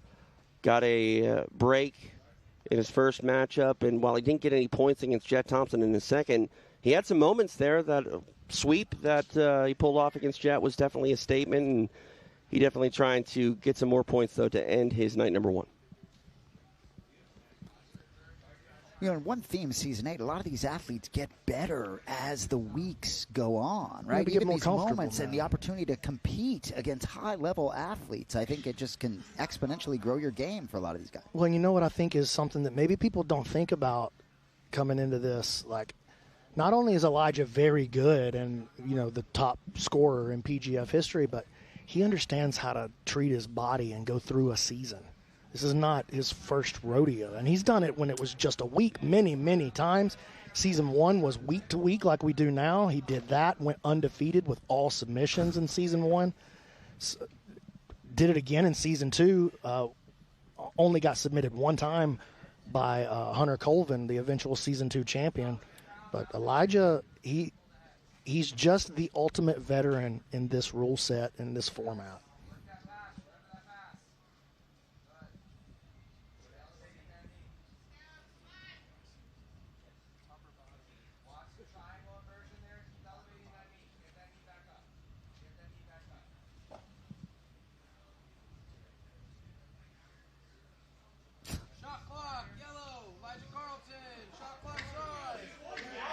Well, if you want to draw the jabroni out of Elijah Carlton, Yeah. put him on the shot clock. Hey, listen, nobody's going to be able to draw the jabroni out of the prodigal the way that old shot clock Murillo is.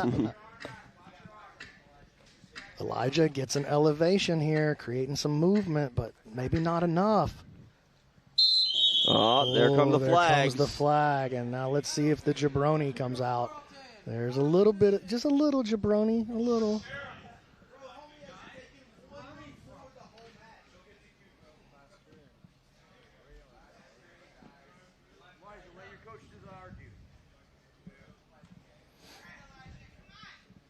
Kochel here in the top part of this penalty position. See if he can make the most out of it.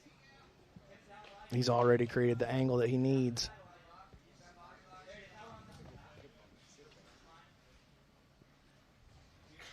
We'll see how aggressive Carlton gets to try to avoid that potential shot clock. Yeah, and Kochel's got to be careful here. He's just pulling away. He's going to be the one that gets the next clock turned on him. There it is. Now the pressure's on Kochel. And yeah, I mean, you see how he's moving a lot, but he's not moving the match forward. Right. You get what I'm saying? Well put.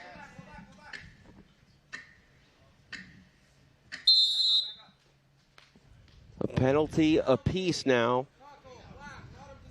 We'll see what Carlton can do here with the shot on the penalty position.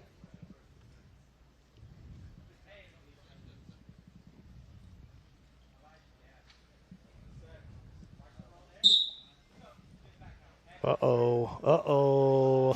And that's why you want to avoid a shot clock violation. Elijah's so long. And more experience in that penalty position as well. And I think we just saw that. As soon as he was the defensive player from the penalty position, he was out. He's the offensive player, he's in. So this is bad news here for Kochel. And now with already one penalty and Elijah on his back, he's going to have to do something crazy to turn this thing around, because like if you think Elijah's just going to like make a mistake and slip the position, that is not correct. He will not make a mistake here. And he's a guy that'll try to squeeze through your face as well. He doesn't necessarily have to. He don't care about your face. Yeah. And Thompson was able to find it in the A block against Kochel. Shot clock again on for Kochel here. We'll see if he's able to do anything hard assignment to try to get it away from Carlton when he's got that body triangle locked on.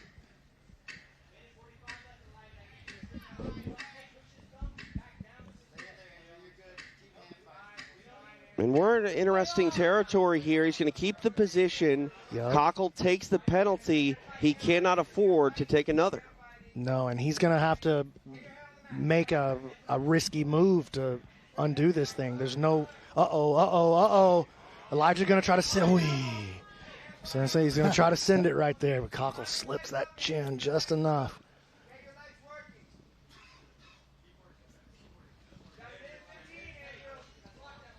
Staying on the back here is Carlton, still hunting the neck. Touch over a minute remains here.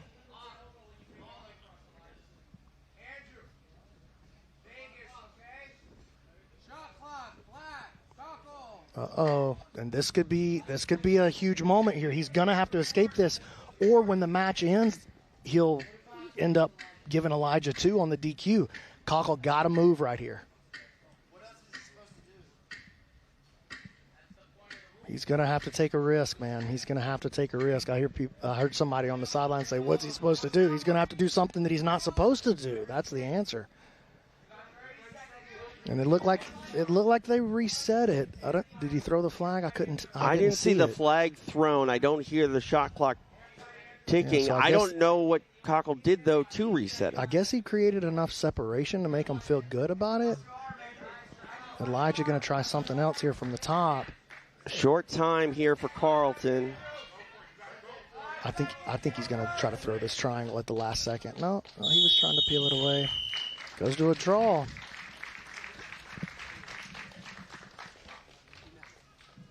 Carlton and Kochel go the distance. Elijah not happy with it. Stephen Aiken will make it official.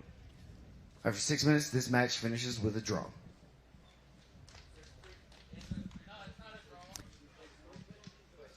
So they did call it? We didn't see. Was there 3? Hold on 1 second. Hold on. So we're going to get some clarification. I'll get to the bottom of it. Did you?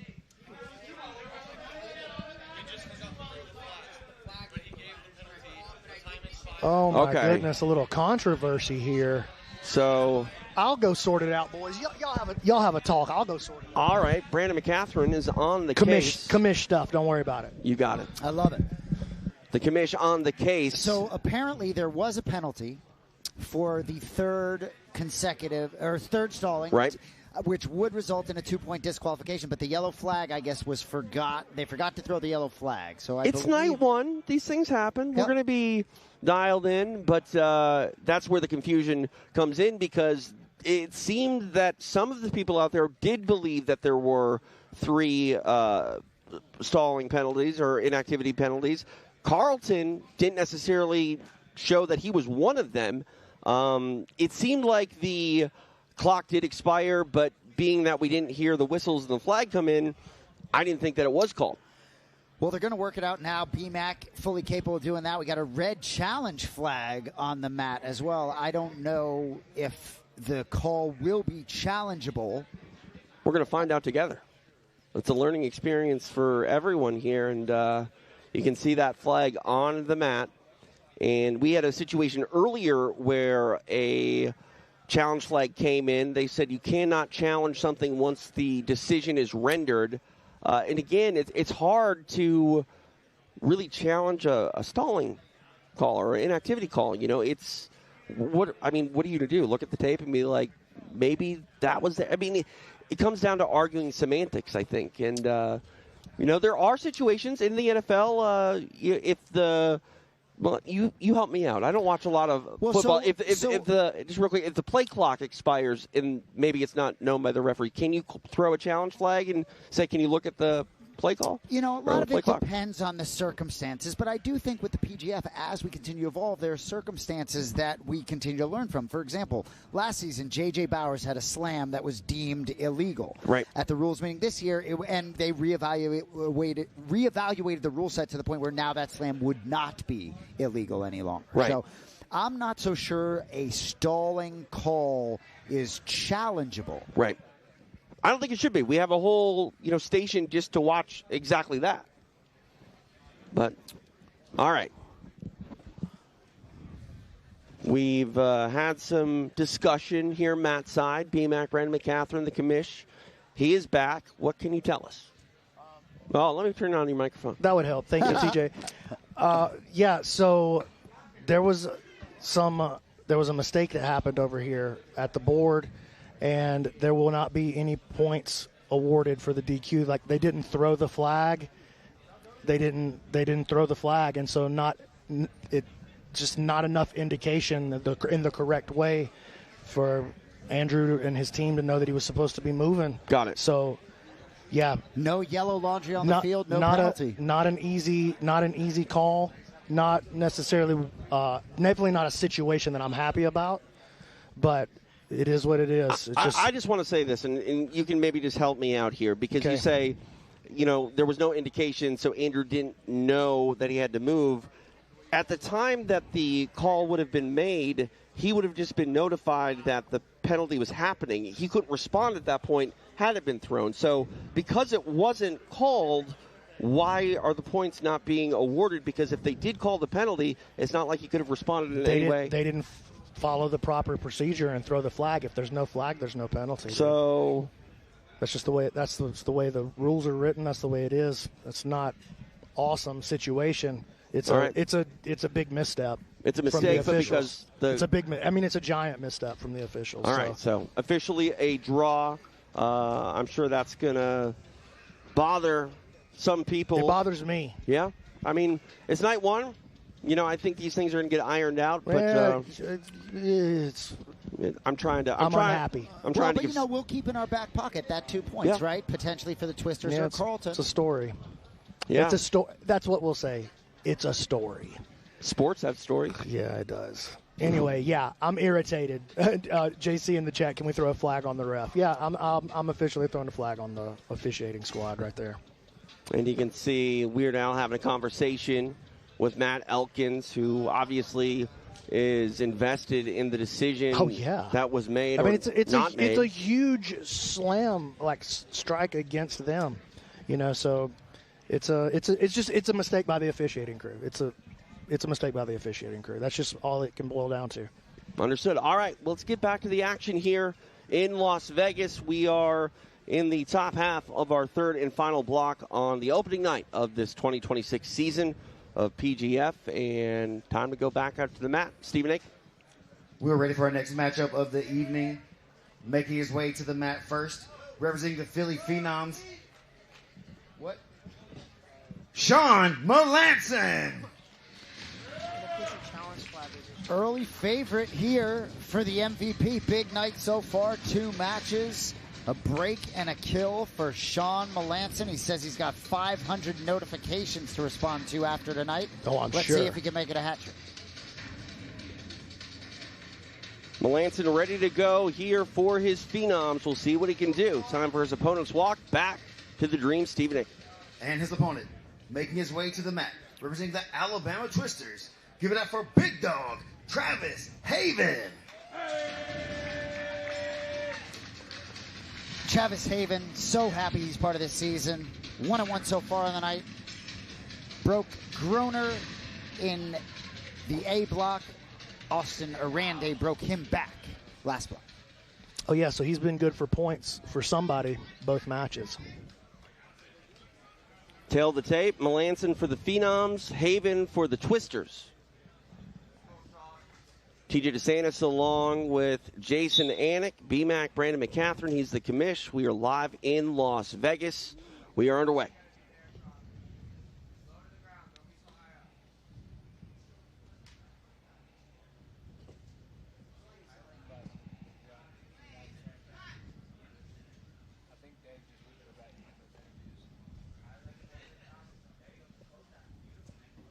Able to get a guard here is Haven. Standing is Melanson. Guard opens up.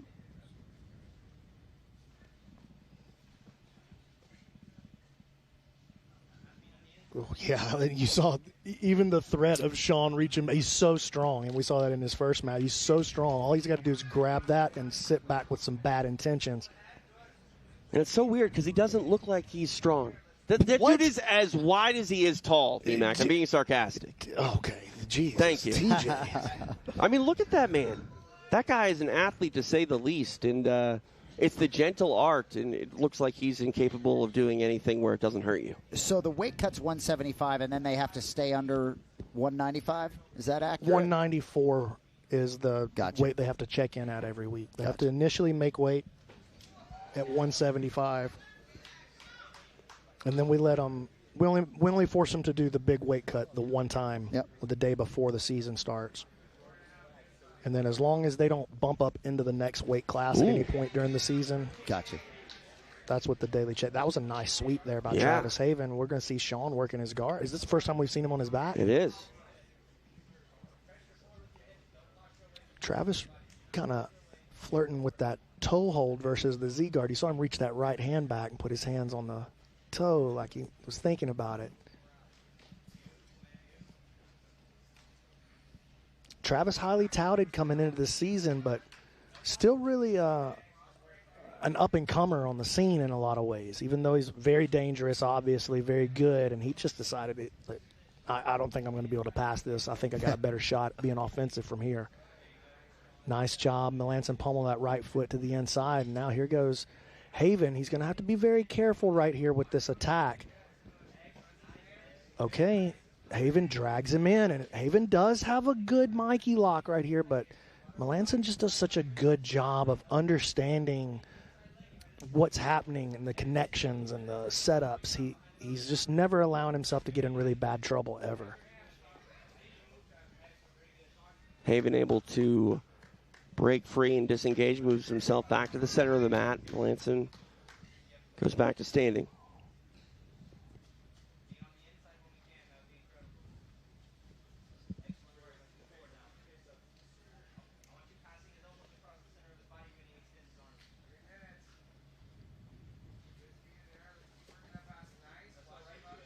Nice pass going to the buggy, though. And, made a play for that arm. Yeah, I like it. Taking a risk. And that's what we've seen from Melanson here tonight. He explodes into these attacks, and got to always be on your toes. Oh, he goes. Air gel. Air gel. I mean, no problem with that deadlift from Melanson. Yeah, I mean, apparently I'm bad at sarcasm, but Melanson stands up, and maybe this is hyperbole. He looks like he could throw you to the moon. Yeah, that probably was hyperbole. Yeah. That's far. The moon is far. Yeah, but like there's no gravity, so like you just keep going and going. I'm just gonna let him sit there with it for a second. You know what I mean? Keep going. North, south.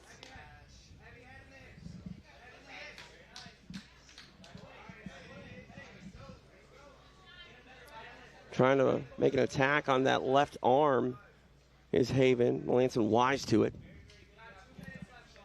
4 minutes of elapsed time in the can.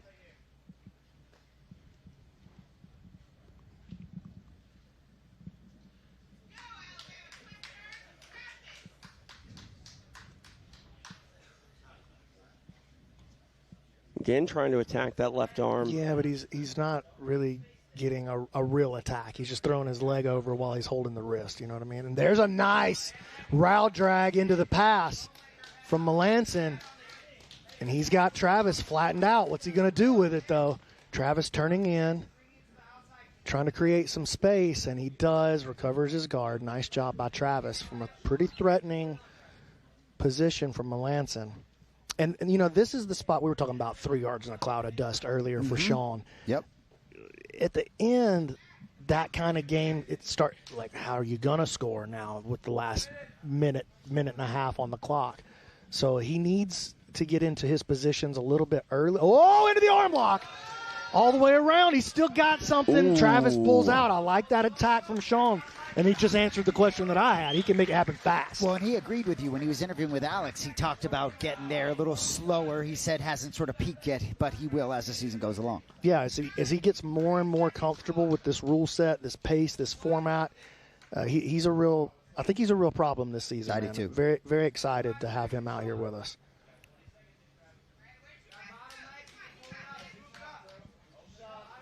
Closing in on the final moments of the match.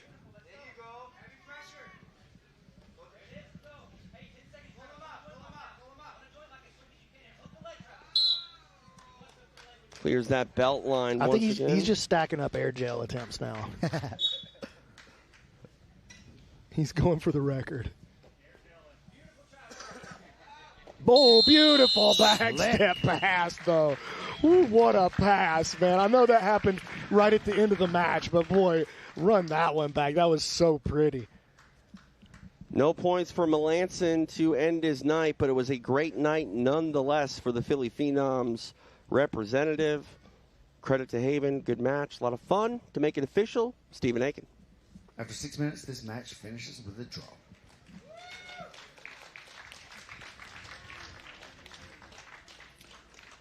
No points to be had in that one. So 2 more matchups here between the Phenoms and the Twisters for the first half of the final block in week 1. Take a look at some of the action from that match. All of our replays tonight powered by Dahlinger BMAC. Walk us through. Well, this is that back step right at the end of the match. That was just gorgeous, dude. I wish my guard passing looked like that. That was outstanding. So cool, man. Shawn's serious, man. And Travis serious, too. You know, he came in. He had, like, literally every possible result you could have, almost. I mean, he won with a submission. He lost with a submission. And then he went to a draw. So, and he did not have an easy night either. No. All banger matchups straight out the rip. And I think that's just the way it's going to be this season. There are no throwaways this season. God, there's that pass again. Just put that on loop. Just inject it straight into my veins, dude. I love that. Quite a opening night for one Shawn Melanson. Quite an opening night for Stephen Aiken. He's been crushing it tonight. Pipes are in mid-season form on night one. Already. Let's go back to the dream. Stephen, take it away. Our next athlete making his way to the mat, representing the Philly Phenoms. Give it up for Kyle Chambers. So we know Kyle Chambers has moved his record in the PGF tonight to 2-0-14. Couple draws, dare I say it's what he does, but still a tough guy to get out of there. Not putting points on the board for other teams either. And that's an important role on a team, man. You know, even if he's not putting points on the board, you can guarantee he's not giving away points to the other team. So, you know, that's sort of been the Cam Hurd role until tonight, I guess. But yeah, I don't think Cam knows that that's his role this season. He's out there making things happen. And Kyle Chambers would love to put some points on the board for the Phenoms to end his first night here in this 2026 season. All right, back to Stephen Aiken. And his opponent making his way to the mat, representing the Alabama Twisters. Give it up for TV Dinner, Parker Salisbury. TV Dinner making his third appearance. Looks older than 17 to me when he competes. He just has a confidence that belies his years. Well, I'll tell you this, man. He's got his hands full right here. Kyle about as experienced as you can get, and you'll see that 7-4 record for Salisbury. That includes his qualifiers that he's tried to push through, get himself here over the years. He actually did a qualifier at the 205-pound season as well. Yeah, I'm seeing that when he was crazy. 15? Yeah, I think he was 14 or 15 years old. Crazy. You mentioned his young age, Salisbury, you know, something in common with Jett Thompson. Is he in school right now? Because I remember Jett Thompson was having to do homework after going to work on the PGF. He's in Las Vegas right now. That's true. Kyle Chambers trying to take him to school, I can tell you that.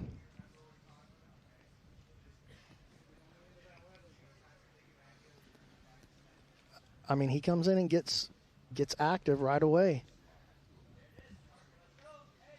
He's going to try to send it. He just doesn't have the right spot on the ankle. Every time he tries to adjust to get lower down on the foot, Kyle kicks his foot back through a little deeper. But Salisbury definitely trying to adjust onto either a straight ankle or an Aoki lock. We know he's got a good Aoki lock, especially, Jett Thompson, one of the best Aoki lock in the world, man. And he's been in that thing many, many times, taking tips from Jett. Action continuing here on the perimeter of the mat. See if he can create a little bit of pressure right here. Standing here is Chambers. Chambers just so hard to put away, and stepping through here.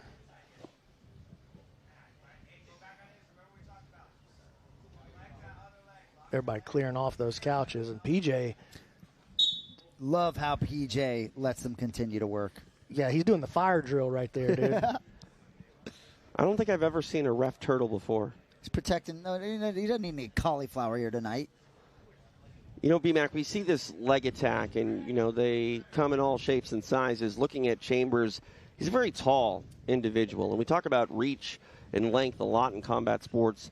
Does Chambers have an advantage in this leg game, or maybe even a disadvantage, being the taller athlete in these leg exchanges from time to time? I do think so, yeah. I think he does. So, and I think he's just got the experience in here.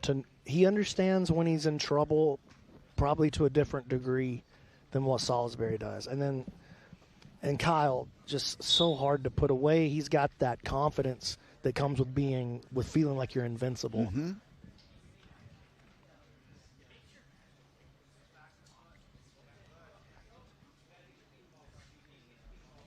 Ooh, now Kyle just not able to stay belly down, though. See, Salisbury forced him up to his side.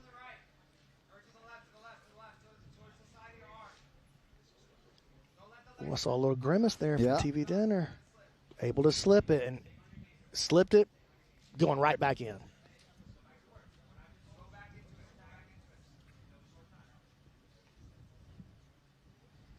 And check that out, how he's trying to control the toes.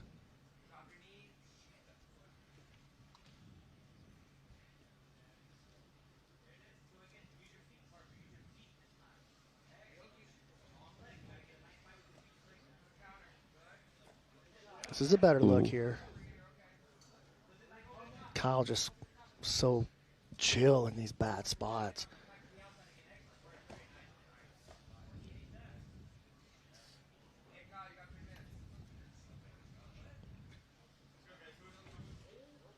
Really sitting back into that one. It's TV dinner. He's got a little bit of a better bite here. He's trying to shorten that leg of Kyle. See how he brings he's constantly looking to put his knee or his shin behind the knee of Chambers to he just wants to attack him from the knee to the ankle instead of involving that whole leg. That's what really can make that Aoki lock or that kind of new school straight ankle lock. You can really give it that oomph that it needs. Give it that what? The oomph.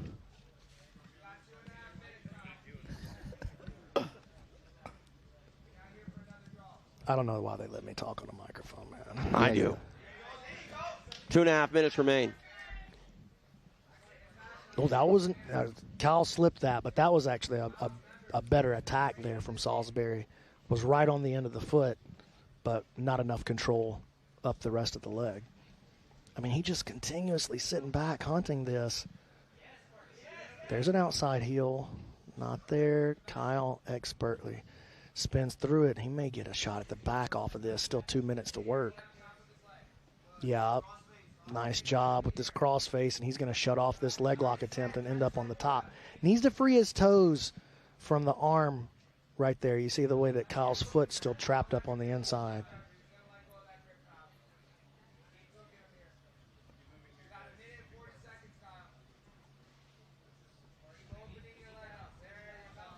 Oh, all the way into the mount with the arm isolated. And we're used to seeing Kyle do his best work from his guard, but he, all the way over into the triangle. Oh, he's got that foot across. That head's starting to slip, though. Oh, man, nice shot by Chambers. The TV dinner trying to turn it into his own offense right away. We've seen Kyle play legs pretty much all night. I like the direction change, and he almost made it count. Now into the final minute of the night for both of these gentlemen. Oh, Chambers going to look for this knee crush right here. He's got a very good knee crush. There it is. My goodness. What I tell you, son. 3 on the board. Great call. Flashing the 10. Sporting the Phenoms. Kyle Chambers on the board with a big 3 and a huge win for the Philadelphia Phenoms. I know it's all about that first minute submission, but we've had more final minute submissions tonight than I can remember. Guys are making something happen in the final 60 seconds tonight. Great point. Love it when it happens that way. Got to feel great for KC there.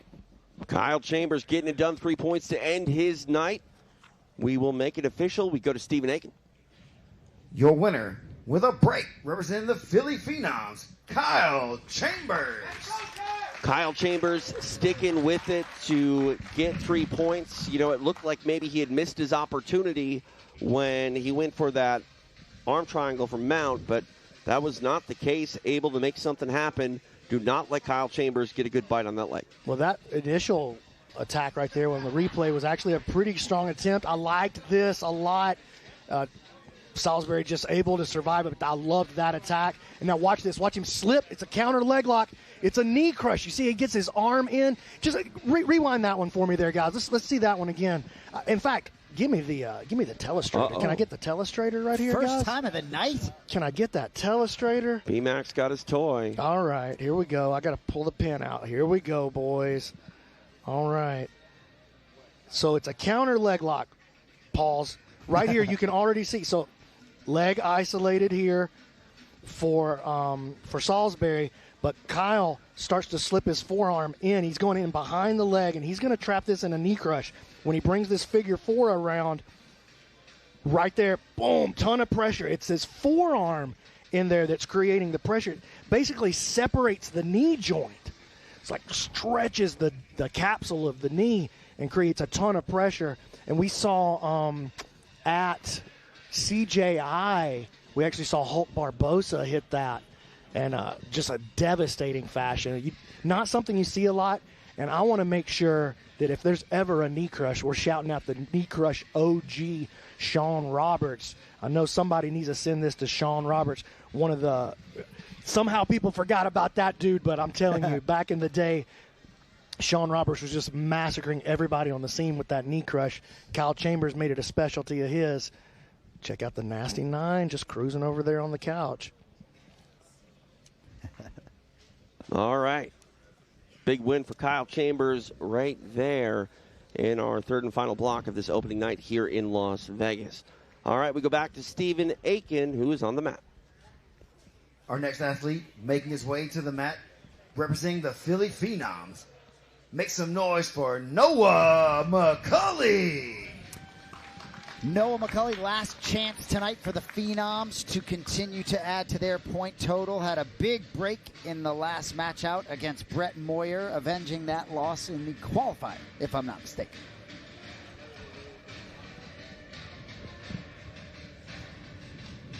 See if Noah McCully can make something happen here. The Phenoms got some momentum on their side with that Chambers break. See if McCully can keep the ball rolling. Time for his opponent to make the walk. Back to the Dream, Stephen Aiken. And his opponent making his way to the mat, representing the Alabama Twisters. Make some noise for Jake Straus. Maybe the moment of the night in the last block with Straus killing Fekete. See what Straus can do here. Really rounds out that Twisters team nicely there. Definitely, for $1,000 right? in the draft. Big pickup, and he's already made his money back. You know what I mean? Like he's a big pickup for them. Final assignment of the night here for both gentlemen. McCully for the Phenoms, Straus for the Twisters. TJ DeSantis, Jason Anik, BMAC, Brandon McCaffrey. He's the commish. We are in Las Vegas on opening night for PGF.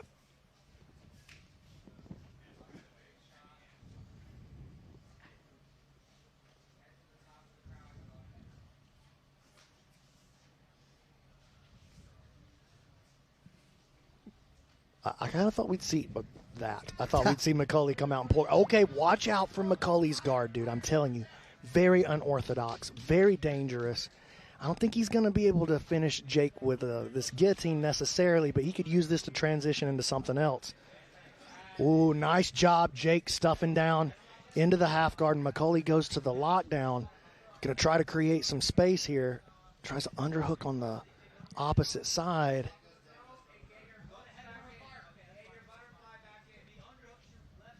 McCully I was going to say he's going to have to change, but as soon as he changes, that's the problem.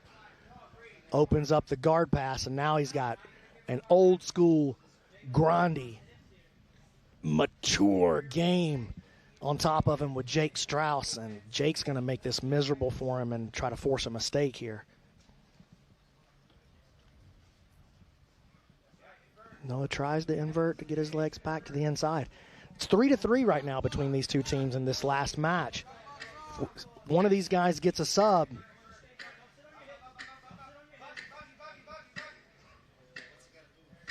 Oh, trying to work his foot back to the inside.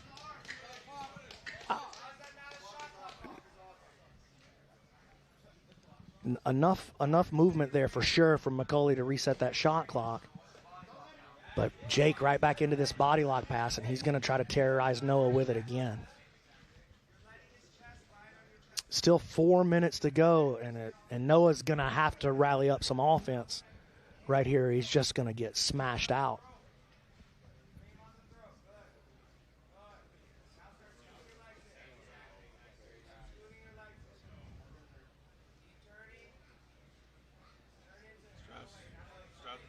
Straus here inside control.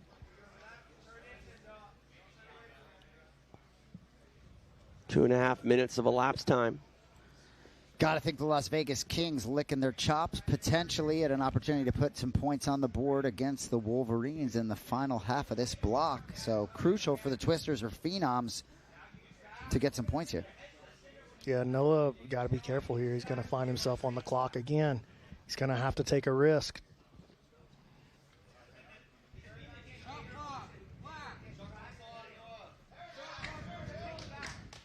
And, dude, back into the same thing to try to reverse it.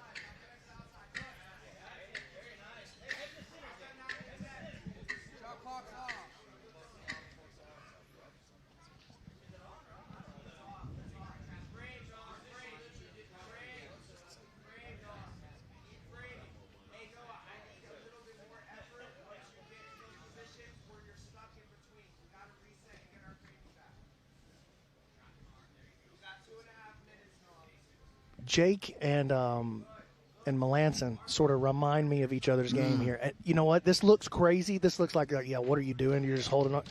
This is the kind of position that Noah finds things from. That fly trap, we call that a fly trap submission, when you throw up that far side leg from the bottom of side control like that.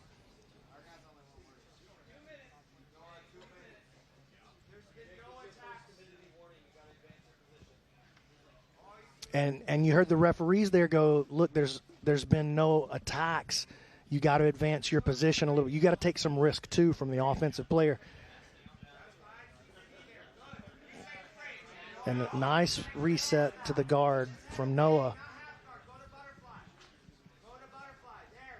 Now into the closed guard. And this is where Noah tends to do some of his best work right here.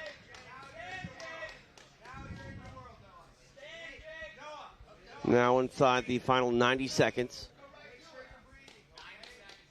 Uh-oh, he's looking for his Hindulatine. And let me tell you something. If you haven't dealt with this before, it can be a real problem. See, you saw that Jake's trying to pull out of there, but it's not as easy as you would think. Oh, was that a slam? Here comes. Let's see what happens with it. Penalty flag, calling a halt to the action. I think maybe Straus is trying to say maybe he stood up, lost his balance, but it seemed like a driving posture it forward. Looked like he returned him to the mat. This might just be an official review. I'm not making that call. I'm not making that call. All right. But I would have probably called that a slam. I probably would have. I would need to go back and see it a couple of times. Well, it doesn't matter really what I say. Right. Heath didn't hesitate at all. Heath doesn't hesitate.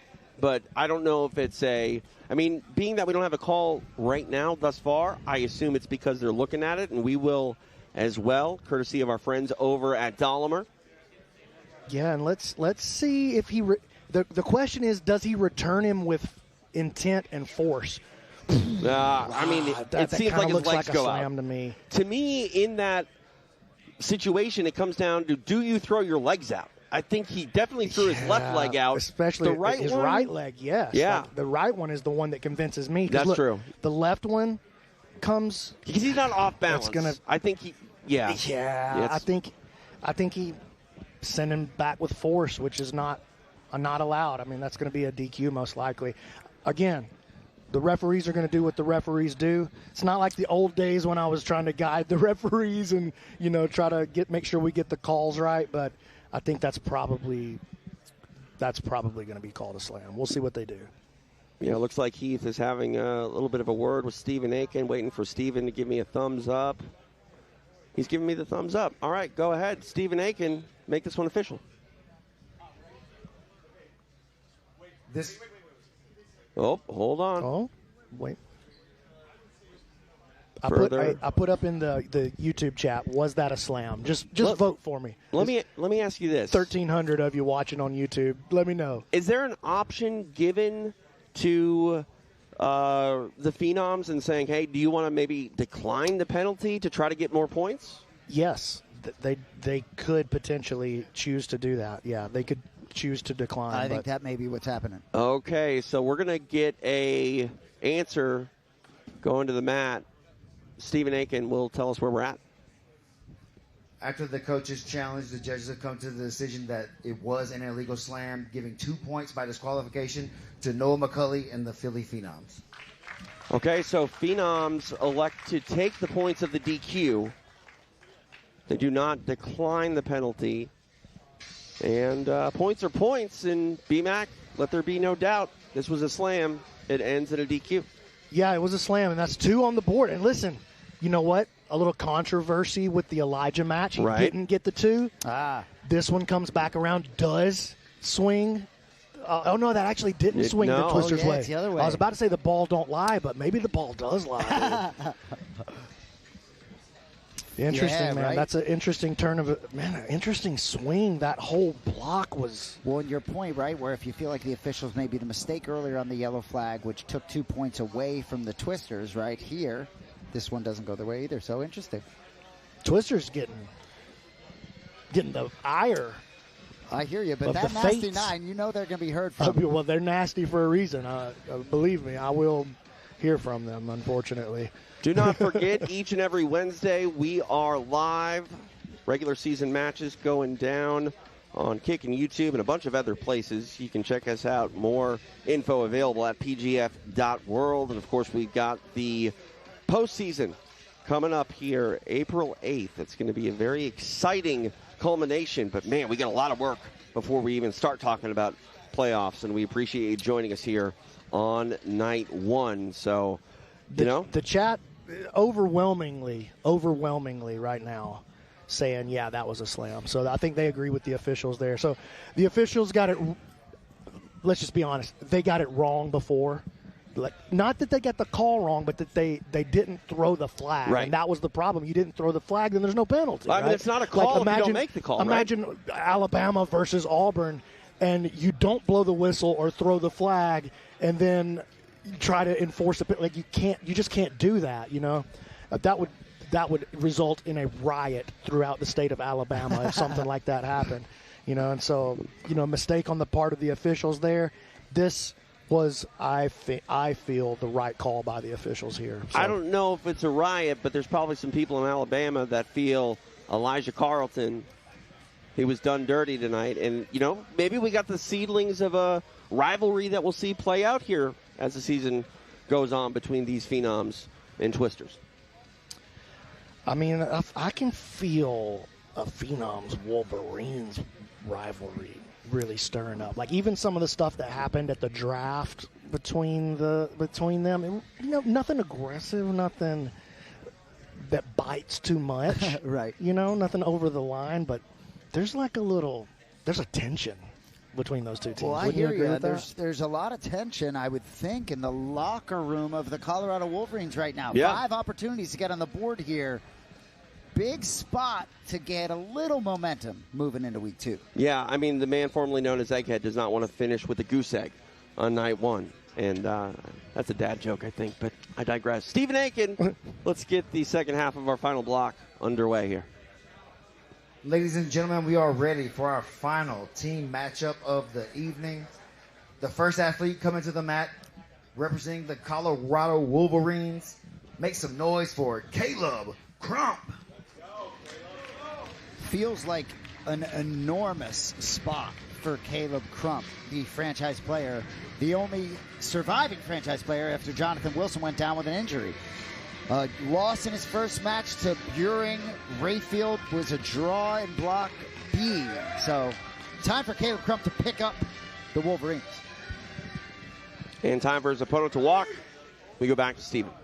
And his opponent making his way to the mat, representing the Vegas Kings. Make some noise for Cam Hurd. Not an easy draw here against Cam Hurd, who's had a good night. Broke Rayfield, had a tough, good match with Beuhring for a draw in a second block. Hurd trying to finish strong tonight for the Kings. And this is a rematch of what I think was one of the best matches of Season 7. It ended up going to a draw, but man, these guys went to war in Season 7. That's my favorite draw in PGF history. Wow. Nice sign of respect between these two gentlemen.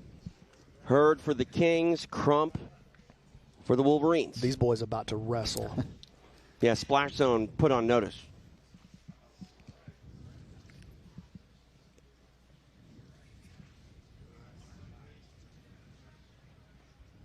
Yeah, splash zone warning in effect in Las Vegas. Which is a hard place to have a splash zone warning, Not at the secret location. It's true.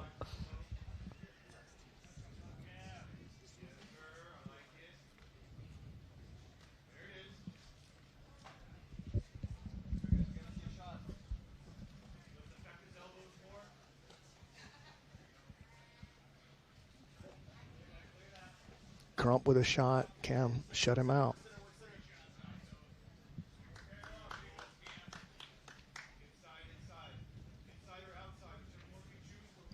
Cam just has the look of a man on a mission, doesn't he? There's something in his eyes, dude.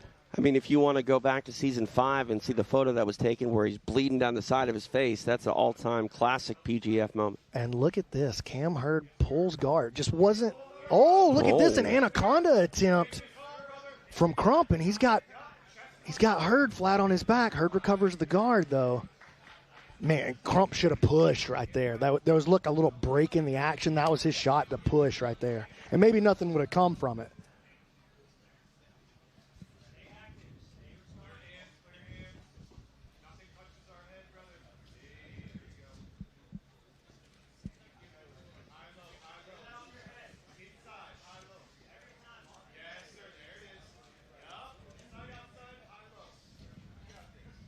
A lot of feinting of the shot by both gentlemen. Now in on that headlock here. Crump able to get his head free. Battle for head position on the inside.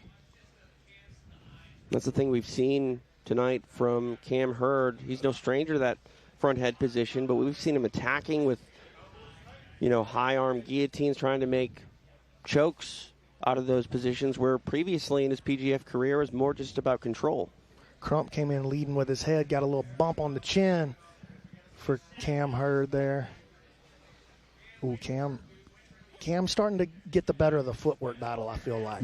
Just a lot of feints from Crump, but I feel like Cam, the guy creating the angles. Did Hurd step on the lead foot of Crump twice there? That wouldn't surprise me.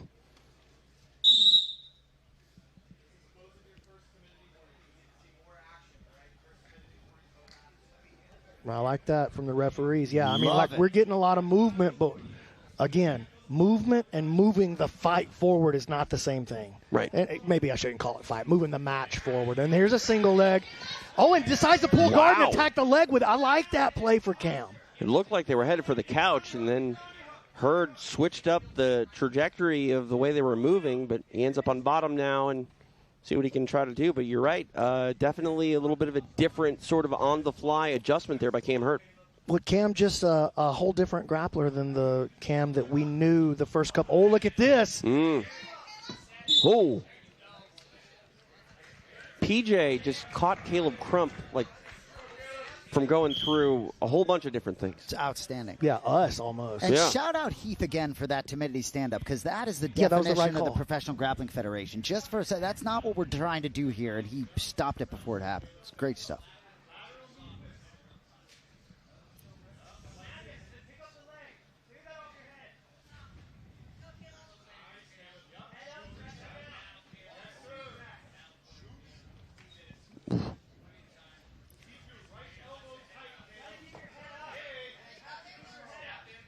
Oh, look at this. This is a choke. This is a choke right here. I mean, Caleb reacted perfectly, cutting the angle on it to relieve it, but that's a real choke that he has to respond to.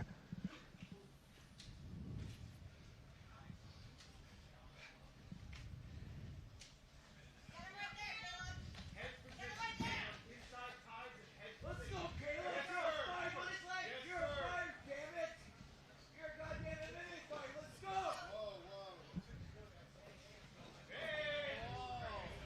90 seconds left in the match.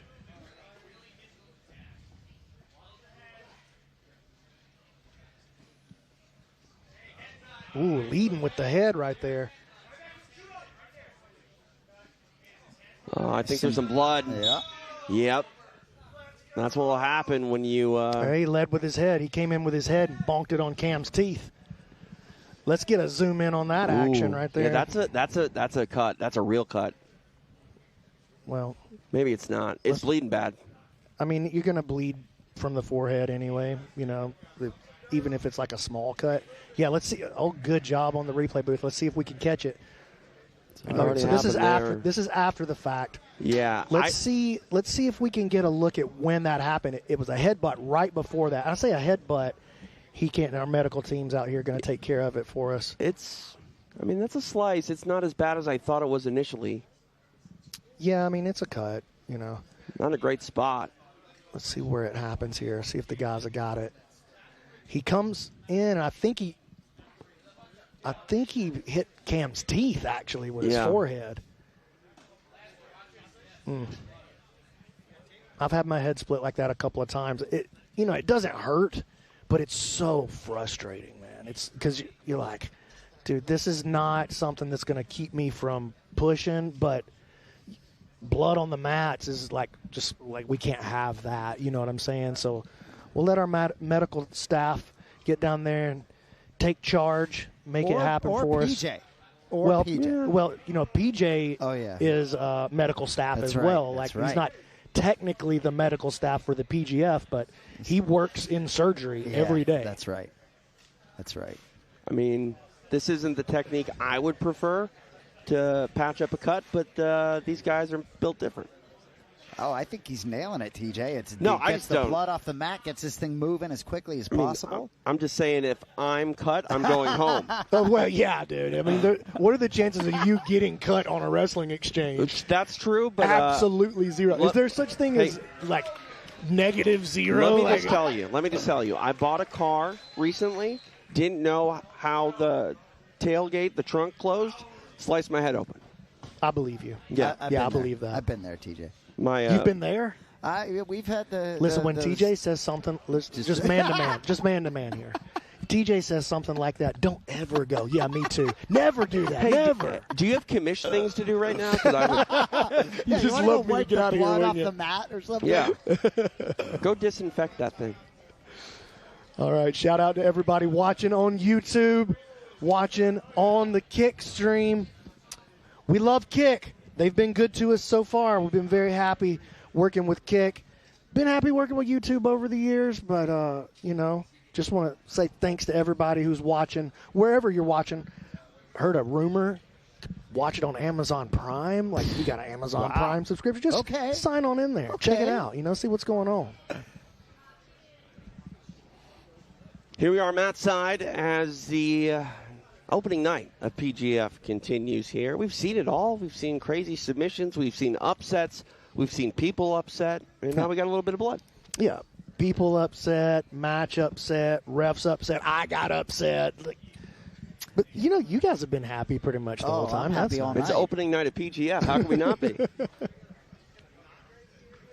So what do the team standings look like? I got you. Put you on the spot. Yeah, I got it. Just sort of curious. I know we're early on. I know the Wolverines in the basement. Oh, here we go. Kings and Phenoms locked up at 21 right now is where we stand. Twisters at 19. Wolverines. 3-horse race. Got an egg. Wolverines got an egg. No pun intended.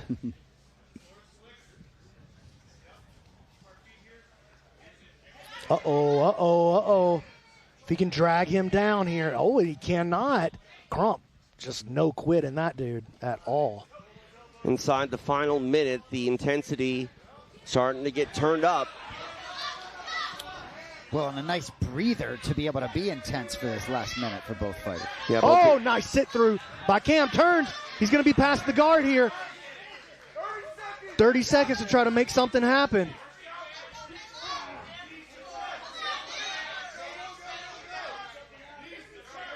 Now inside the final 30 seconds. Cam's got to just send it right here. And here's his chance. Darce attack. Oh. Crump tries to step over it. Trying to grab an arm, maybe is Hurd. I Crump like that, wise though. to it. Just taking chances, trying to make it happen. Crump just not, and you know what? Crump not settling for a moment for any of it. He's just not going to stay there. Yep.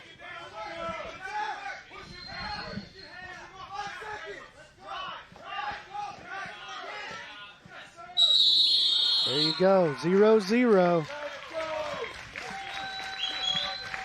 And the 0 remains in the total for the Wolverines, but not a 0. And as far as dollars earned are concerned, money bag. Zoe threw a money bag out for each guy. Dual money bags. Spilling some blood. And definitely had a very exciting final minute. All right, let's go ahead and make this one official. We go to Stephen Aiken.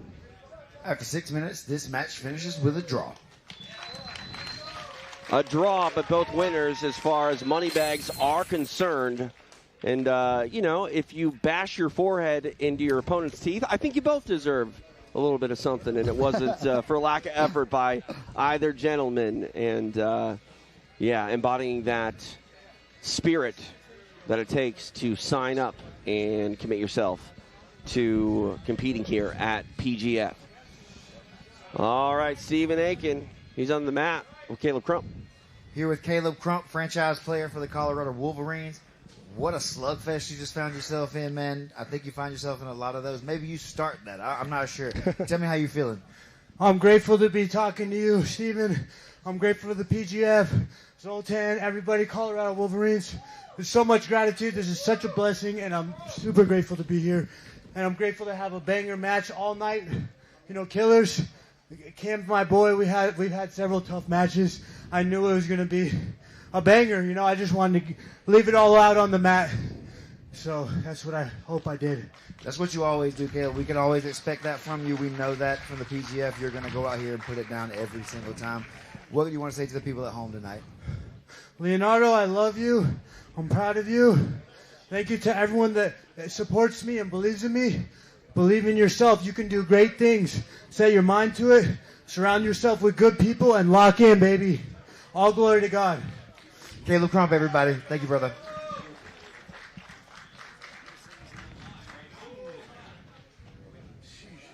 Cam Hurd, you're not the one bleeding this time. It's got some on you though a little bit. Tell me how you feeling after that match. I'm feeling good. I knew it was going to be a war with Caleb. You know, I got nothing but respect for him. He's a great competitor. He always brings it, leaves everything out here on the mat. So, give it up for Caleb. Yes, great job for him, man. And another thing I wanted to say is the title of stopper seems like it's being left in the past for you now. What do you want to say about that? Yeah, man. I mean, that's kind of my reputation in the past. I take that personal. I work really hard. That's just fuel to my fire when I hear that. And I've been working really hard on, you know, all aspects of my game, including my leg locks. So to come out here and get a foot lock, big step for me. There's a lot more to come, though. I'm not done yet. Cam, you're a franchise player for the Vegas Kings. Tell me and the fans at home what that means to you. It means a lot. You know, it's an honor for the Kings to believe in me, to trust me, to give me the opportunity. You know, thank the Lord. I'm glad to be on a team that puts faith first, takes care of their fighters. And, you know, it's just all a blessing. Got to say, shout out to my wife and my kids at home. Love you and miss you. Hope you're entertained. I'm going to keep bringing it for you guys. I love you. How could they not be entertained, Cam? We appreciate you, brother. No points for Cam Hurd in his final appearance on opening night, but the statement that he is one of the most improved grapplers continues to be on display. He's the most improved every time he comes here. It's 100%. He's the most improved every season that we've seen him. Season 5, Season 6, Season 7, now Season 9. I mean, he's a really special athlete. He's a special athlete. He's a special person, man. I really feel blessed to have Cam and Caleb as well to be a part of the PGF. And look at it. Zoe is a generous man slinging out money bags. $500 a piece in those money bags. Just a little something. Just a little something. Wet the beak. Absolutely. Gotta love it. Both men showing why they're franchise players for their respective teams here on opening night. We're live here in Las Vegas inside the third and final block of the night. And it's time now for our next matchup. We go back to Stephen Aiken. Our next athlete making his way to the mat, representing the Colorado Wolverines. Give it up for Josh Squires. Okay. First time seeing Josh Squires. Go ahead, Jay. Yeah, here he is. First practice squad player elevated to the active roster, filling in for the franchise player, Jonathan Wilson. Maybe this is just what the Colorado Wolverines need, but Jett Thompson walking down that red carpet might not be what they're looking for.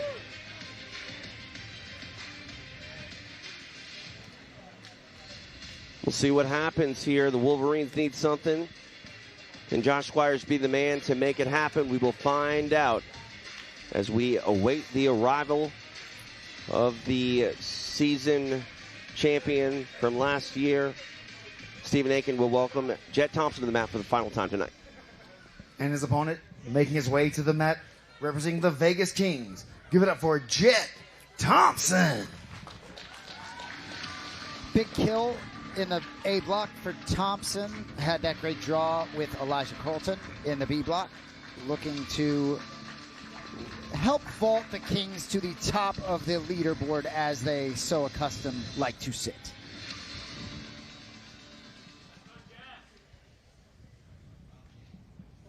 Squires for the Wolverines, taking on the PGF champ, Jett Thompson. Tail of the tape on display there. And we continue here on opening night in Las Vegas. TJ DeSantis, BMAC, Brandon McCatherine, Jason Anik, Jett Thompson on top. I mean, Jett's body lock passing is so good, and he starts to blast through this guard of Squires very early. Into mount. He's in mount before 20 seconds and on the back before 20 seconds. Can we get a 7-point kill? Is it possible?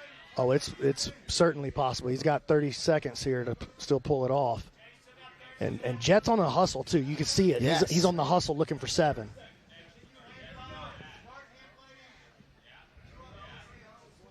Tough spot to be in if you're Squires. Fighting those hands. 15 seconds left. Trying to squeeze through the face. Oh, my goodness. It's getting close. It's getting close, boys. Tries to switch over to the other side.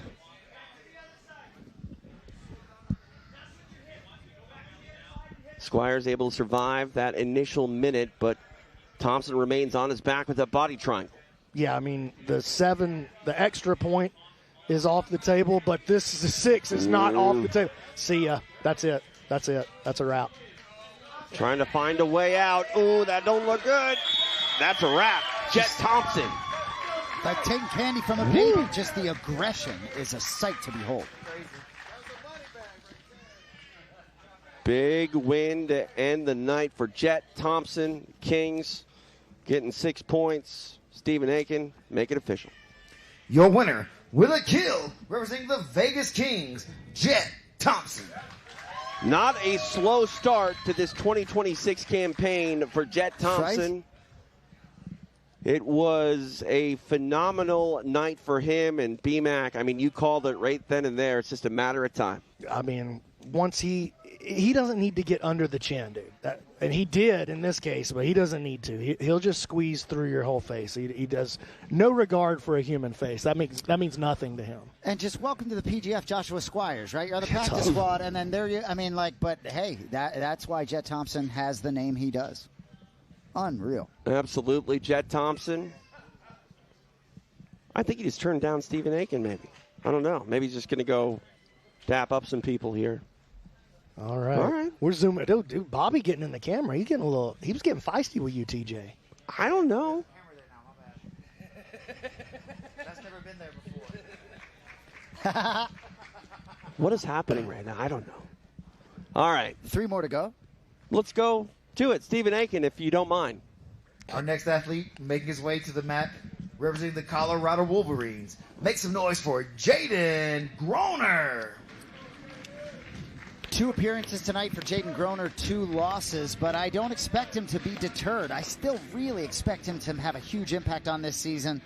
I know I'm a broken record, but the Wolverines are in desperate need of some life. Not even out of this block yet, though. Just down 6-0. But the Kings, as it stands right now, unless the Wolverines can come back and shut them out, the Kings are going to win this block, their second of the night. All right. And his opponent making his way to the mat, representing the Vegas Kings. Give it up for Austin, the Gumby, Oranday. Oranday was a guy who I really had circled going into this season, and it's amazing how quickly things happen, right? It gets broken by Melanson, and then that match with Travis Haven sort of gone either way. Oranday found the way, little momentum here, looking to cash again in his final match of the evening. You know, we talk about Jett Thompson, and as we look at our tail of the tape here, Jett Thompson last season, highly projected to do some big things, and he had a bit of a slow start, ultimately ends up walking away with the belt. Oranday, after his first match, you always wonder if maybe athletes don't get off to the start that they want to. Is it going to, go on, and for how long? Oranday shut that down in a very big way, and he can still pull out another win worth some points in his final appearance against Groner. Yeah, and I was talking about how experienced Kochel is, how many matches he has. Probably the only guy who could that's here on the roster that could say they have as many matches as Andrew Kochel is Austin Oranday. That dude competes like every weekend for like the last 200 years. You know what I mean?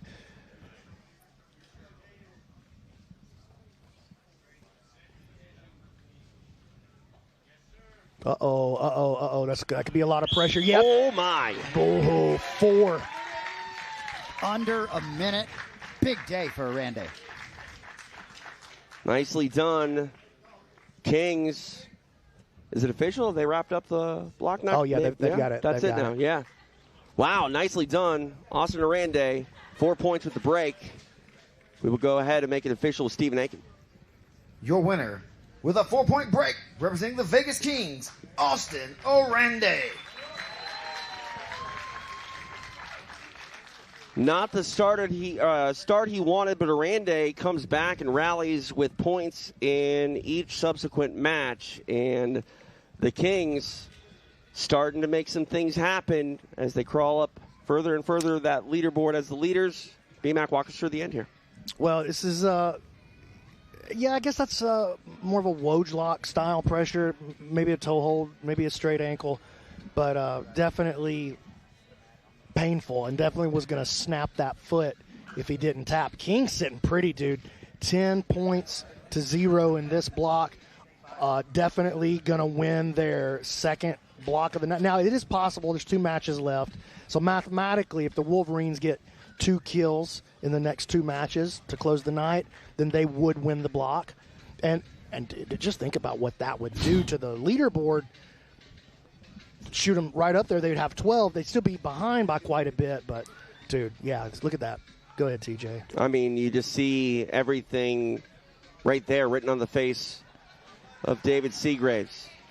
If he only knew he had the solo shot live on YouTube and kick right now. But he looks frustrated. I don't blame him. You know, he just looks locked in. Remember, he's a lifelong Marine. Fair. You know what I'm saying? You can't judge off that face. All right, we'll see what his Wolverines can do here to close out the night. We go to Stephen Aiken. Our next athlete making his way to the mat, representing the Colorado Wolverines. Make some noise for Sam Schwartzapfel. Well, if there's anybody that's going to do it for the Wolverines, you know that Egghead has his faith in that man, Sam Schwartzapfel. He believes this season is going to be a big one for Sam, and, you know, there's no better time than the present. We'll see if the tide can be turned by the 10th Planet product who represents the Colorado Wolverines. Back to Steven. And his opponent making his way to the mat, representing the Vegas Kings. Give it up for Chuy Magana. Here he is again, Chuy Magana. Chuy is not going to be an easy dude to put out this season, you can be sure. Schwartzapfel wants to put the points on the board. He's going to have to do it well against Chuy, because Chuy's a tough out. Looks real elusive and slick. I think he's sneaky for $1,000. Oh, yeah, he's a great pickup for this team, and he's the perfect complement. And he landed on the perfect team for him as well. The Kings, they constructed their team very carefully. They didn't just go out there and pick the guys who they thought could put the most points on the board. They wanted to put together a team that would form a team, because they believe a team puts more points on the board than the best point scorers, if that makes sense. It does. And they've done it before.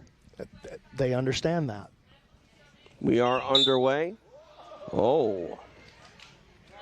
And Chuy just laughing. Sam Schwartzapfel not laughing. Trying to send a statement. Sam Schwartzapfel, I don't think he does laugh. I don't think he believes in that. Send him again.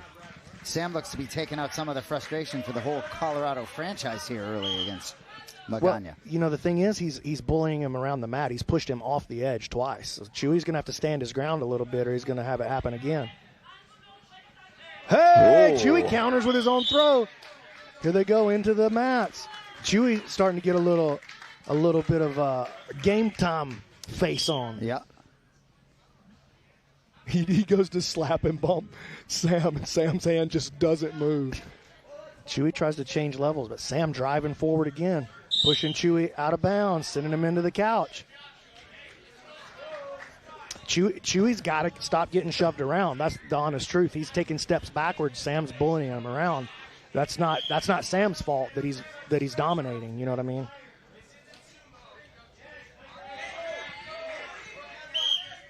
Just all over each other, man. Sam is just all over him. Yeah, the strength here on display of Sam Schwartzapfel, and Chuy decides to take a seat. Yeah, well, I mean, what else are you going to do? You're getting pushed out of bounds every 8 seconds. Tries to wrestle up. Sam all over him past the guard here. Doing what nobody's really been able to do to Chuy so far, and that's to put him in some trouble. Sam stepping in, looking for a knee bar here. We better be a little more careful, a little more respectful just backing out like that. Chuy will snap on you.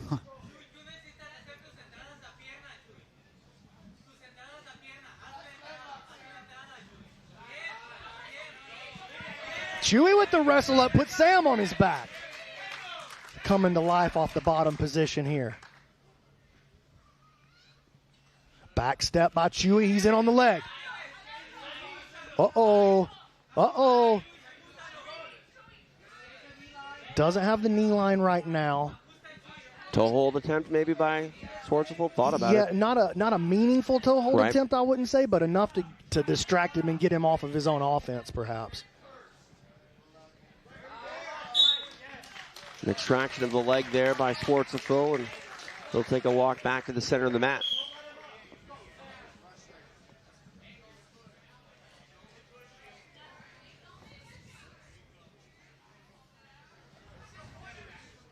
One-third of this match down.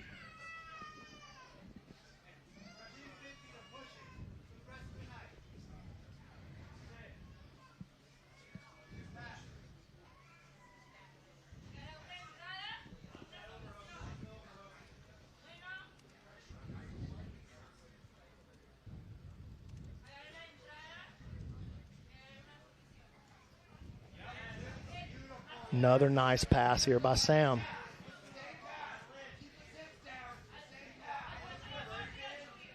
3.5 minutes remain. Schwartzapfel in north-south.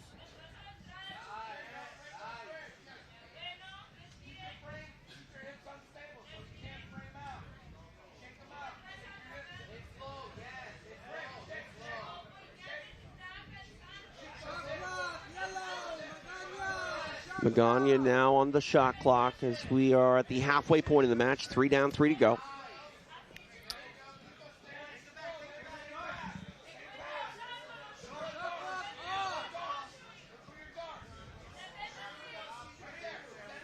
Uh-oh, looking for this Darce here. Maybe going to try to transfer it into a Japanese necktie, perhaps. Let's see if he tries to step that left leg over into the middle between Chuy's legs. Wants to get a vice grip on the back of the neck. Really needs that forearm, the right forearm planting down on the back of the neck. Chuy with a big sit through to clear it. Nicely done by Magana. Able to get back to his feet.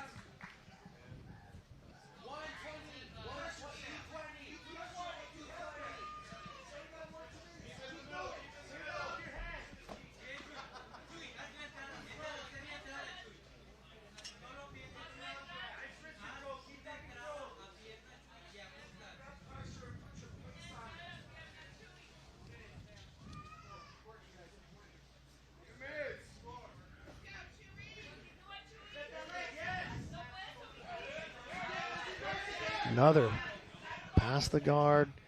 This is his spot right here. He's starting to set in this fishnet, now isolating the leg. He's going to roll into the truck. He's going to look to attack the crotch ripper first. We saw him do it earlier. Chuy trying to flip the position on him. Nice job. Good defensive movement there by Chuy. Very subtle, very small, but effective.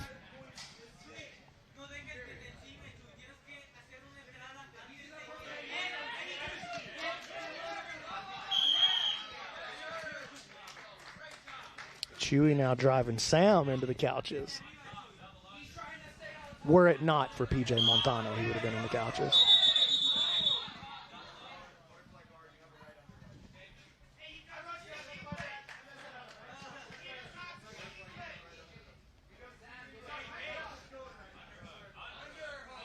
Help me out here, B-Mac. They're resetting them on the floor here. Is this what the last position was on the side? Yeah, Heath's on top of it. He's got it.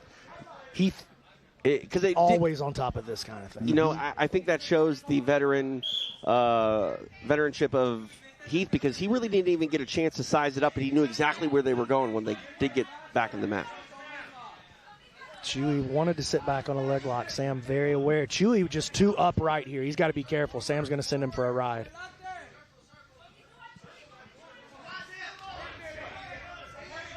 Now inside the final minute. Scoreboard continuing to elude Colorado. It's crazy. Crazy, dude. And I think that's going to be a penalty on Chuy. Just too many steps backwards. Too many steps backwards too many times.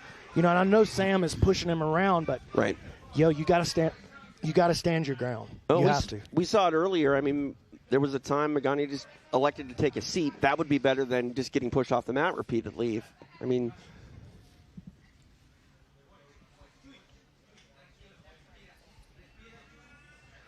Ricky Lundell having a chat here with our officiating team, just clarifying. Well, no, he's got the challenge flag in his hand. Has he thrown it? No. So what would the challenge be, though? I actually don't know what that discussion is about over there. I think he's just trying to maybe find out why the penalty was called. Yeah, I think so. But I agree. I actually agree with that penalty. Too many steps back. I mean, it was just too many steps backwards. It's just real talk. But, you know, Ricky's the coach. It's absolutely his job to be like, no. Yeah. I'm trying to get as many, game as much of the system as I can for my team. So, yeah, that's what he's supposed to do. That's what I would be doing. If we were switched spots and y'all had the privilege of talking to Ricky Lundell instead of old Uncle B-Mac, I'd be getting rowdy probably. All right, an opportunity off that penalty for Schwartzapfel, and he makes the most of it. Short time, but he has the back. Oh my. Going for a... Oh, Chuy survived it, bro. I like Sam's aggressiveness in this match, man. That's what we want to see, bro. And how aggressive is he going to be in this final 30 seconds? He has the mount. Not a very chokeable neck on Magana. Yeah, not much of a neck at all, much less a chokeable one.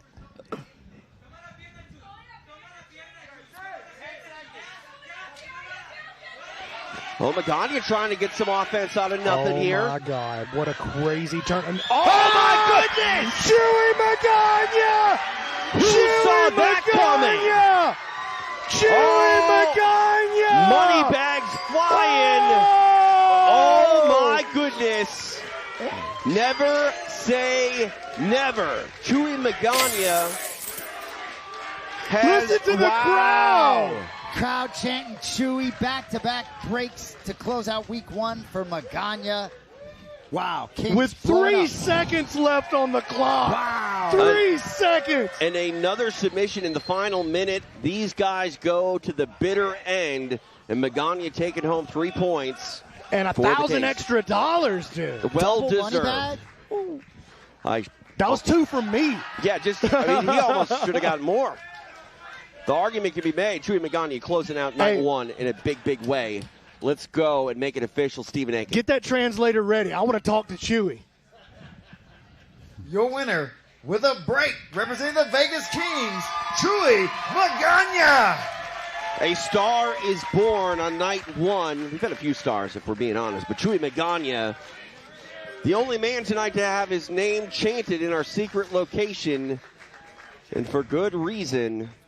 Think about all that he went through in that 6 minutes to pull off a sub at 5 minutes and 57 seconds. My goodness, let's take a look at it.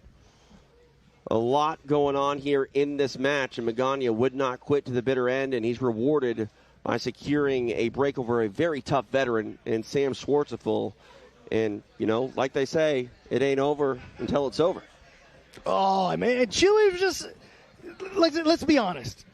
Chuy was getting run over. He was getting run over. Literally. Sam was running right at him. Oh, my God. Dude, I can't believe. What a comeback. Are you kidding me? But has the finishing skill. You know, you got to be able to finish in this platform. Huge. That was just so cool. All right, Chuy Magana standing by with our Stephen Aiken. I'm here with Chuy Magana. Chuy, biggest crowd reaction of the night so far. Tell me how you're feeling. ¿Cómo te sientes? Todos te estaban aplaudiendo. La verdad es que se siente muy bien. Pues soy nuevo en PGF, entonces me esforzaré lo más que se pueda para sacar mejores resultados cada vez y pues todo en el nombre de Dios. He said he feels really, really good, and he did everything he could to get the best results and everything in God's name. That was an amazing match. You showed a ton of heart. We're really proud and happy to have you here in the PGF.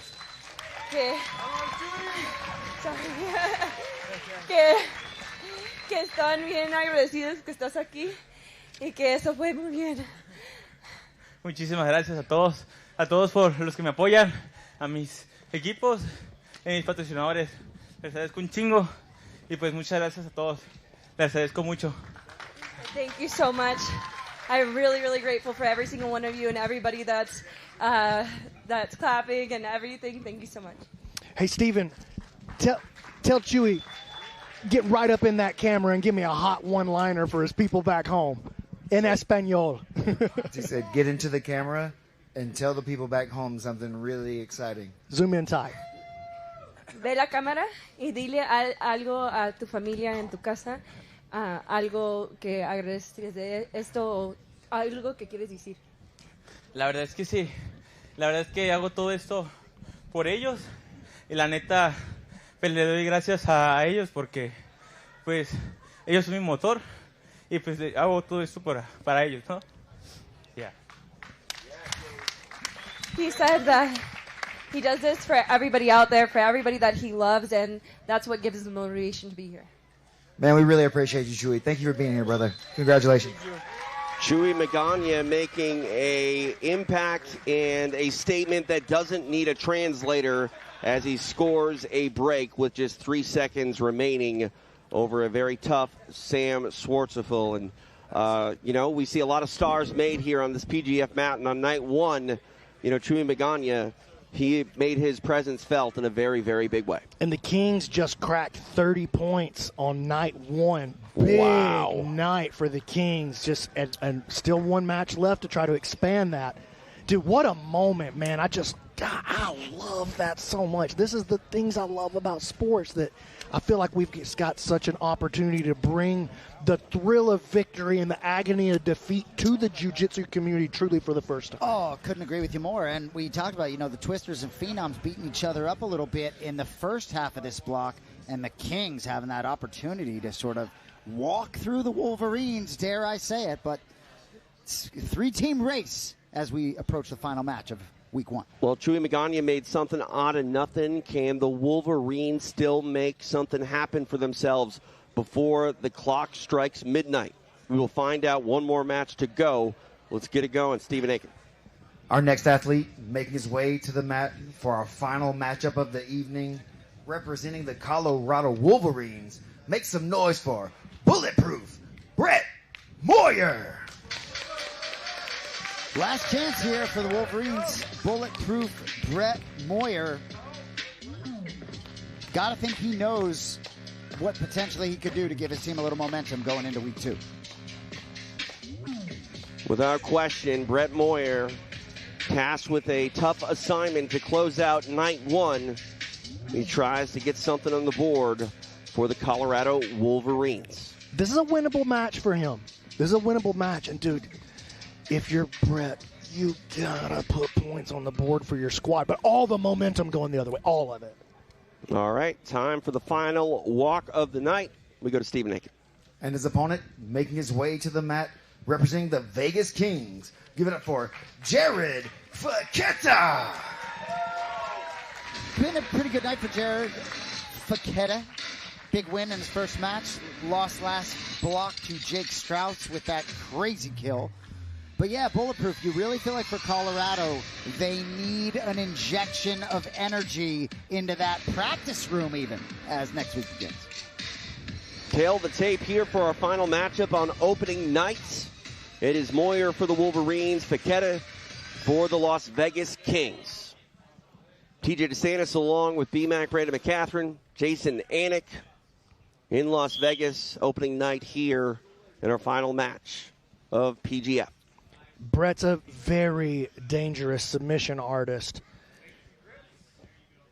And he's got to feel like, I got to put points on the board. Right? Like, I have to. It's got to be just insane internal pressure, man. Curious what they're talking about in the back amongst themselves, too.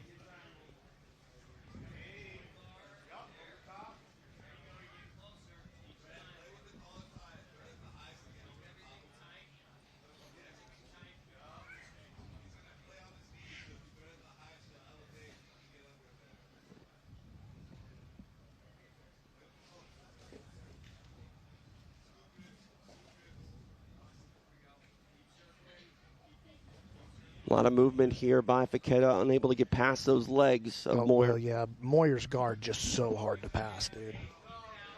Uh-oh, watch out. And he's got something cooking right here. This is very dangerous for Jared. There's the heel hook. Hey! Oh, he gets it. Colorado ends the night on the board. Brett Moyer. Winnable match, as you said, B-Mac. That's huge for that team. Oh, and he just missed. He just missed it by 6 seconds. Almost scored the 4. And you know what? It doesn't matter at this point, guys. I think points on the board for Colorado. It's not going to turn the tide all at once, but it is some pressure relieved to close out night number 1. Enormous. All right, to make it official, we go to Stephen Aiken. Your winner with a break, representing the Colorado Wolverines, Brett Moyer. Colorado, no more. Brett Moyer gets him on the board, and he's got to be very proud of his performance to close out a still disappointing night for the Wolverines, but a night that will end with points on the board and some smiles on the face of a team that has been through it here on night 1. Huge, TJ, as you said, even if it was 1 point just to get on the board, and I think it's fitting that it's the final match of the night to give them a little juice going into next week. And we did see the Tropic Thunders, despite being in the basement all of last season, continue to compete, continue to fight, and continue to have good energy in their building. And Moyer knows that he's going to be in a history book as the first Wolverine to score PGF points in franchise history, and we see it one more time, courtesy of our friends over at Dahlinger. Fekete, very tough, but you see that leg isolated. You don't want to mess around too long there, especially on night 1.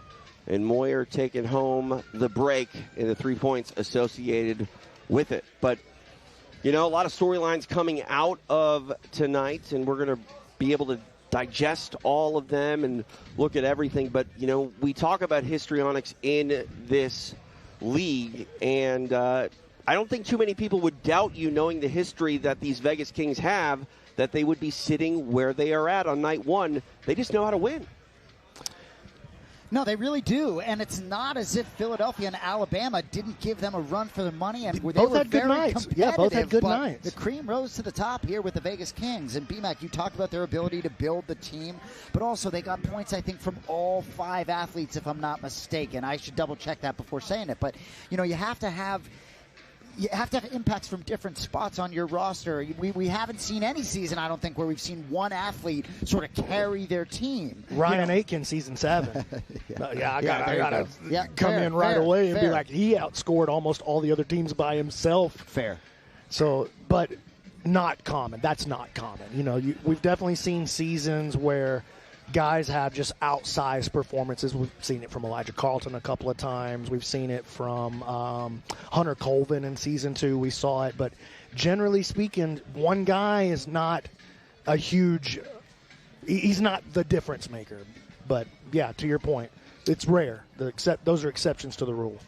You know, looking at all the things that we saw unfold over 3 blocks in 30 matches tonight, I think you pretty much got everything you were looking for on a, you know, PGF event night. And, you know, looking at it, I mean, like I said, we're going to be able to, this is what I like so much about this week-to-week season, is so much gets lost in the back-to-back-to-back nights because we're just forced to move on. Here we can look at it. There's going to be some big questions. You can let it stew a little bit. Absolutely. How much did the potential 2 points that Elijah Carlton missed out on because the flag didn't fly? That could be a thing. Well, I'll give you an immediate impact right away. Team standings right now, Kings at 30. Okay. leading the way. Phenoms at 21, Twisters at 19. There it is. 2-point swing. Wow. I mean, you're not even making it subtle right there. That's just basic math. But, for the Twisters and Phenoms, that lead is anything but insurmountable. It's not even that much King. in the big scheme of things, yeah, for sure. All right. A lot of things unfolding here in Las Vegas. And, of course, we've got one of the best in the business standing by. It is our Mat Side reporter, Alex Wendling, ready to do an interview. We go to Alex. The hometown heroes put on an absolute show, the Las Vegas Kings, and now I am with their head coach, Ricky Lindell. They were telling me that they were feeling very inspired by some of the motivational speeches you were giving them. One of them was of an eagle in a storm. Tell us about the visualization that you were telling them about. We talk about all types of different visualization, but we were talking about an eagle that is in a storm. There's a small eagle. He's holding on to a cliff. And all this wind comes in at him, and he holds onto that cliff, and he doesn't want to go anywhere, even though there's a lot of pressure. And then a big eagle walks out, opens his wings, and the pressure just takes him up to the sky. You got to go out there. You got to be an eagle. And that's what they did today, especially Chuy. The crowd was chanting, Chuy, Chuy. What was the energy like? I feel like this is one of the most energized PGF nights we've had, and this is only week 1. Yeah, it's really exciting to watch Chuy out there. He's quite the talent, and everybody he's gone against, they're so talented. They have so much ability. They're bringing out the best in him. It was fun to watch Chuy really shine tonight. And we saw, of course, Jett get the kills, and then Cam Hurd being involved in the 2 double money bag moments of the night. How proud are you of your boys? I'm so proud of them. They're stepping out there. They understand pressure is a privilege, and they're taking the bull by the horns and getting after it, and we're just really blessed to be here, and we got a big attitude of gratitude for it. And we know the season is far from over, so what is the message going forward for the rest of the season?